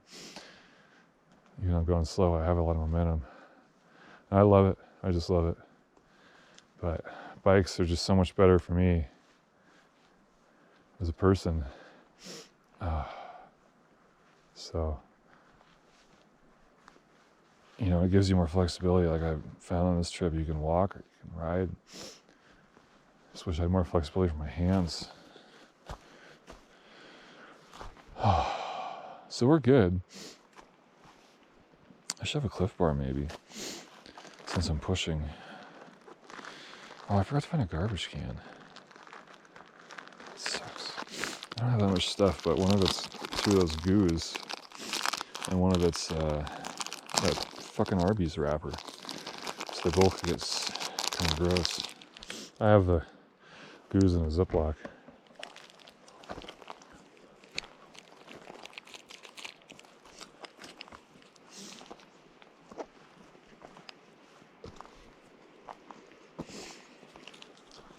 was a good call.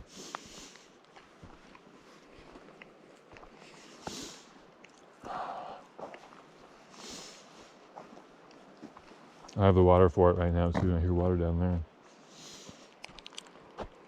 That's good.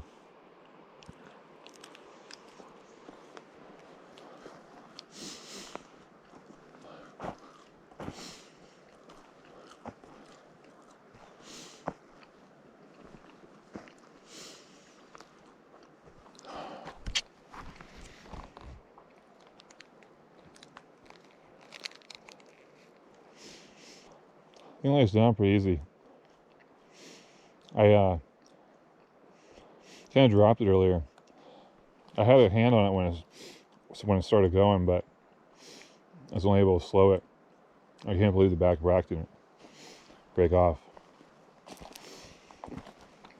I still don't understand how it works so well.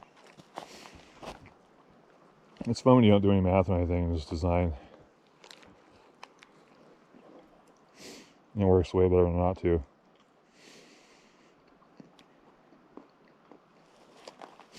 I was even worried that wheel clearance would start to sag over time. I guess it'll come close to the wheel. But it hasn't budged at all. This little gray piece is a little weaker. And it's bolted into the black one, so I was thinking if anything crazy happens, hopefully the gray one snaps off.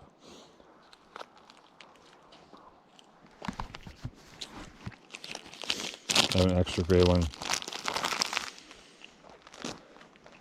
You could probably use a piece of wood and zip ties too. So I brought a piece of wood. I just had no idea what was going to happen with that. It's funny, I just cut some paracord like on a previous trip and shit was all messy. I was like, so what's the deal? Do I have to use a lighter on this? I found some guy that took a piece of wood to cut it, like a little 2x2. He got his super sharp Spyderco to cut the paracord. I said how important it is to have a sharp knife. And so I got my little piece of wood out and did that. I was like, hey, I have the exact right thing. The trick's the lighter though anyway, doesn't matter how the fuck you cut it, as long as you hold it, you know, keep both sides held if you're using both sides. He didn't say that part. And so I got paper clips, whatever, I got lucky, but you put a paper clip on one side and then cut it and then lighter both ends.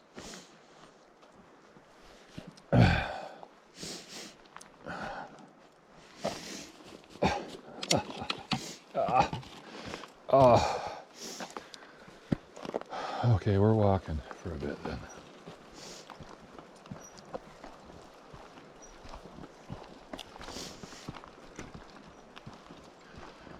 Oh, my fly's unzipped. Curious rocks here. I heard there was some interesting rocks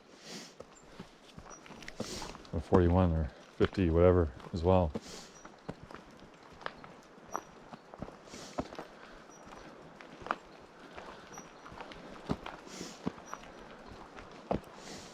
I'm no geologist, I'll tell you that. I'd be pretty stoked if I got a job somewhere and they had like a planetary geology for engineers kind of a class just to bring you up to speed so you could talk to the other employees. I'd be so stoked about that. Like I took geology at community college and it's just like the same shit we learned in 5th grade. I still forget which is which and shit, you know? Doesn't help. You as an engineer in planetary science or whatever, you know. They'd probably give you a nice cheat guide too. So when you find a picture of something interesting on Mars, you can make your own kind of guess and then talk to your buddy about it and kind of learn by doing it like that. If they don't have those kind of classes, do you know how fucking easy it'd be to get a guy to teach that class? You'd be like, you have a list of 5 guys and the first guy would say, yeah, I'll do it. And so if they don't have those classes, they should. Huge fan of training.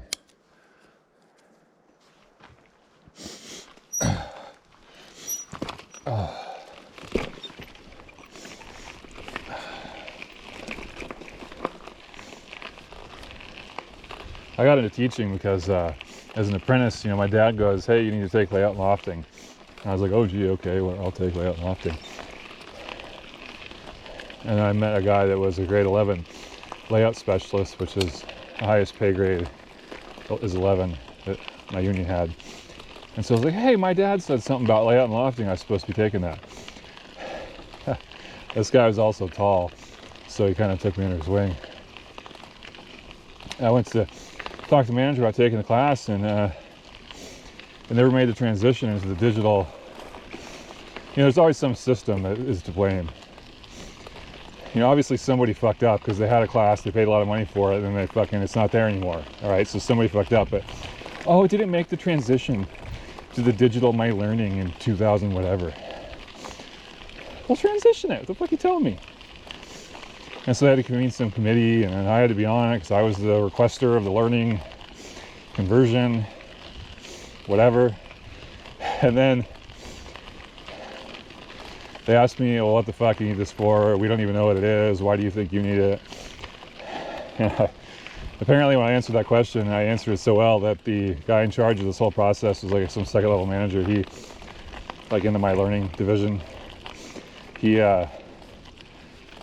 just filled in the form, said I would be the instructor.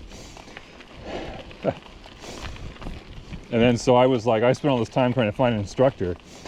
I thought they would try and find an instructor. And then the next meeting he goes, oh, you're just gonna be an instructor. Like, stop looking. I was like, what?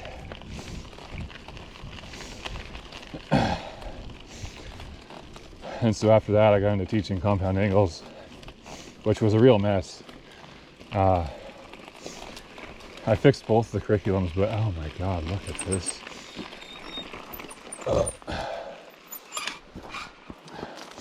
I don't even know how to GoPro this. Hopefully the wide angle just...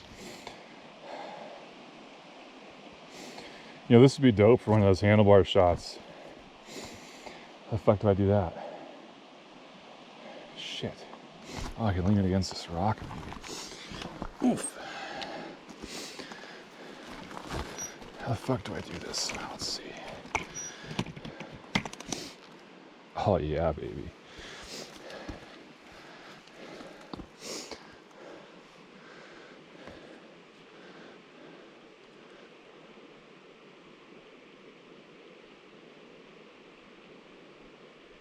Sweet.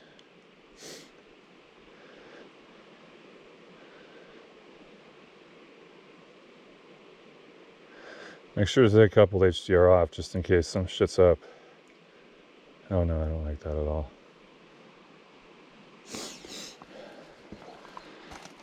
I've always liked like cockpit photos, even in cars. It's harder to do in cars, in my opinion. I remember seeing one from years ago I've just never forgotten. And so I've had some good ones for the new Gen 9.5, I think. My mom has one of those. It's like a unicorn car. Unicorn orphan. I think it's like 4 speedometers. Just kept adding speedometers until they ran out of money. You know, they should have had 4 cylinders to match, but they went with a fucking V6 for the high output model, which is just terrible. The high output V6 had the same goddamn horsepower as the 4-cylinder high output and the 9000 and earlier 9.5. Same horsepower, worse gas mileage, less torque, and less reliable mechanically, with a higher service demand and schedule as a timing belt. Such a fuck decision. And so it's not like, you know, I love Saab, okay? But they went out of business for a fucking reason. They completely failed. You know, they're like, oh, all the Japanese are putting V6s and stuff. We must have to too. You just make fun of the fucking Japanese cars. And you play up like Subaru, you know, with their 4 cylinders. And like people were already doing this. Like there's these VTEC kids, you know, just getting slaughtered by a Saab station wagon or something. Like it was all over the internet and stuff. And Saab should never stop rallying They should never have abandoned four-wheel drive in the 80s when everybody else went to it. They basically, four-wheel drive came on the scene and Saab just stopped rallying because it was too expensive, they said. Instead of innovating, which is what got them where they were. 1986 was their biggest year. But if they would have had a proprietary four-wheel drive come out, in 88, they would have been neck and neck with Subaru. It would have been just fucking disgusting. But they just sat on the 900, which was basically based on the 99 chassis, which was introduced in 1969, designed in 1965 or something. And so they weren't innovating at all. And they're an innovative company. It's how they fucking won rallies. It's how they fucking came to be. And you have some rallies where first, second, third place were all Saab drivers. And then they just like, oh, we'll just not make things better. And so like the 9.5, they spent all this money on this new piece of shit. And then give you some dog shit V6. Listen to high tension lines. This is a high bridge. This is notable. 200 feet maybe? 200 feet? 150? I don't know. It's tough for me to say. It's definitely notable. I mean, high steel is 397 or whatever, and Vance Creek. Wait, high steel's almost 500, isn't it? Still, that's a pretty cool little bridge. One of the power lines makes it kind of unique too. That right in the middle of the bridge, just power lines overhead. Yeah, so I'm a little bit mad at Saab. I can't just feel sorry for them, and they just run a business as hard as they can. Now, I mean, they survived the Great Recession until GM decided to dump them, but they weren't the ones bleeding the money. Even though they weren't making a ton of money. That's the thing, they had this factory of the future shit going on, and they were just nailing that. But they're putting V6s in all our American market cars.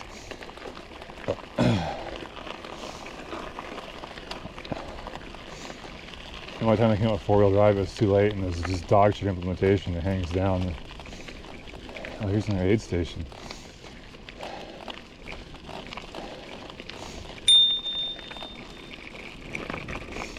Yo!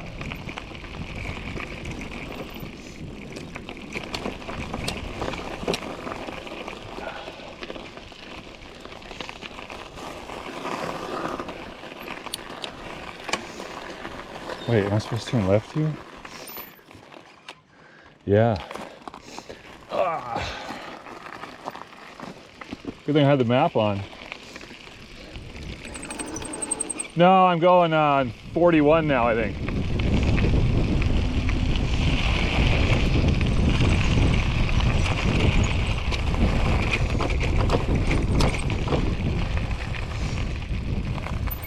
Oh, come on.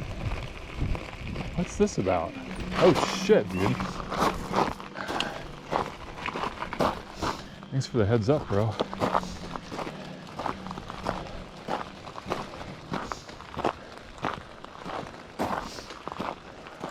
I gotta go over here in the shade and look at the map.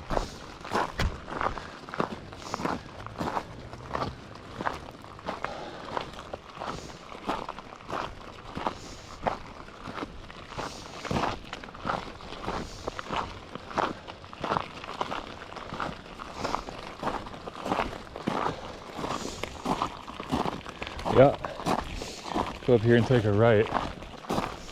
Guess I'll walk up this, even though I'm favoring my right hand, which sucks. Yeah, I'll switch.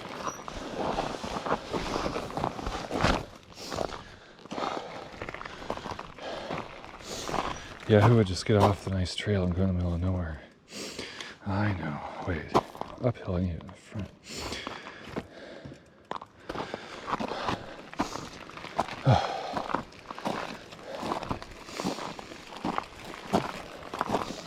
Is it just uphill from here on out? It might be.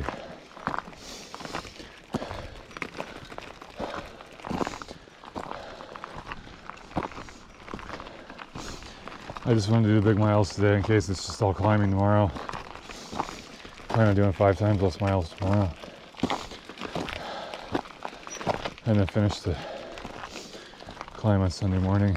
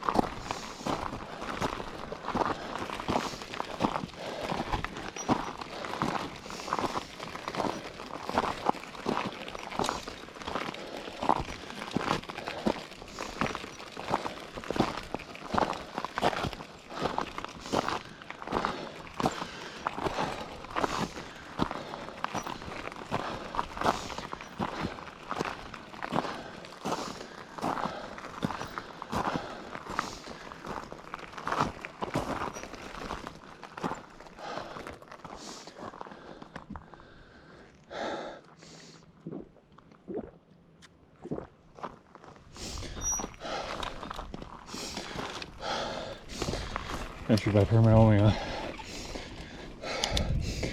Didn't see that on the other side, did it?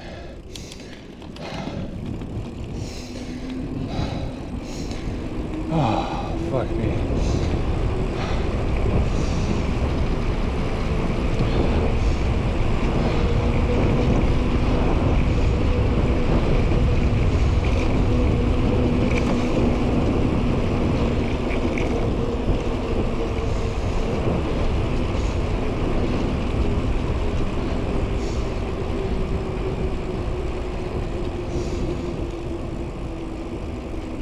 Kind of hard to say you're trespassing when there's a fucking self-opening gate that doesn't even care who you are. So I was thinking about what to do when the gate almost hit me. I was like, well, I guess I'm going through the gate.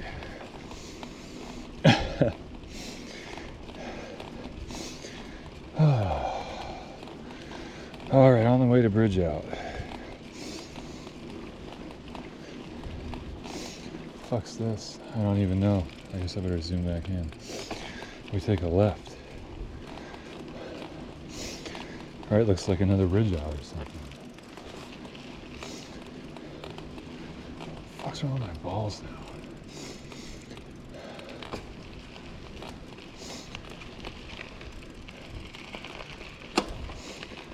Oh, look at that shade. I can wait a minute. Hold on, balls.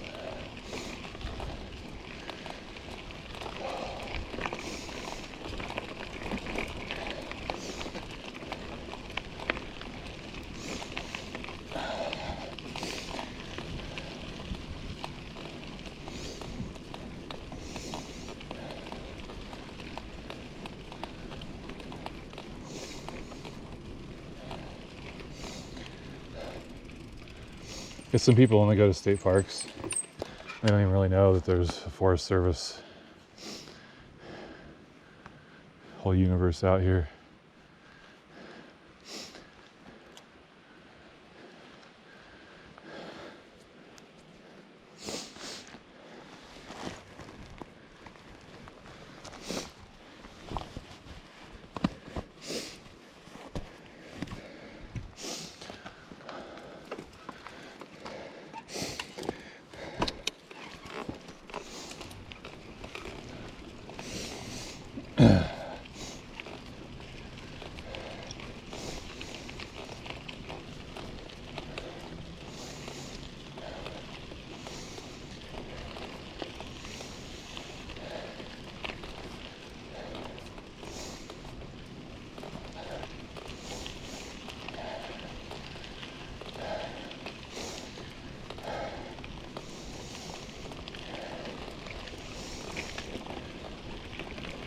Oh.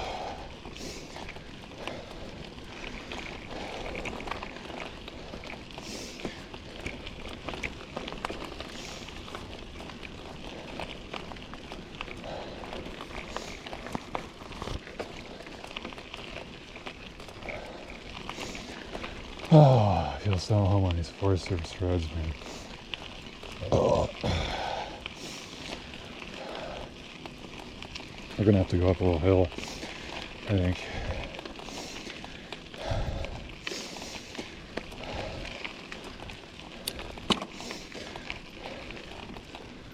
We should stay pretty low though until we get to the bridge out.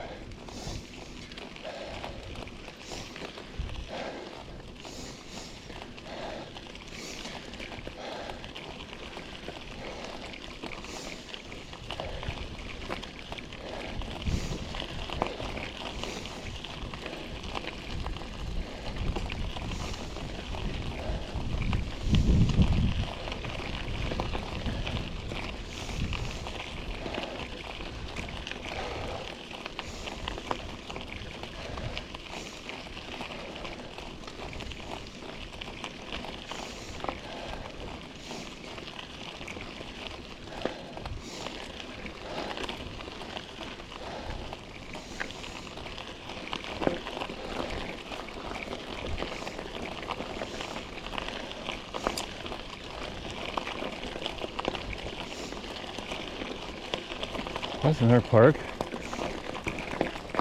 What the hell? That's interesting. Because I don't really know where I want to camp. I was just going to pick somewhere.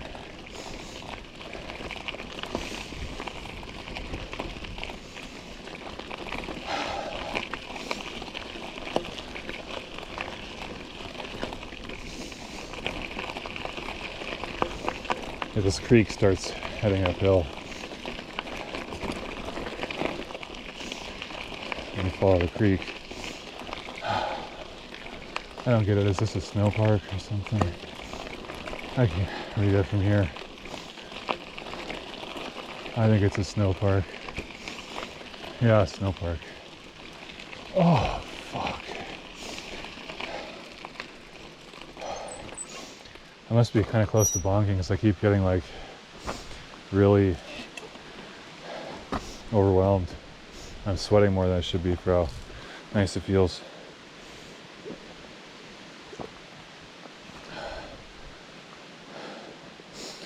Still have a bit of water left. The Boeing bottle's empty, so I gotta be on point when I fill up. But hey, I'm right by the creek. I'll be going across it probably. So.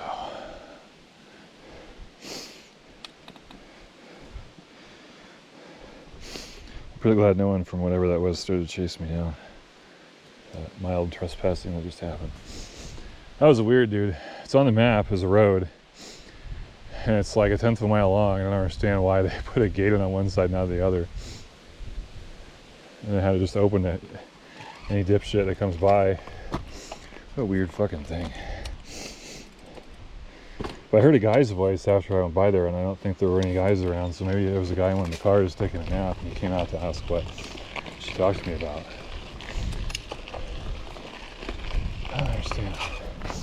What's going on with my shorts? Oh, fuck. I don't know, dude. Oh, come on. Oh, son of a bitch.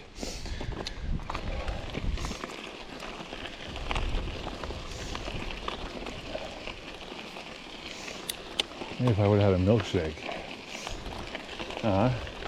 East End. I'll have to go all the way over across the freeway to one of your shitty gas stations. The charge is probably $10 a gallon right now.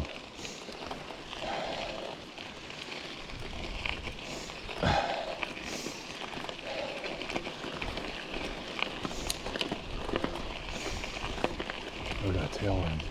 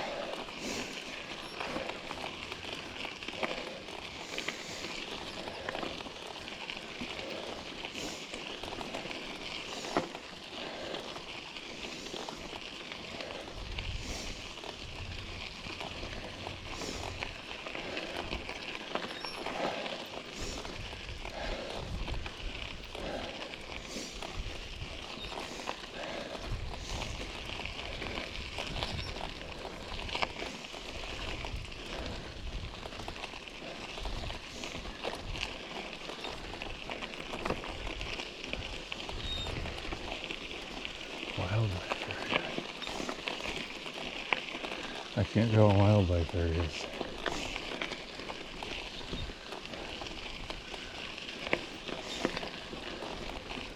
What's that say? Huh. Probably the bridge is out. Ooh, best shade ever. Probably getting out mosquitoes here in a minute though.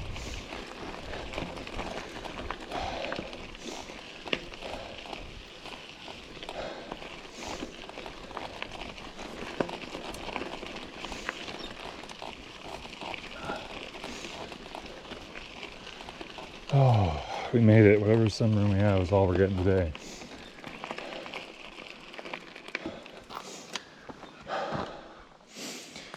Yeah, there's mosquitoes, I think.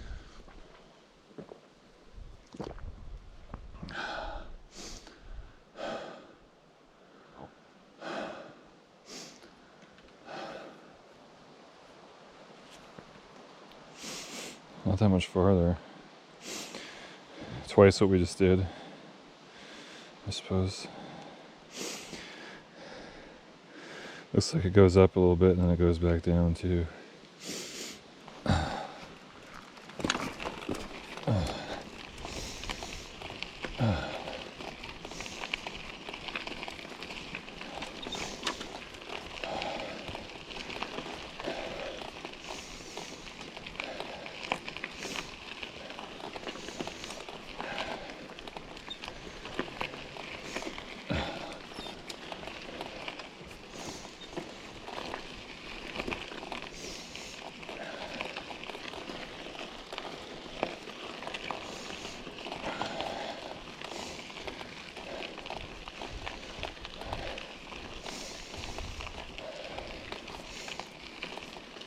So slow. Move, little thing. Ah, depressing. I should just really stop zooming out. I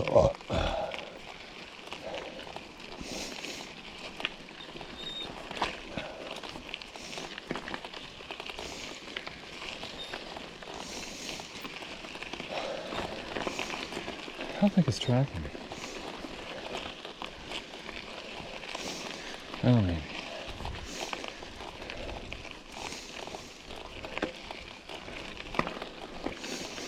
Yeah, I feel like I'm bonking or something.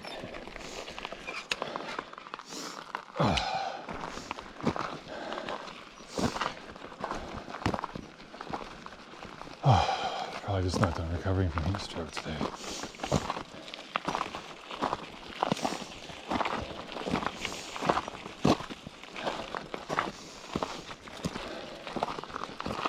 I just want to keep favoring my right hand.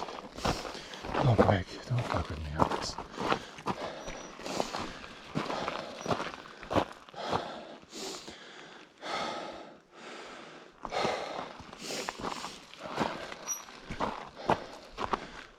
Just trying to keep my belt one loose.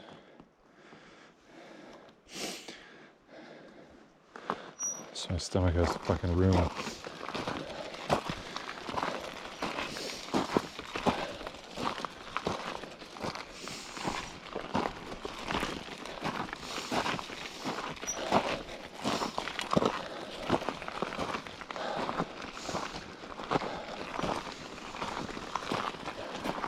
Whatever, it's 6:15. I think I'll be there before 8. It'd be nice to be there before 7:30 on a nice 12-hour day.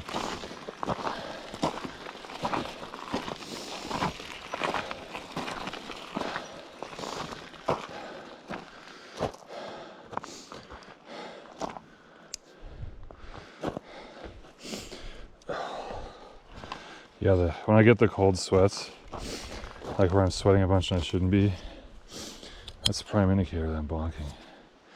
And then when it's imminent, my face, left side of my face usually gets numb.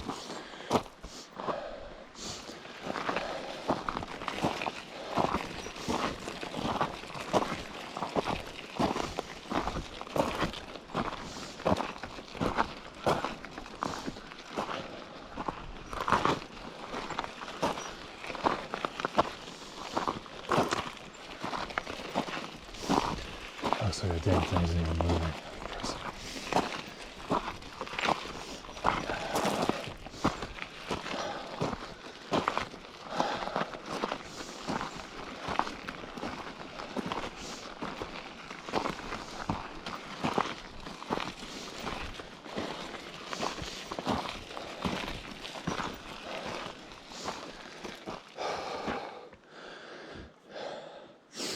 Should have another big hill before we plateau and then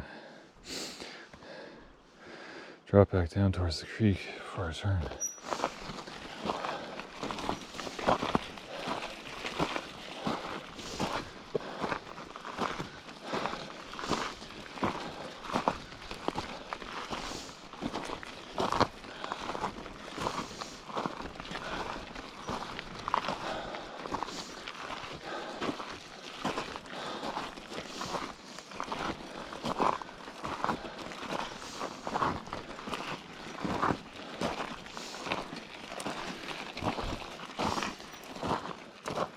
I'm feeling the heat off that hill, unfortunately.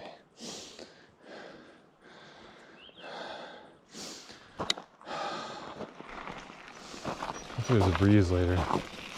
I could use that.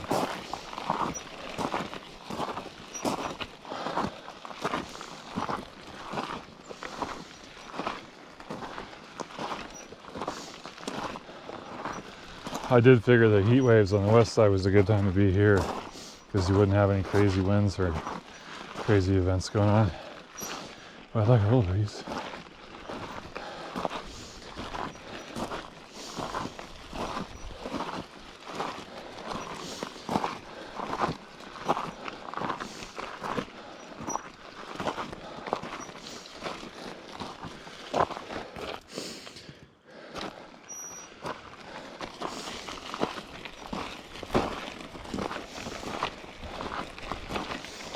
I'll be drinking out milkshakes tonight.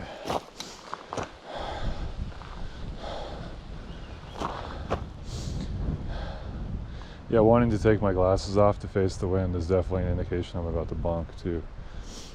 I had that Cliff Bar though. Take it easy. Yeah, I'll shut the camera off till bridge out.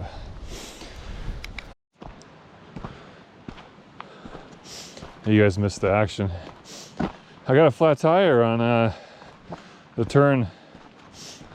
This road, 41, has been pretty neglected on this end of it since the bridge fell down, which is pretty lazy if you ask me, but I got a flat tire in that section, a bunch of jagged rocks and shit. I don't know what I did. I do remember running over a blackberry too. Let's hope that was it. But anyways, I just walked the bike with the tire flapping around and I walked right through this creek. It's no big deal. It did go over my boots. I'm gonna go get water, maybe put my boots back in the water before I figure out what to do next. But it may have been possible over here. I tried over there, that's what I did. But if you're really coordinated and don't slip on rocks, you may be able to walk without getting your feet wet over there. Of course, this is higher than normal for mid-July because of all the late snowfall we had. So I think normally you'd just be able to be fine with some Gore-Tex boots.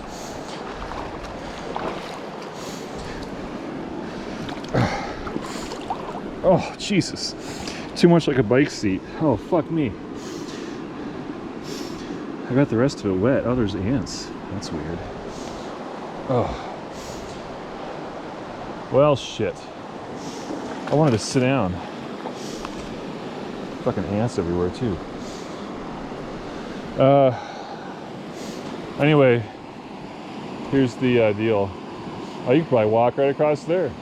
I just came over here because this is where the truck crossing is.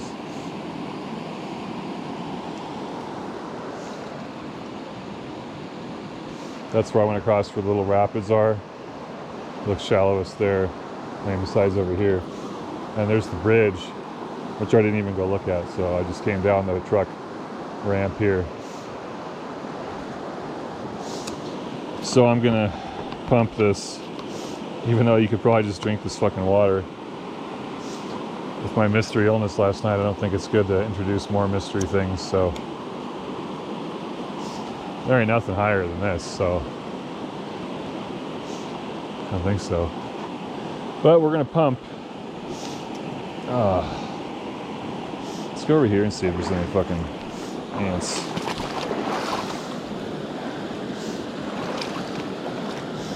All these rocks have big humps in the middle. They don't look fun to sit on.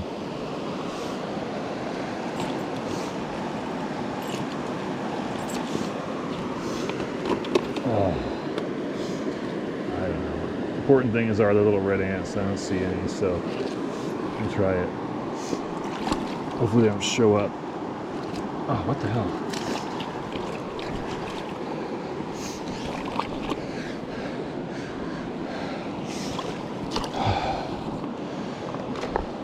I just love to sit down when I do this. I'm going to do a lot right now, and it's just more relaxing.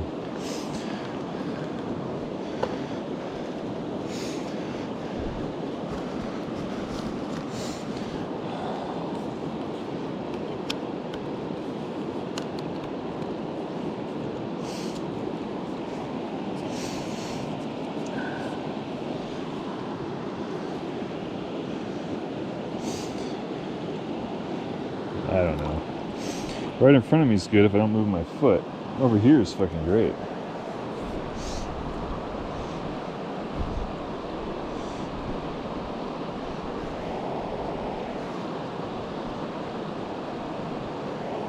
All the direction of flow is moving it.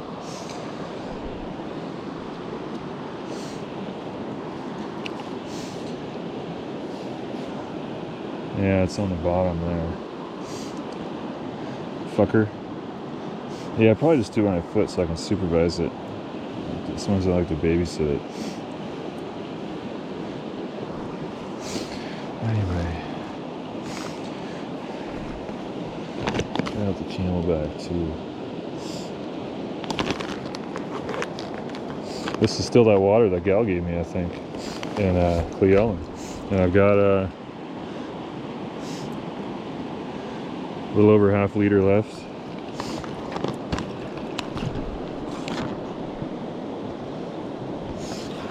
So if you take your hose and then pinch the end, it'll drain the hose. You don't have to worry about dripping the whole time.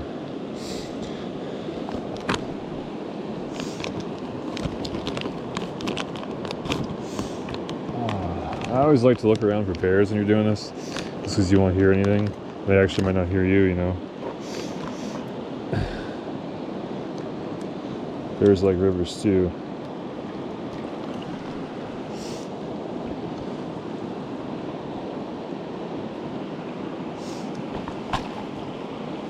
Oh, come on.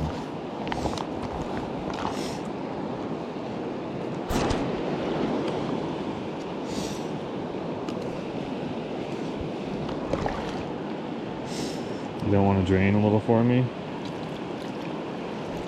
There we go. Now, am I getting mosquitoes all over me? What the fuck am I?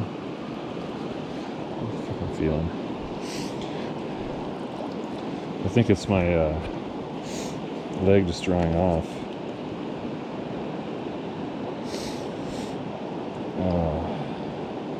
Anyway, I'll be here for the next 15 minutes if you guys need me. I'm just going to shut the camera off for tonight. My campground's over on the other side, a big truck camping area where you can do donuts and park like 3 or 4 trucks. Just me though. Anyways, later.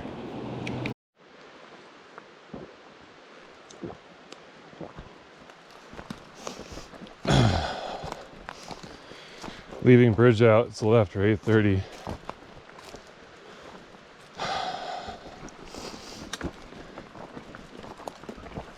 I had a flat tire last night, and it was caused by the thorn-resistant inner tube being a piece of shit. So I'm running my spare inner tube in the back tire, which is only designed for a maximum diameter of 2.2, and it's a 2.5 inch tire. Alright, we're on the last card. I really wanted to show you guys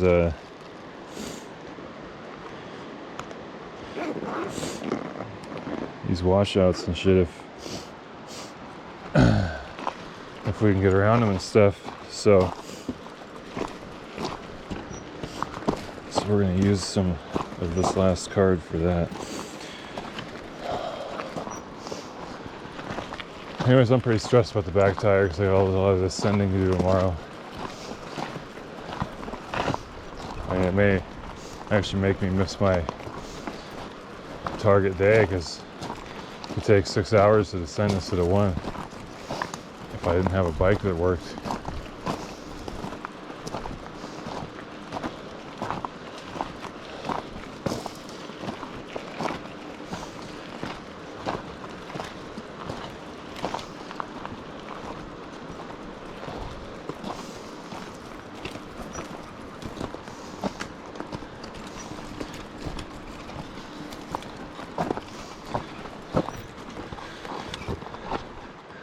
God, that tire looks so low. Oh, it is lower than the front. That's a mistake. I don't know if it's leaking. Oh, fuck you, bike. Get up here.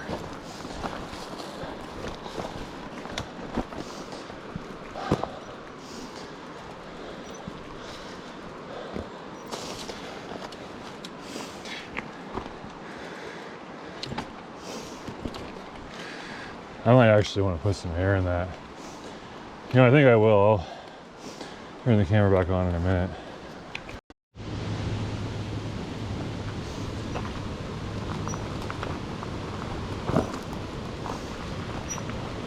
You know, I thought all the washouts were close together. I haven't had a single thing that could stop a Jeep since I left camp. And I thought when I watched all the YouTube videos, they did all that river stuff at once. And now the river's in a canyon. And so I'm just really confused if those YouTubers were cutting out this section because it was boring or what the fuck. Anyways, look at this crazy ass cliff up here. And there's the river down there and this canyon deal. So I don't know if this level's back out and they have to cross the river again. Hopefully I don't have to. Now maybe I wasn't paying the best attention, but when I watched the videos, but I was pretty sure I was paying attention.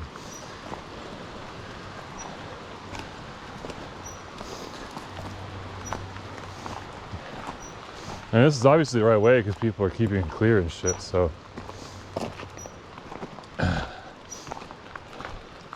But I'm just totally confused. I thought I had it all figured. I was so happy to find those truck videos that showed the damage and how they get around it in the trucks. And one of them goes, oh, and if you're on a motorcycle, you can go this way. And I was like, oh, perfect. And he actually said, you only have to cross the river once at the end. Which, you know, I'm going opposite direction, so it was the beginning, so that's why I just crossed right away.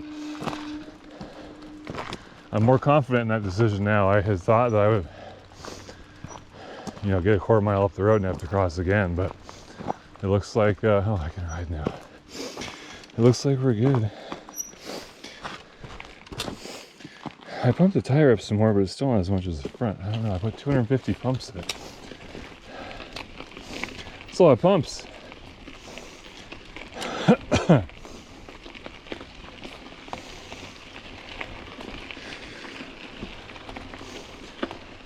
I worry about it. Oh, now the river's kind of settling down again. I will probably not ever stop worrying about this back tire until I'm home and buy, oh, I don't know. Maybe I'll buy specialized inner tubes from now on.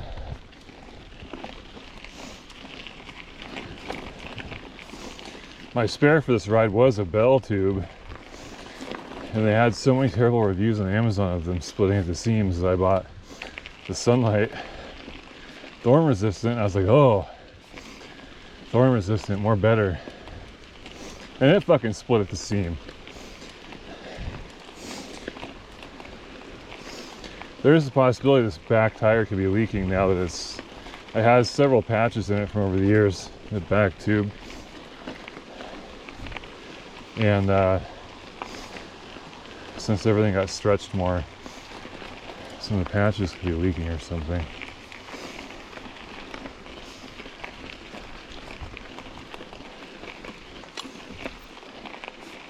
I think it said 1.9 to 2.1 on the tube. I already had it in a 2.2 tire. now it's in a 2.5 tire. Oh yeah. It's really humid today. It rained a little bit this morning when I was trying to work on the tire. And it's really humid because of that. It was weird because last night it was crystal clear and I got to look at the stars, the boring ass summer triangle in all its magnificence. And then I woke up at like 4 a.m. and it was clouded as fuck. And that's one of their crazy detour things.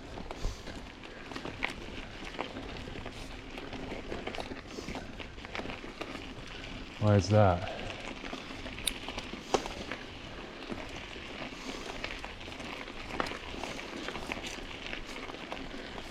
Huh.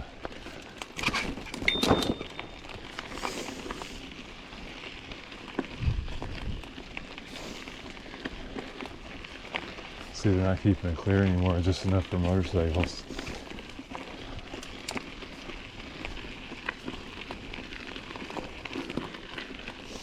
Back tire seems to be making a lot of noise to me. Like, I know they're sticky and it's shrooming out and grabbing stuff, but I keep going, oh my god, is it flat again?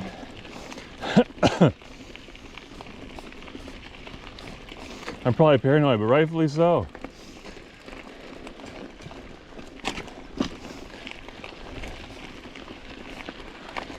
So this must be where they're going through the river all crazy. I just haven't come to the reason why yet.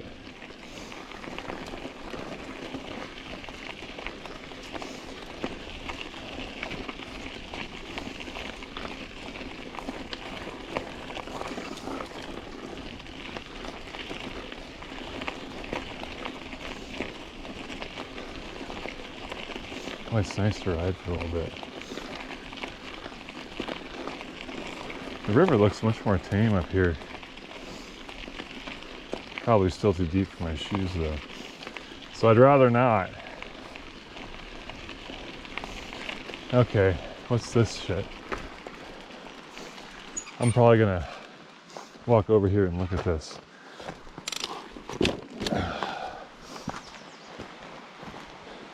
Jesus.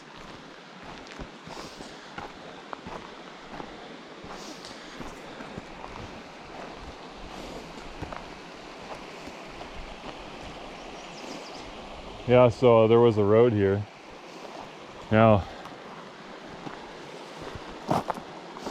so this is what he's saying. You just can't get a truck up this. Well, you could if it was, I mean, a World War II Jeep would go up this no problem, but cars now are so big.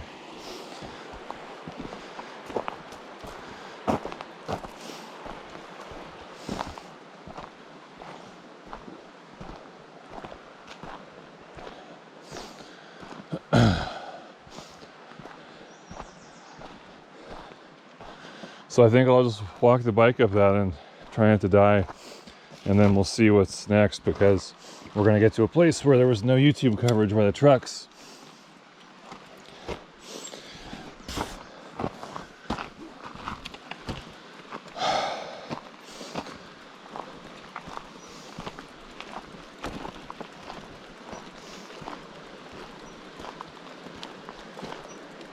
God, landslides are so dramatic and sketchy.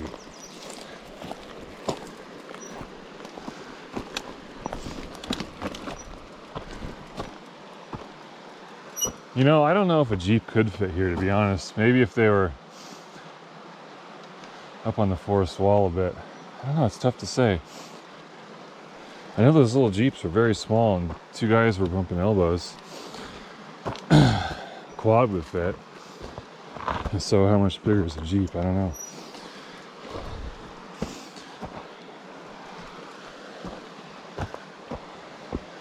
Whew. Yeah, I'm gonna stick to the right side here.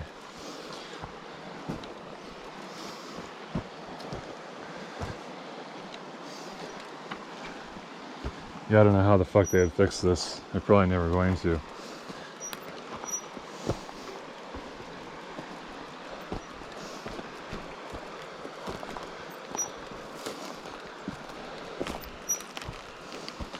I'm sure they have their tricks, but oh.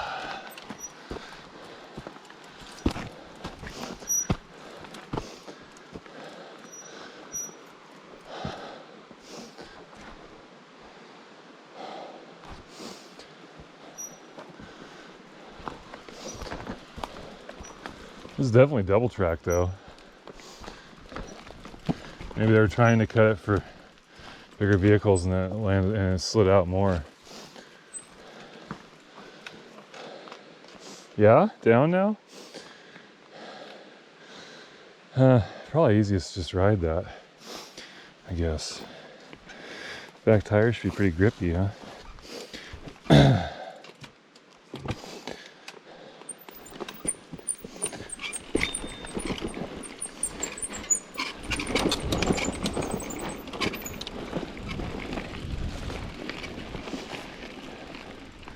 So they must not be driving Jeeps here still. They must still be in the river. Ah! I was looking down for too long. Keep my helmet in the bushes and I drove off into the bushes.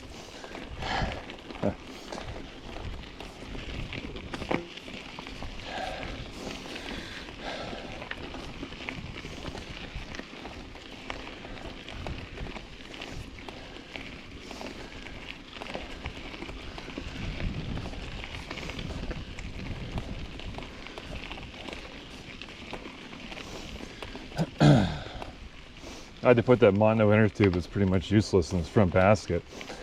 So now everything's all fucked up and it's even bigger than it used to be when I had it all compacted down before. And I put my rain shell in the wrong spot too, so it's even worse. I was like, a rain shell? Oh, good thing I brought a rain shell. But it wasn't really, it just misted for like an hour.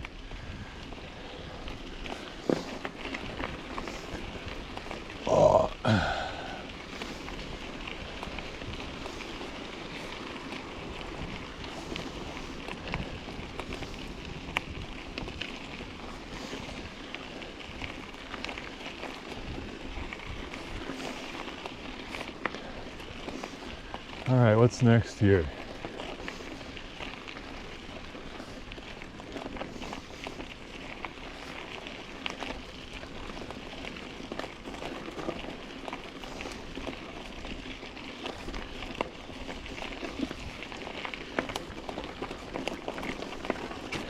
Well, you really smell that one.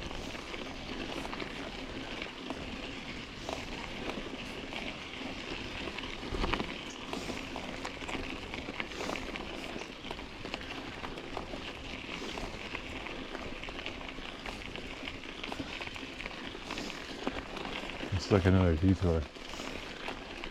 It might have been the start of, I don't know, the start of their detour.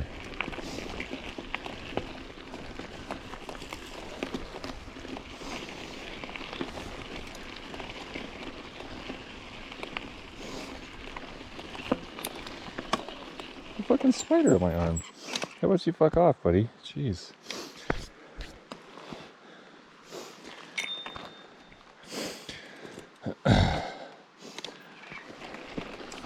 I think there is one more little washout thing, but I don't think they have to go through the river to get around it. They just have a detour sort of lower on the terrace.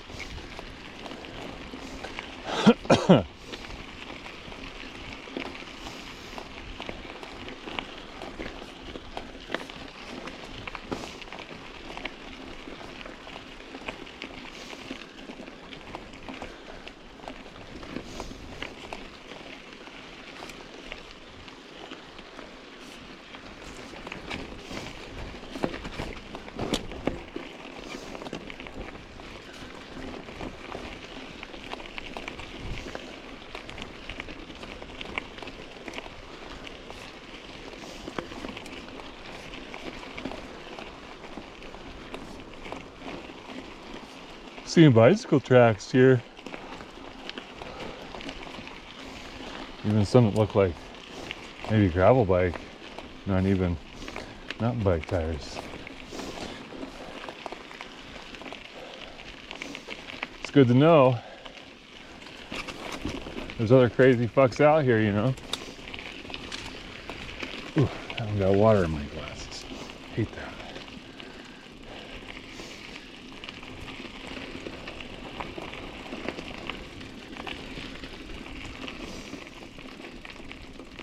I hope this front inner tube is good. The front corner resistant one. I bought them from the same place. So they're probably from the same batch. Maybe the lower pressure and lower impact shit it deals with will let it last long enough, huh? And then I'll replace them both with just some standard specialized tubes. And I'll have to have a spare specialized tube as well that I can inflate and inspect all the seams and everything. Oh.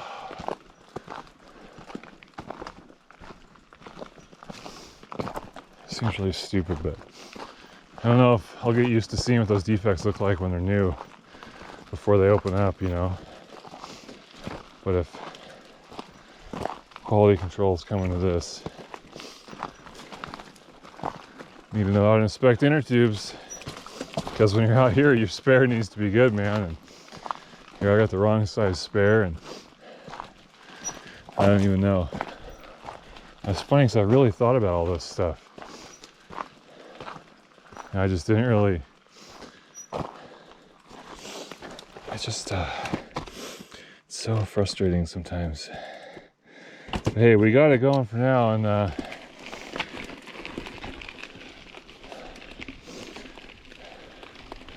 learned a lot of things.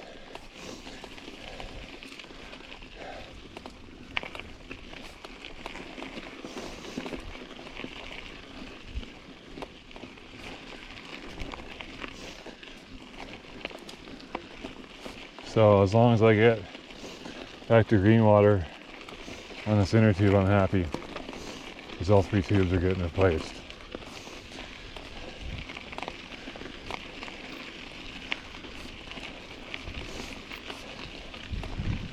Well, I don't know. I'll replace the inner tubes, but this bike is probably just for getting the mail, like I was saying. So that way, if I decide to take it anywhere next year, it'll have decent tubes in it already.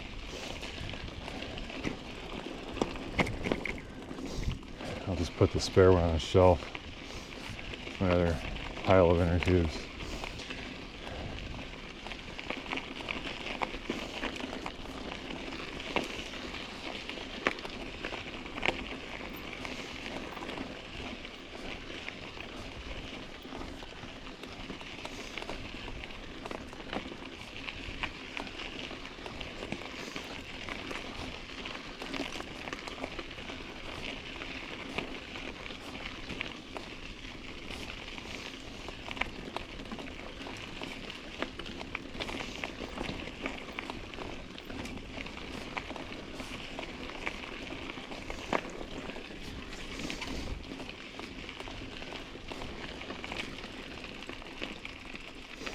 Ooh.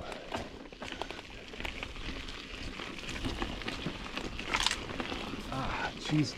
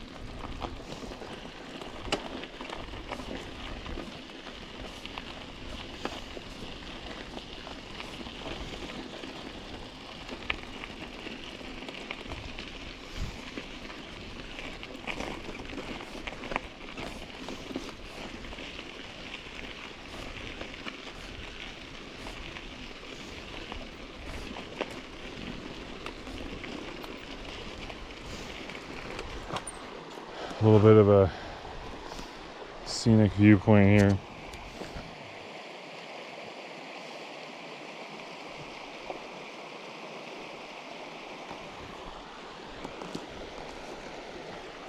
I'm probably covered in spiders. I don't know.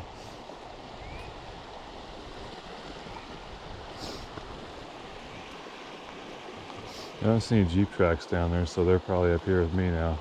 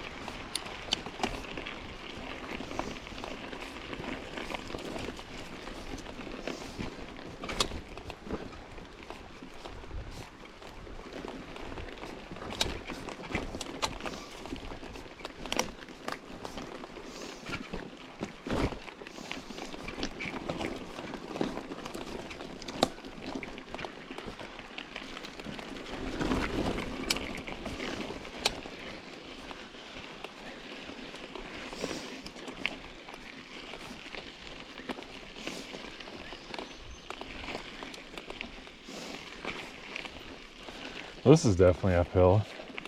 Doesn't look like it.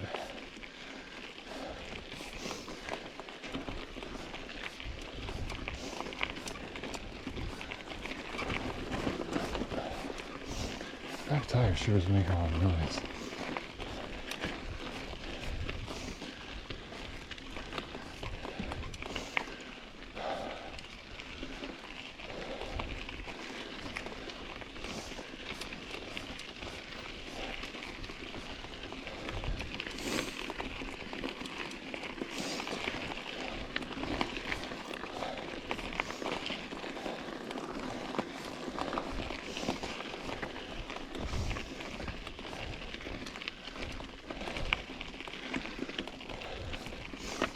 I had to do so much at the campsite this morning. I had 3 packs of oatmeal and I was ready for another breakfast before I left. Oh. I had a Cliff Bar instead.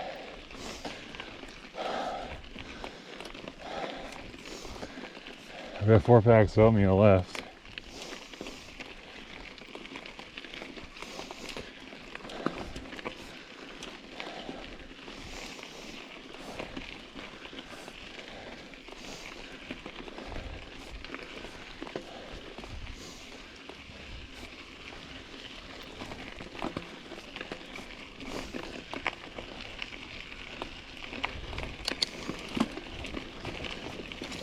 Glad I kept riding on that just to get over the hill. As much as I want to stop and squeeze the back tire, I'd be walking for a while if I did. Back down here. Huh. It's just like kind of a pain in the butt. Ugh.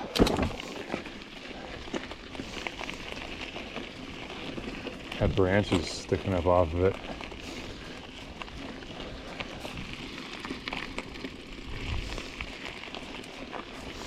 Yeah, it's weird, that tire went out last night when I was on a bumpy road. And it has nothing to do with the bumps. The damage, the seam that exploded was on the wheel side, not the tire side. And so it's got me paranoid when I hit bumps now, like am I gonna overstress this inner tube? Oh, it's the worst feeling. You know, you just want to be confident in your tires, and usually the derailleur is the thing you get to hate.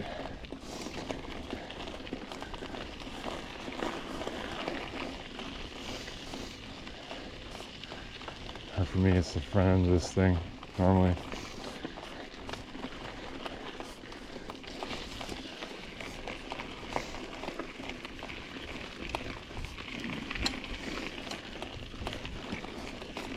Now see, this not being brushed is just, I don't understand. They either need to fully decommission the road or they need to be maintaining what's available to the public. And if they want to stop brushing it at the first illegal water crossing, that's fine with me, but just ignore the whole road now. Oh, okay. I can see ignoring this section if it's crazy like this. Oh. I take it back. You guys are all right. Let's see, what's this? What's this deal?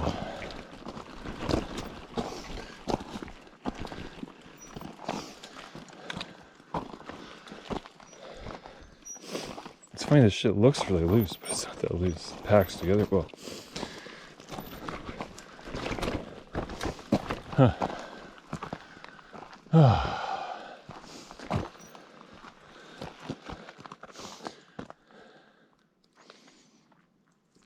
So that's the Forest Service saying the road's closed here. So that means this should all be brushed properly, right?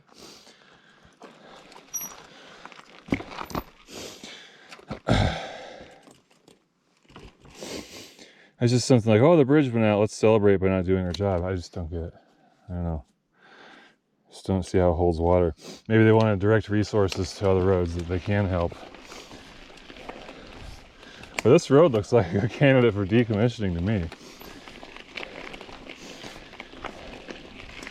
Better turn into a motorcycle trail.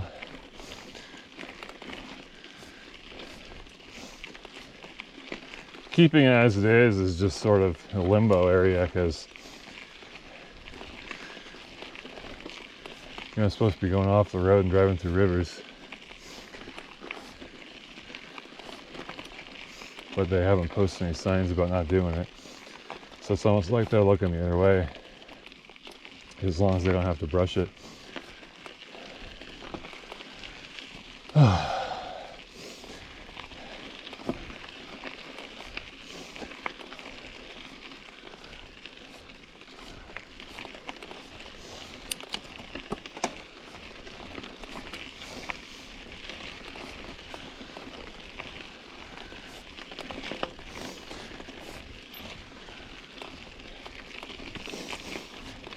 Oh wow. I made it a lot farther than I thought. I thought the washout would just be screwing around halfway down the fucking road. This tool's along here. And then later we switch back and get into some real shit and get on to different roads that climb really heavy.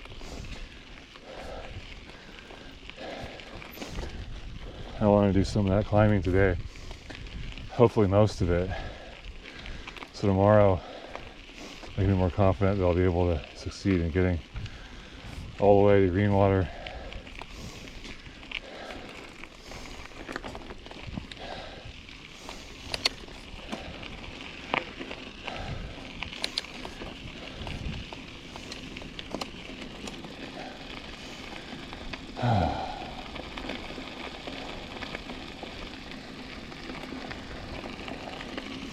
This is super buttery right here.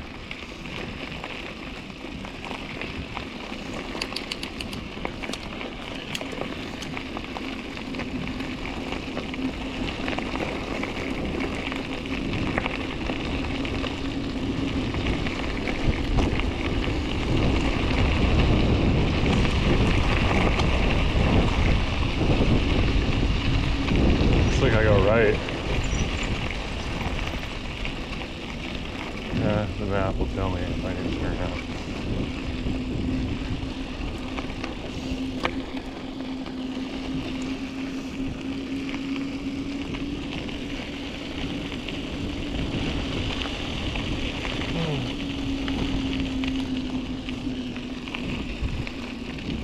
I think we're good.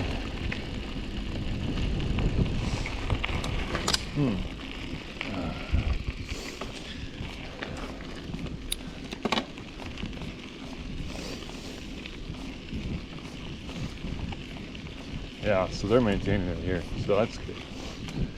Yeah, they just put a little rock pile there and say, hey, we're decommissioning this part of it, but everyone ignores it.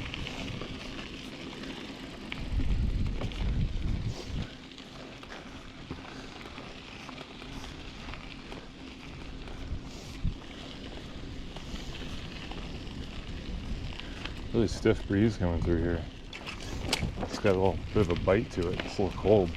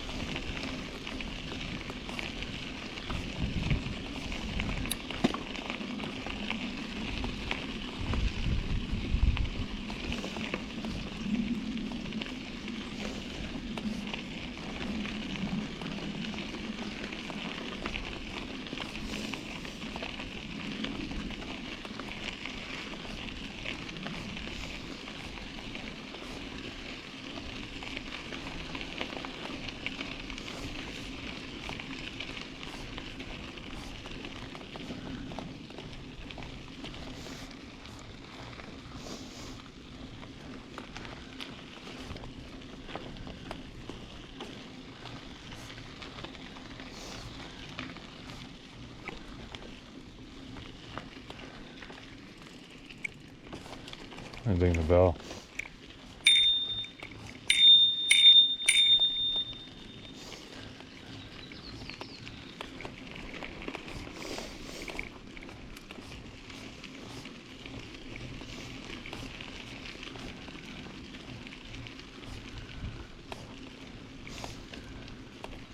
Sure is a nice road though. It's too bad they're never gonna fix it.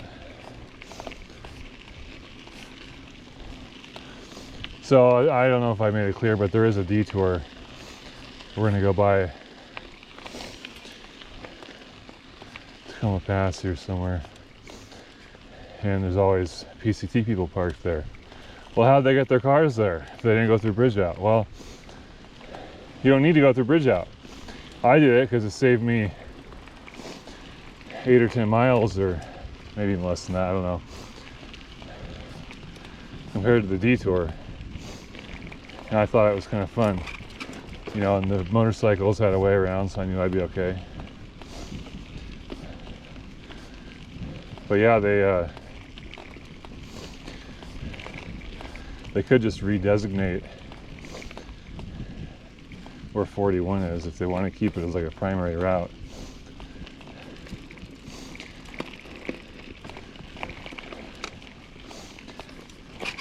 Oh, yeah, I wrote up a detour thing for myself. I have it in here in the pouch, and I also got it in the PDF file. I can put it on Patreon or whatever. Not that anyone watches my videos.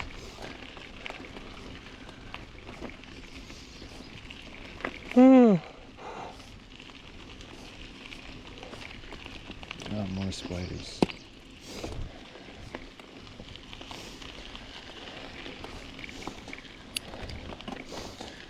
For ants, where I was at last night again, I have a strategy for ants now.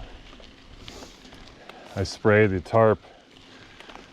I have it folded in half, whatever, and I spray all air on it with DEET, and I flip it over and do the same thing again. I put all my gear in the middle of the tarp, and then I wait until 9:30 or whatever, until, you know, the ants aren't really active anymore, and throw my tent up really quick. I didn't even stake it down last night because the ground was so full of rocks and shit. There's no way to get the stakes to work, so just throw it down, instant up, get right in.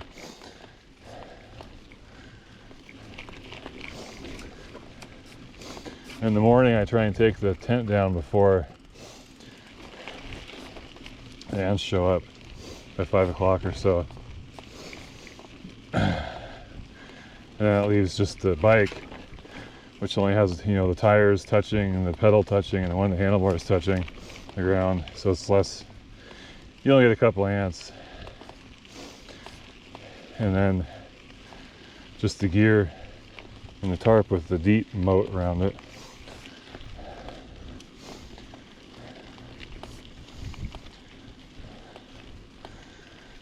I think that works pretty good as long as it's not like an anthill, but if you want to find a place that doesn't have bugs, you could be looking all night, you know.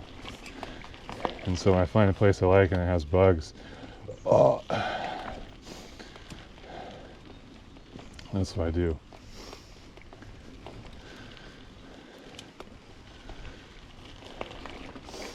9:30. What time did we leave? 8:30. This is so flat. I think I should have a Cliff Bar, but this is so flat and gravy. Well, it's actually uphill, but I think I'll keep going.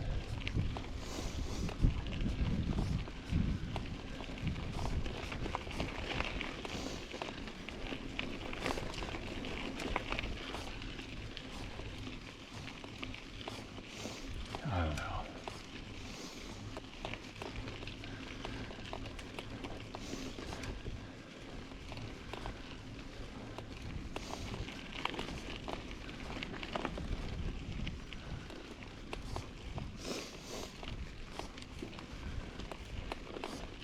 I think I should eat now, just try and be smart about it.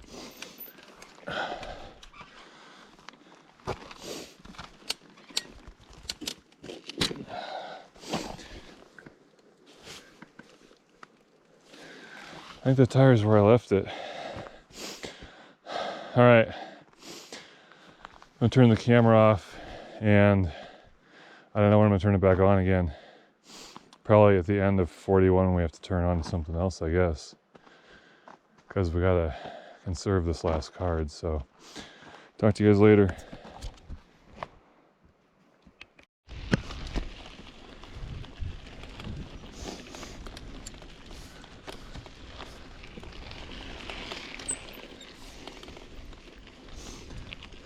That's Tacoma Pass.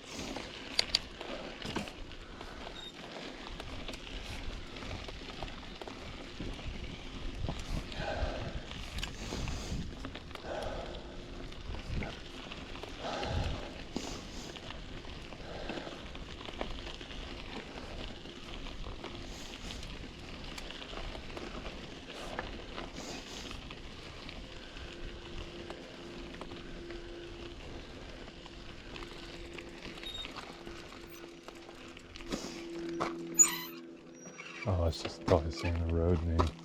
Stupid.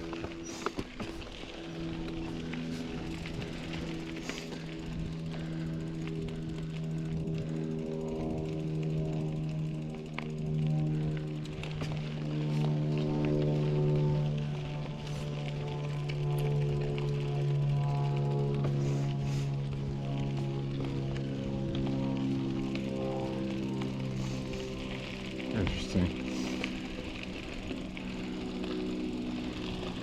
I don't know if that was it or not.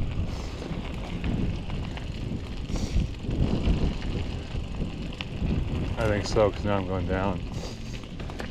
It's funny because it's like a false pass.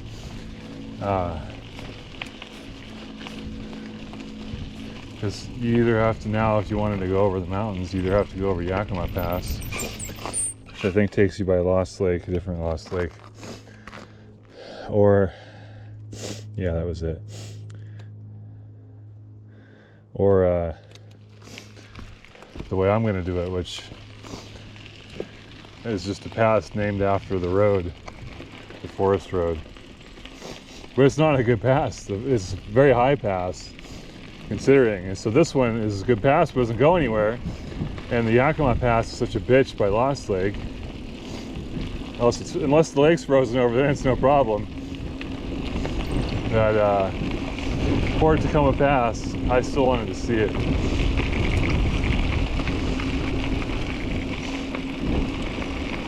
It's funny that I can't take bikes on a PCT, but some guy can just back his truck up into the woods and call it a campsite there.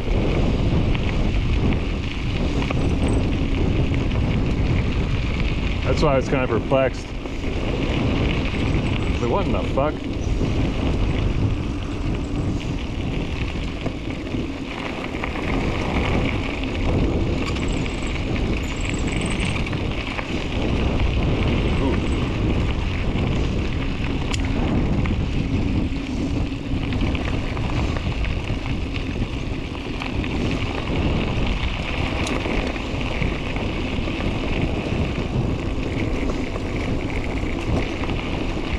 There's some warning sign about this road too. I don't know what the fuck that's about.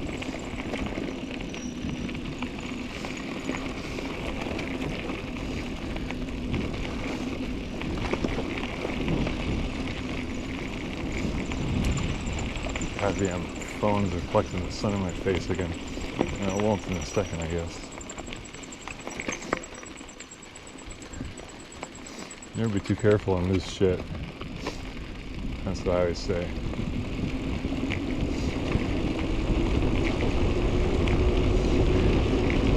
As much as I love going down, I know I'm just going to have to make this elevation back up in 10 or 15 minutes.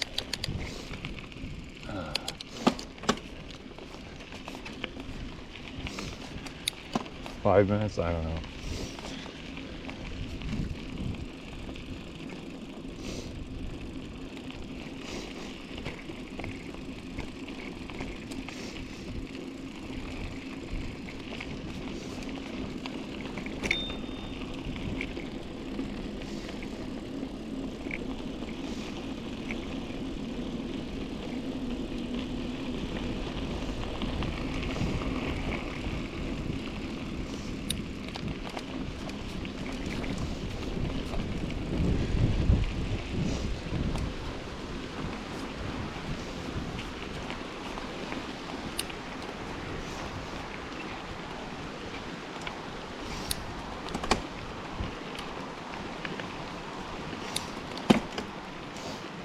too.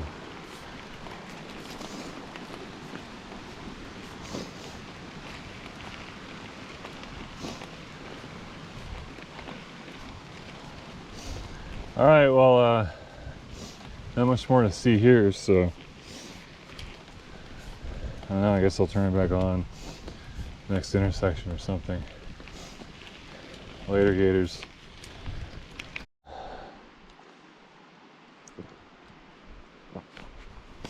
Been doing a descent into whatever this valley, I think it's called Surprise Valley or Hidden Valley, or I don't know. One of the overland YouTube guys pointed out the valley from two directions. I don't know where they got the name of it from because I didn't see it on any maps, but so we're descending from 3,000 feet to 2,400 feet and then up to 5,000 feet. So I'm thinking maybe I'll camp at 4,000 feet though. There's a junction there with some switchbacks and a decommissioned road or two coming out of that. So if I can find somewhere flat, and then we'll have 1,000 feet in the morning. And the reason I was thinking, staying at 4,000 is just so we don't have the exposure, and maybe if the lows don't drop quite as low as the 5,000. If I summit today, like let's say I get extremely motivated, I have to transit that ridge line for miles before I can drop down to find some shelter again. And so it's a pretty big commitment. And also, it's tough to commit to that kind of altitude climbing. Like, that total range from 2,400 to 5,000 in like an afternoon is a big commitment.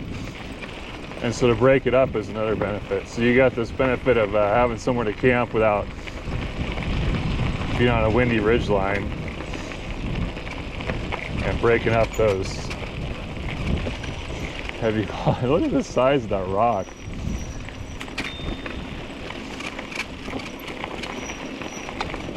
Jeebus.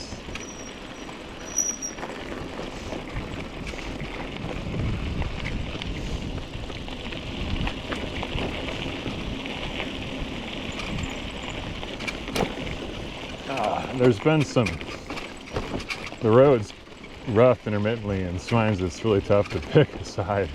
You know, I've seen other little bike paths. People have been here. I don't know how recently. I don't know if it's today. Look at that rock. But nobody posts any gravel routes online for this, so it's kind of frustrating. That's one of the reasons I wanted to come out here, is I thought that there's some good opportunities. People are all getting into gravel biking now, and I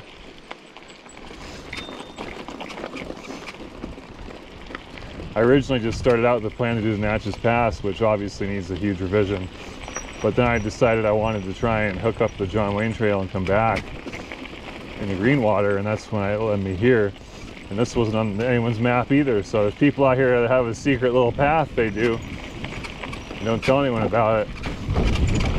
Not cool, fuckers. It's not like the road's gonna get worn out. It's already falling to pieces from rocks. What's a couple bikes gonna hurt?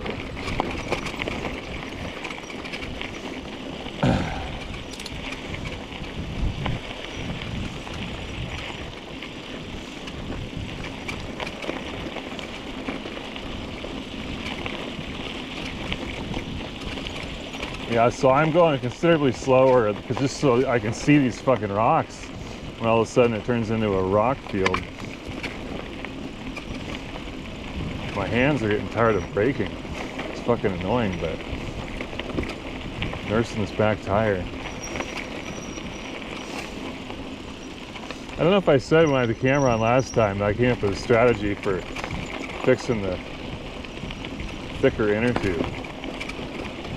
If this inner tube in here goes, I can cut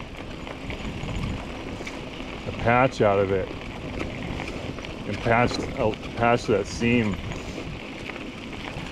I noticed when I was doing the, I put 2 patches on it to see how it would go and see what I thought. This is on the one that's stowed, the thick one, right?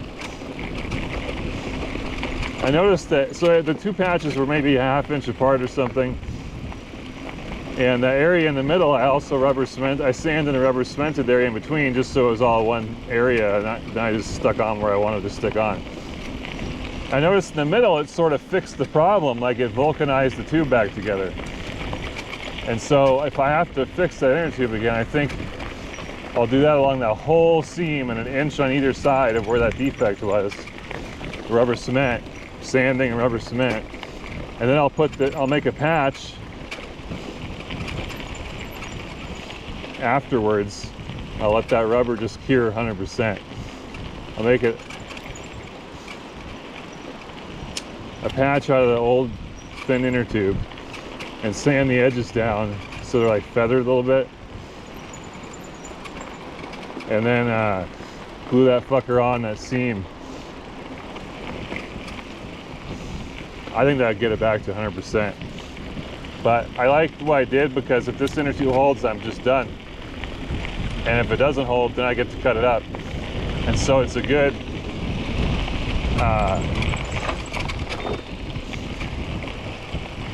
hierarchical failure structure. How's that for a buzzword? You know, things are failing in a way that give me the maximum options as I descend through the tree of failure. And hopefully we can keep this bike rolling. I hope that wouldn't take too long. The other thing is I don't have as many tire levers as I thought. I don't know if I have them in other kits. Oh God, I want to stop. It looks like it levels out down there. My hands are fucking tired. So anyways, I broke one of the levers in the fucking alien tool. And the other beefy lever I've got, it's a single beefy lever, and it's on the other end. It has a wheel straightener on it, a rim straightener. That's why I've got it. But I've put it through hell today. Minion tires don't want to come on. And so I'm pretty close to having no tire levers is what I'm trying to say. You know, I've got 2 left that work, and they work well together. I've got it all figured out how to use them together now. 52, okay. Well, this is the problem because I can't see the phone, it's in the sun. Come on. I don't even get it. Oh, I think I'm gonna go over here in the shade though.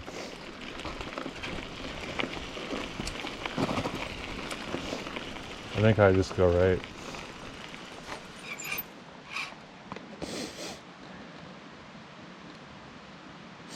What the hell? That's so... Oh!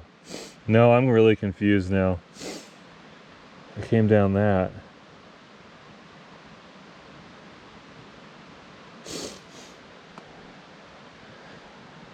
It sucks because this stupid thing shows the wrong direction I'm facing. You think I'd want to keep... Oh, that might descend too.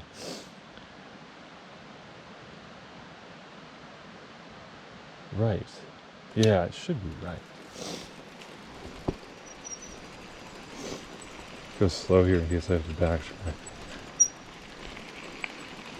Yeah.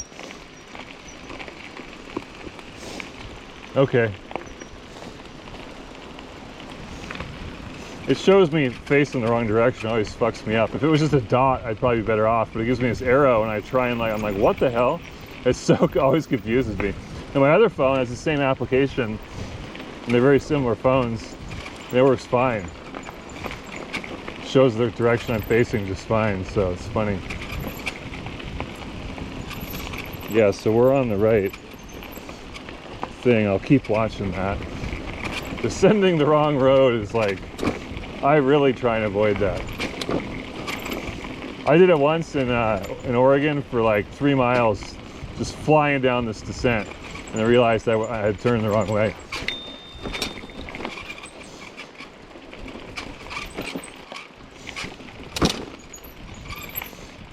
I ran out of water that day, and luckily some guy out picking mushrooms gave me like a half gallon of water. It's mainly because of that turn is why I ran out of water.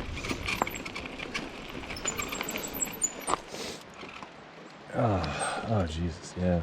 I think we're good. Tacoma Creek.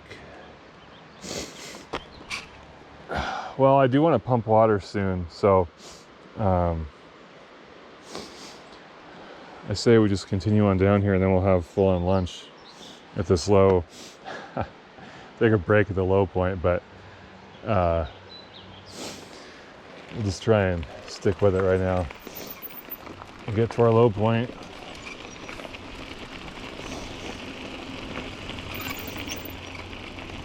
I think I'll just fill the Camelback. Leave a little reserve up here, and then we'll have to sometime, maybe 3,500 feet or something, we'll have to be keeping an eye out for another water source. And then just expect not to find water up to 4,000 feet. So if I'm going to camp at 4,000 feet and there's not going to be water, there might be. Now if I camp at 4,000 feet and there's water there, all problems are solved because I can just use as much water as I want, top up everything, top up the gallon, and then head up to that ridge line. And that way if I have to stop and fix the tire or stop and make lunch or something, I expect that I spend more time higher up than I wanted to. I've got water.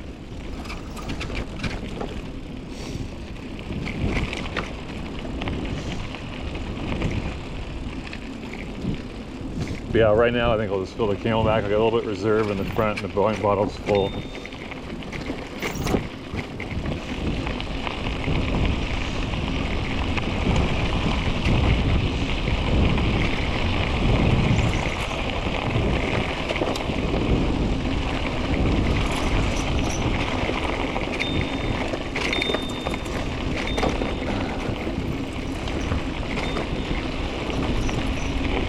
Boy, that bridge earlier was very nice for how this road's been maintained. And they had a little sign that said warning about the road. So is this it? Is this our...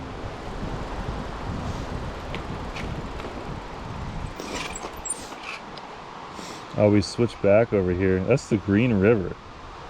Oh, we just passed the Green River. That's... Oh yeah, that's our... Let me think. What's this say? 2,400.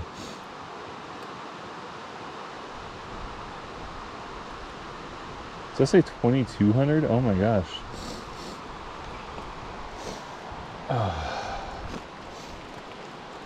So this should only go up just to get out of this riparian zone.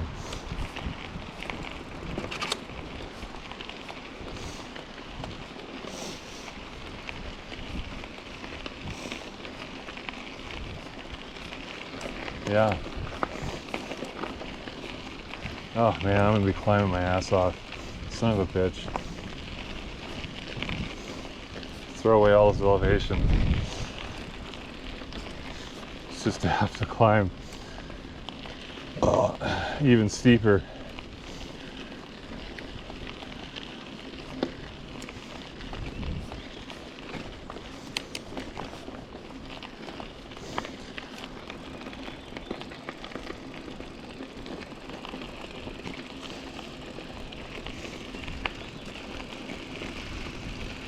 That just probably says like 52 or something.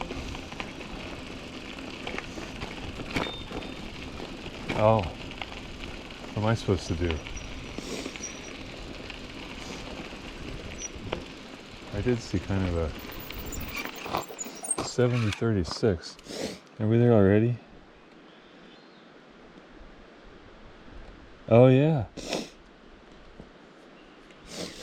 It looks like we take this hairpin here.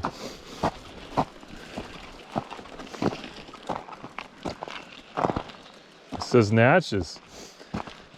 Hot damn, I think we're on the right path.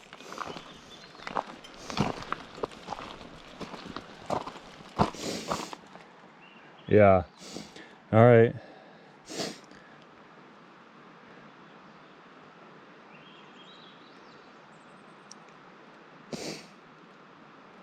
Oh shit, label that fucking line.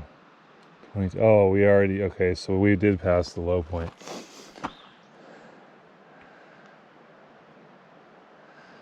Fuck. I don't know. This is typical Quinn. We're walking.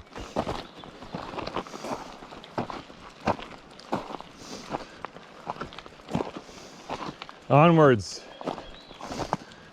I'll have lunch a little later, maybe.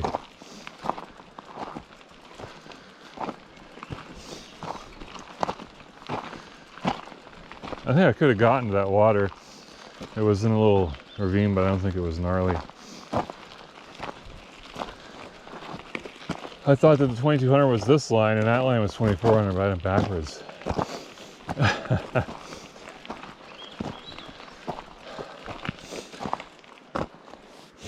Might as well take my helmet off because we're in this. And I'll leave the camera on for a bit just to get some of this 7036 road in, but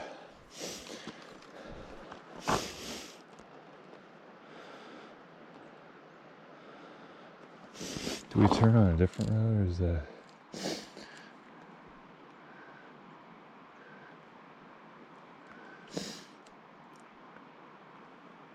And I think we take this all the way to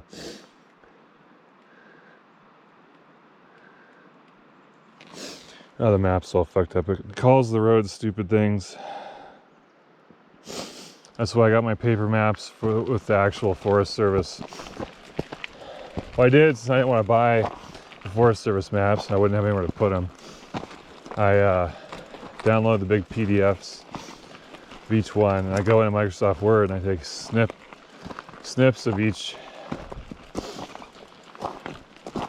like containing the trail element for each part of my journey, and I like write a line like 7036 to 7040, and I put at the end of that, I'll put like what grid I'm in. I call it grid. What do you call it? Quadrangle. So if I cropped it too soon, okay, let's say we're taking a different road than the one I planned on, and I cropped it out, at least I know what quadrangle it's on. And my phone, both these phones have all the PDF files on them of those maps. So the names of the roads are all fucked up in the map, but I've got the real names if I need them. And otherwise I can just follow the red line. Whew.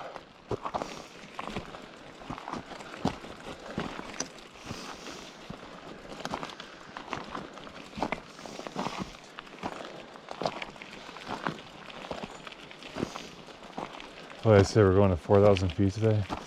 Did I say that? Wow.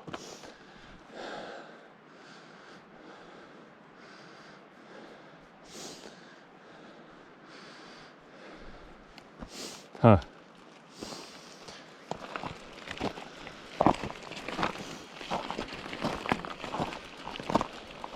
It's a lot of feet.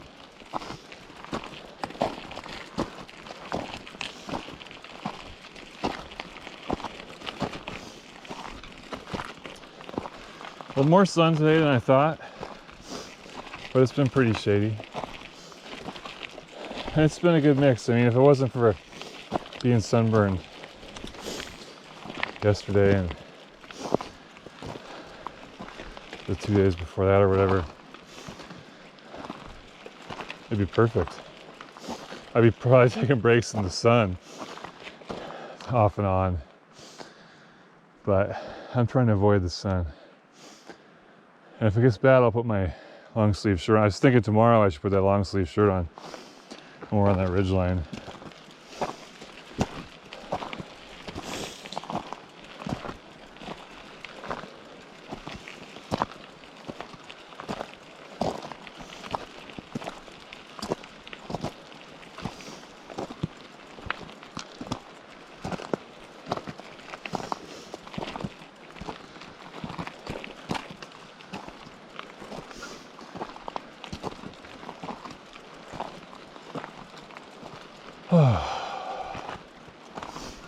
It's just nice to know where I'm at, that we've gotten this far today with really not that much effort. And we also know what lies ahead. What I don't know is like what it's going to feel like and how much we'll be able to do, you know. Like, it's 4,000 feet by dinner, reasonable. And with the full moon, would it make just sense to just keep going up the ridge in the cool weather and then riding the ridgeline in the full moon? Now, I do think the moon is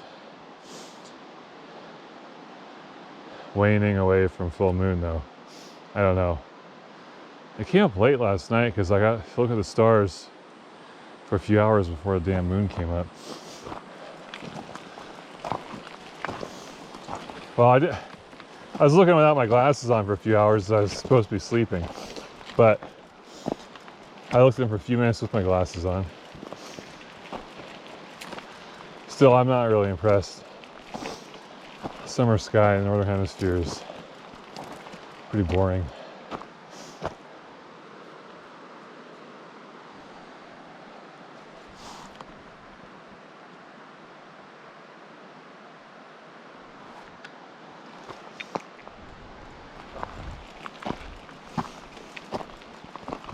It looks rainforesty, huh?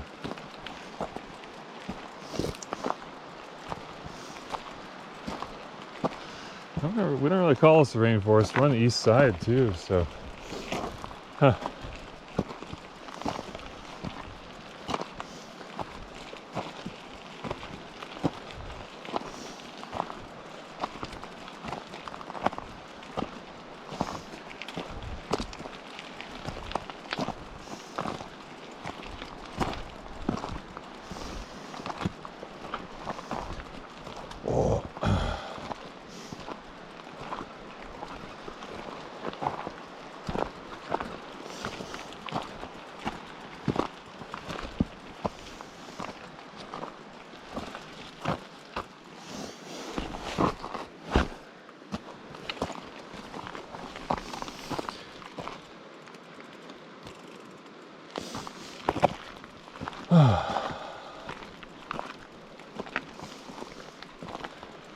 I got a few text messages out.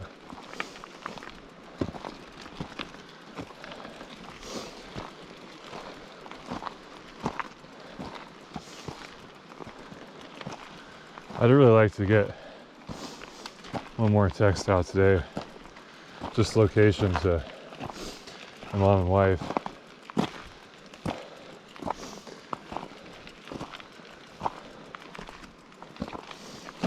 Hi, little snake.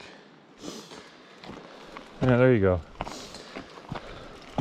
I was surprised I didn't see any rattlesnakes in Eastern Washington.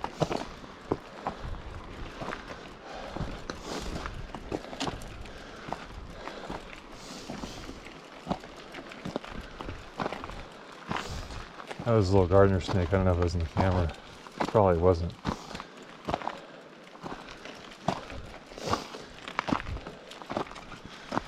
Now this looks like, oh, I'll get back on the bike. But I think it's a switchback. No, it's not. Huh.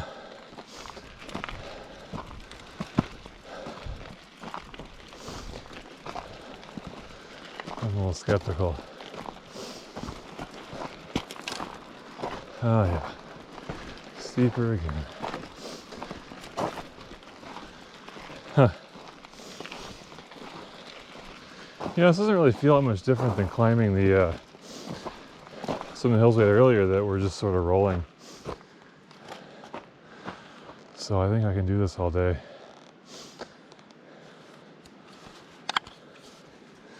Put the helmet on just so I have a sun visor.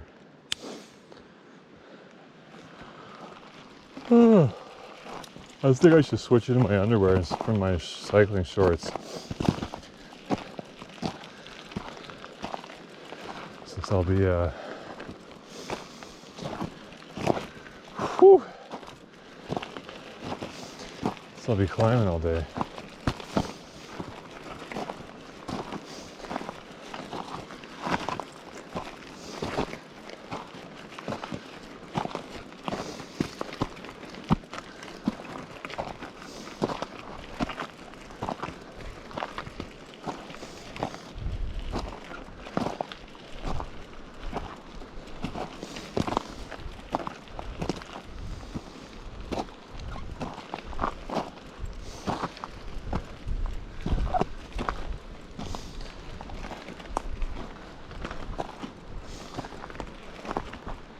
This is definitely steep for a fire road.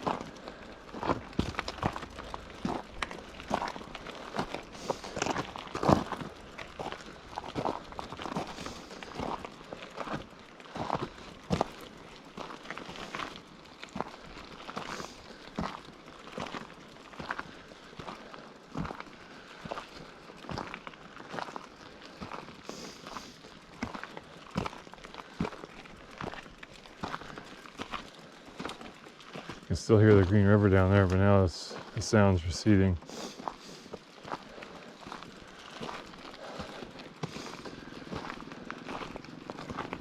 Hey, I hear a motorcycle.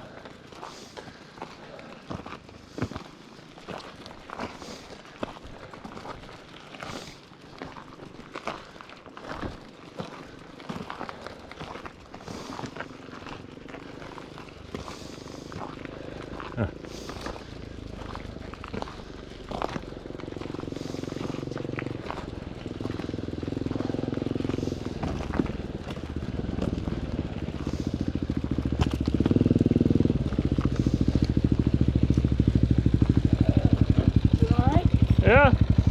All the way to Greenwater? Huh? You going through the Greenwater? Yeah, it's the plan. You gonna make it today? You got some big ponds ahead of you. Yeah. I was thinking of camping at 4,000 feet and do it tomorrow. There's at least two pretty big ponds in here and there that you're gonna have to grind up to push up. You know, what I'm worried about is water up high, if I can get water.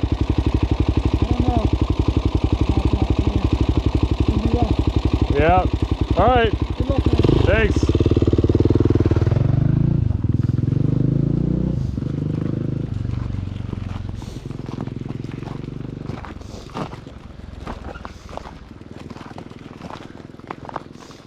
Nice guy.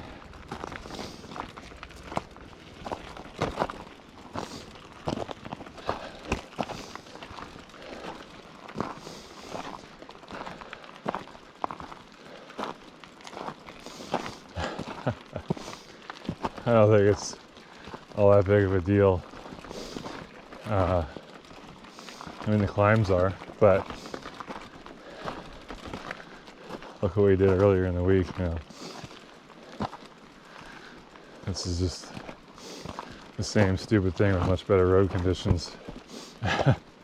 So I think I'm okay. Although I will say once we got up high in the Natchez Pass, there was fucking water everywhere. And this looks different on the map. It looks pretty dry up there. So that is one big difference. That's why I've been thinking about it.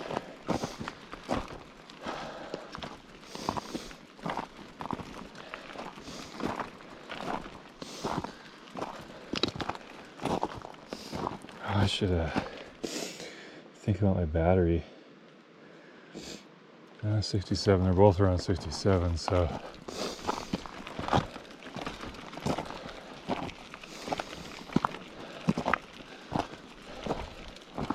You know, the GoPro's been sipping battery since I haven't been using it as much.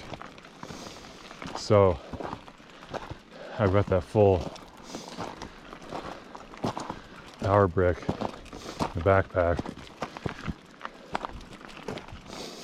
And with, you know, I might have to top up the GoPro or something, but that thing's basically 100% available for phone charging the rest of the trip. So no worries.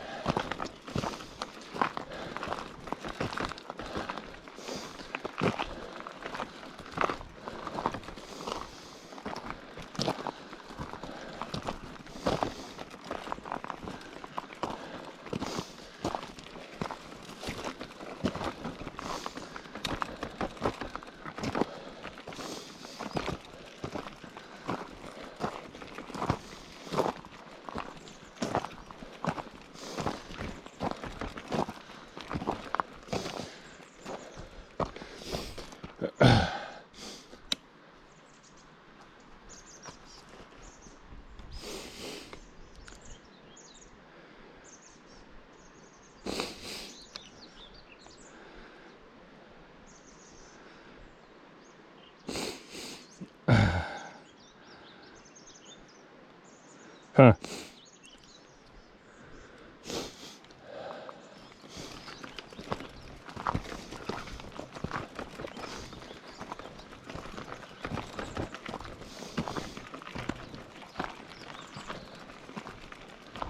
Nice breeze.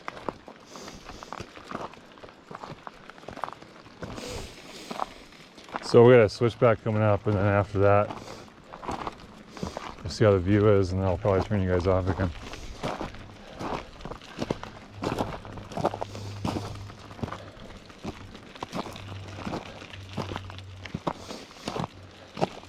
I haven't been watching how full the cart is. I think I've been doing pretty good though. Yeah, let's look at that.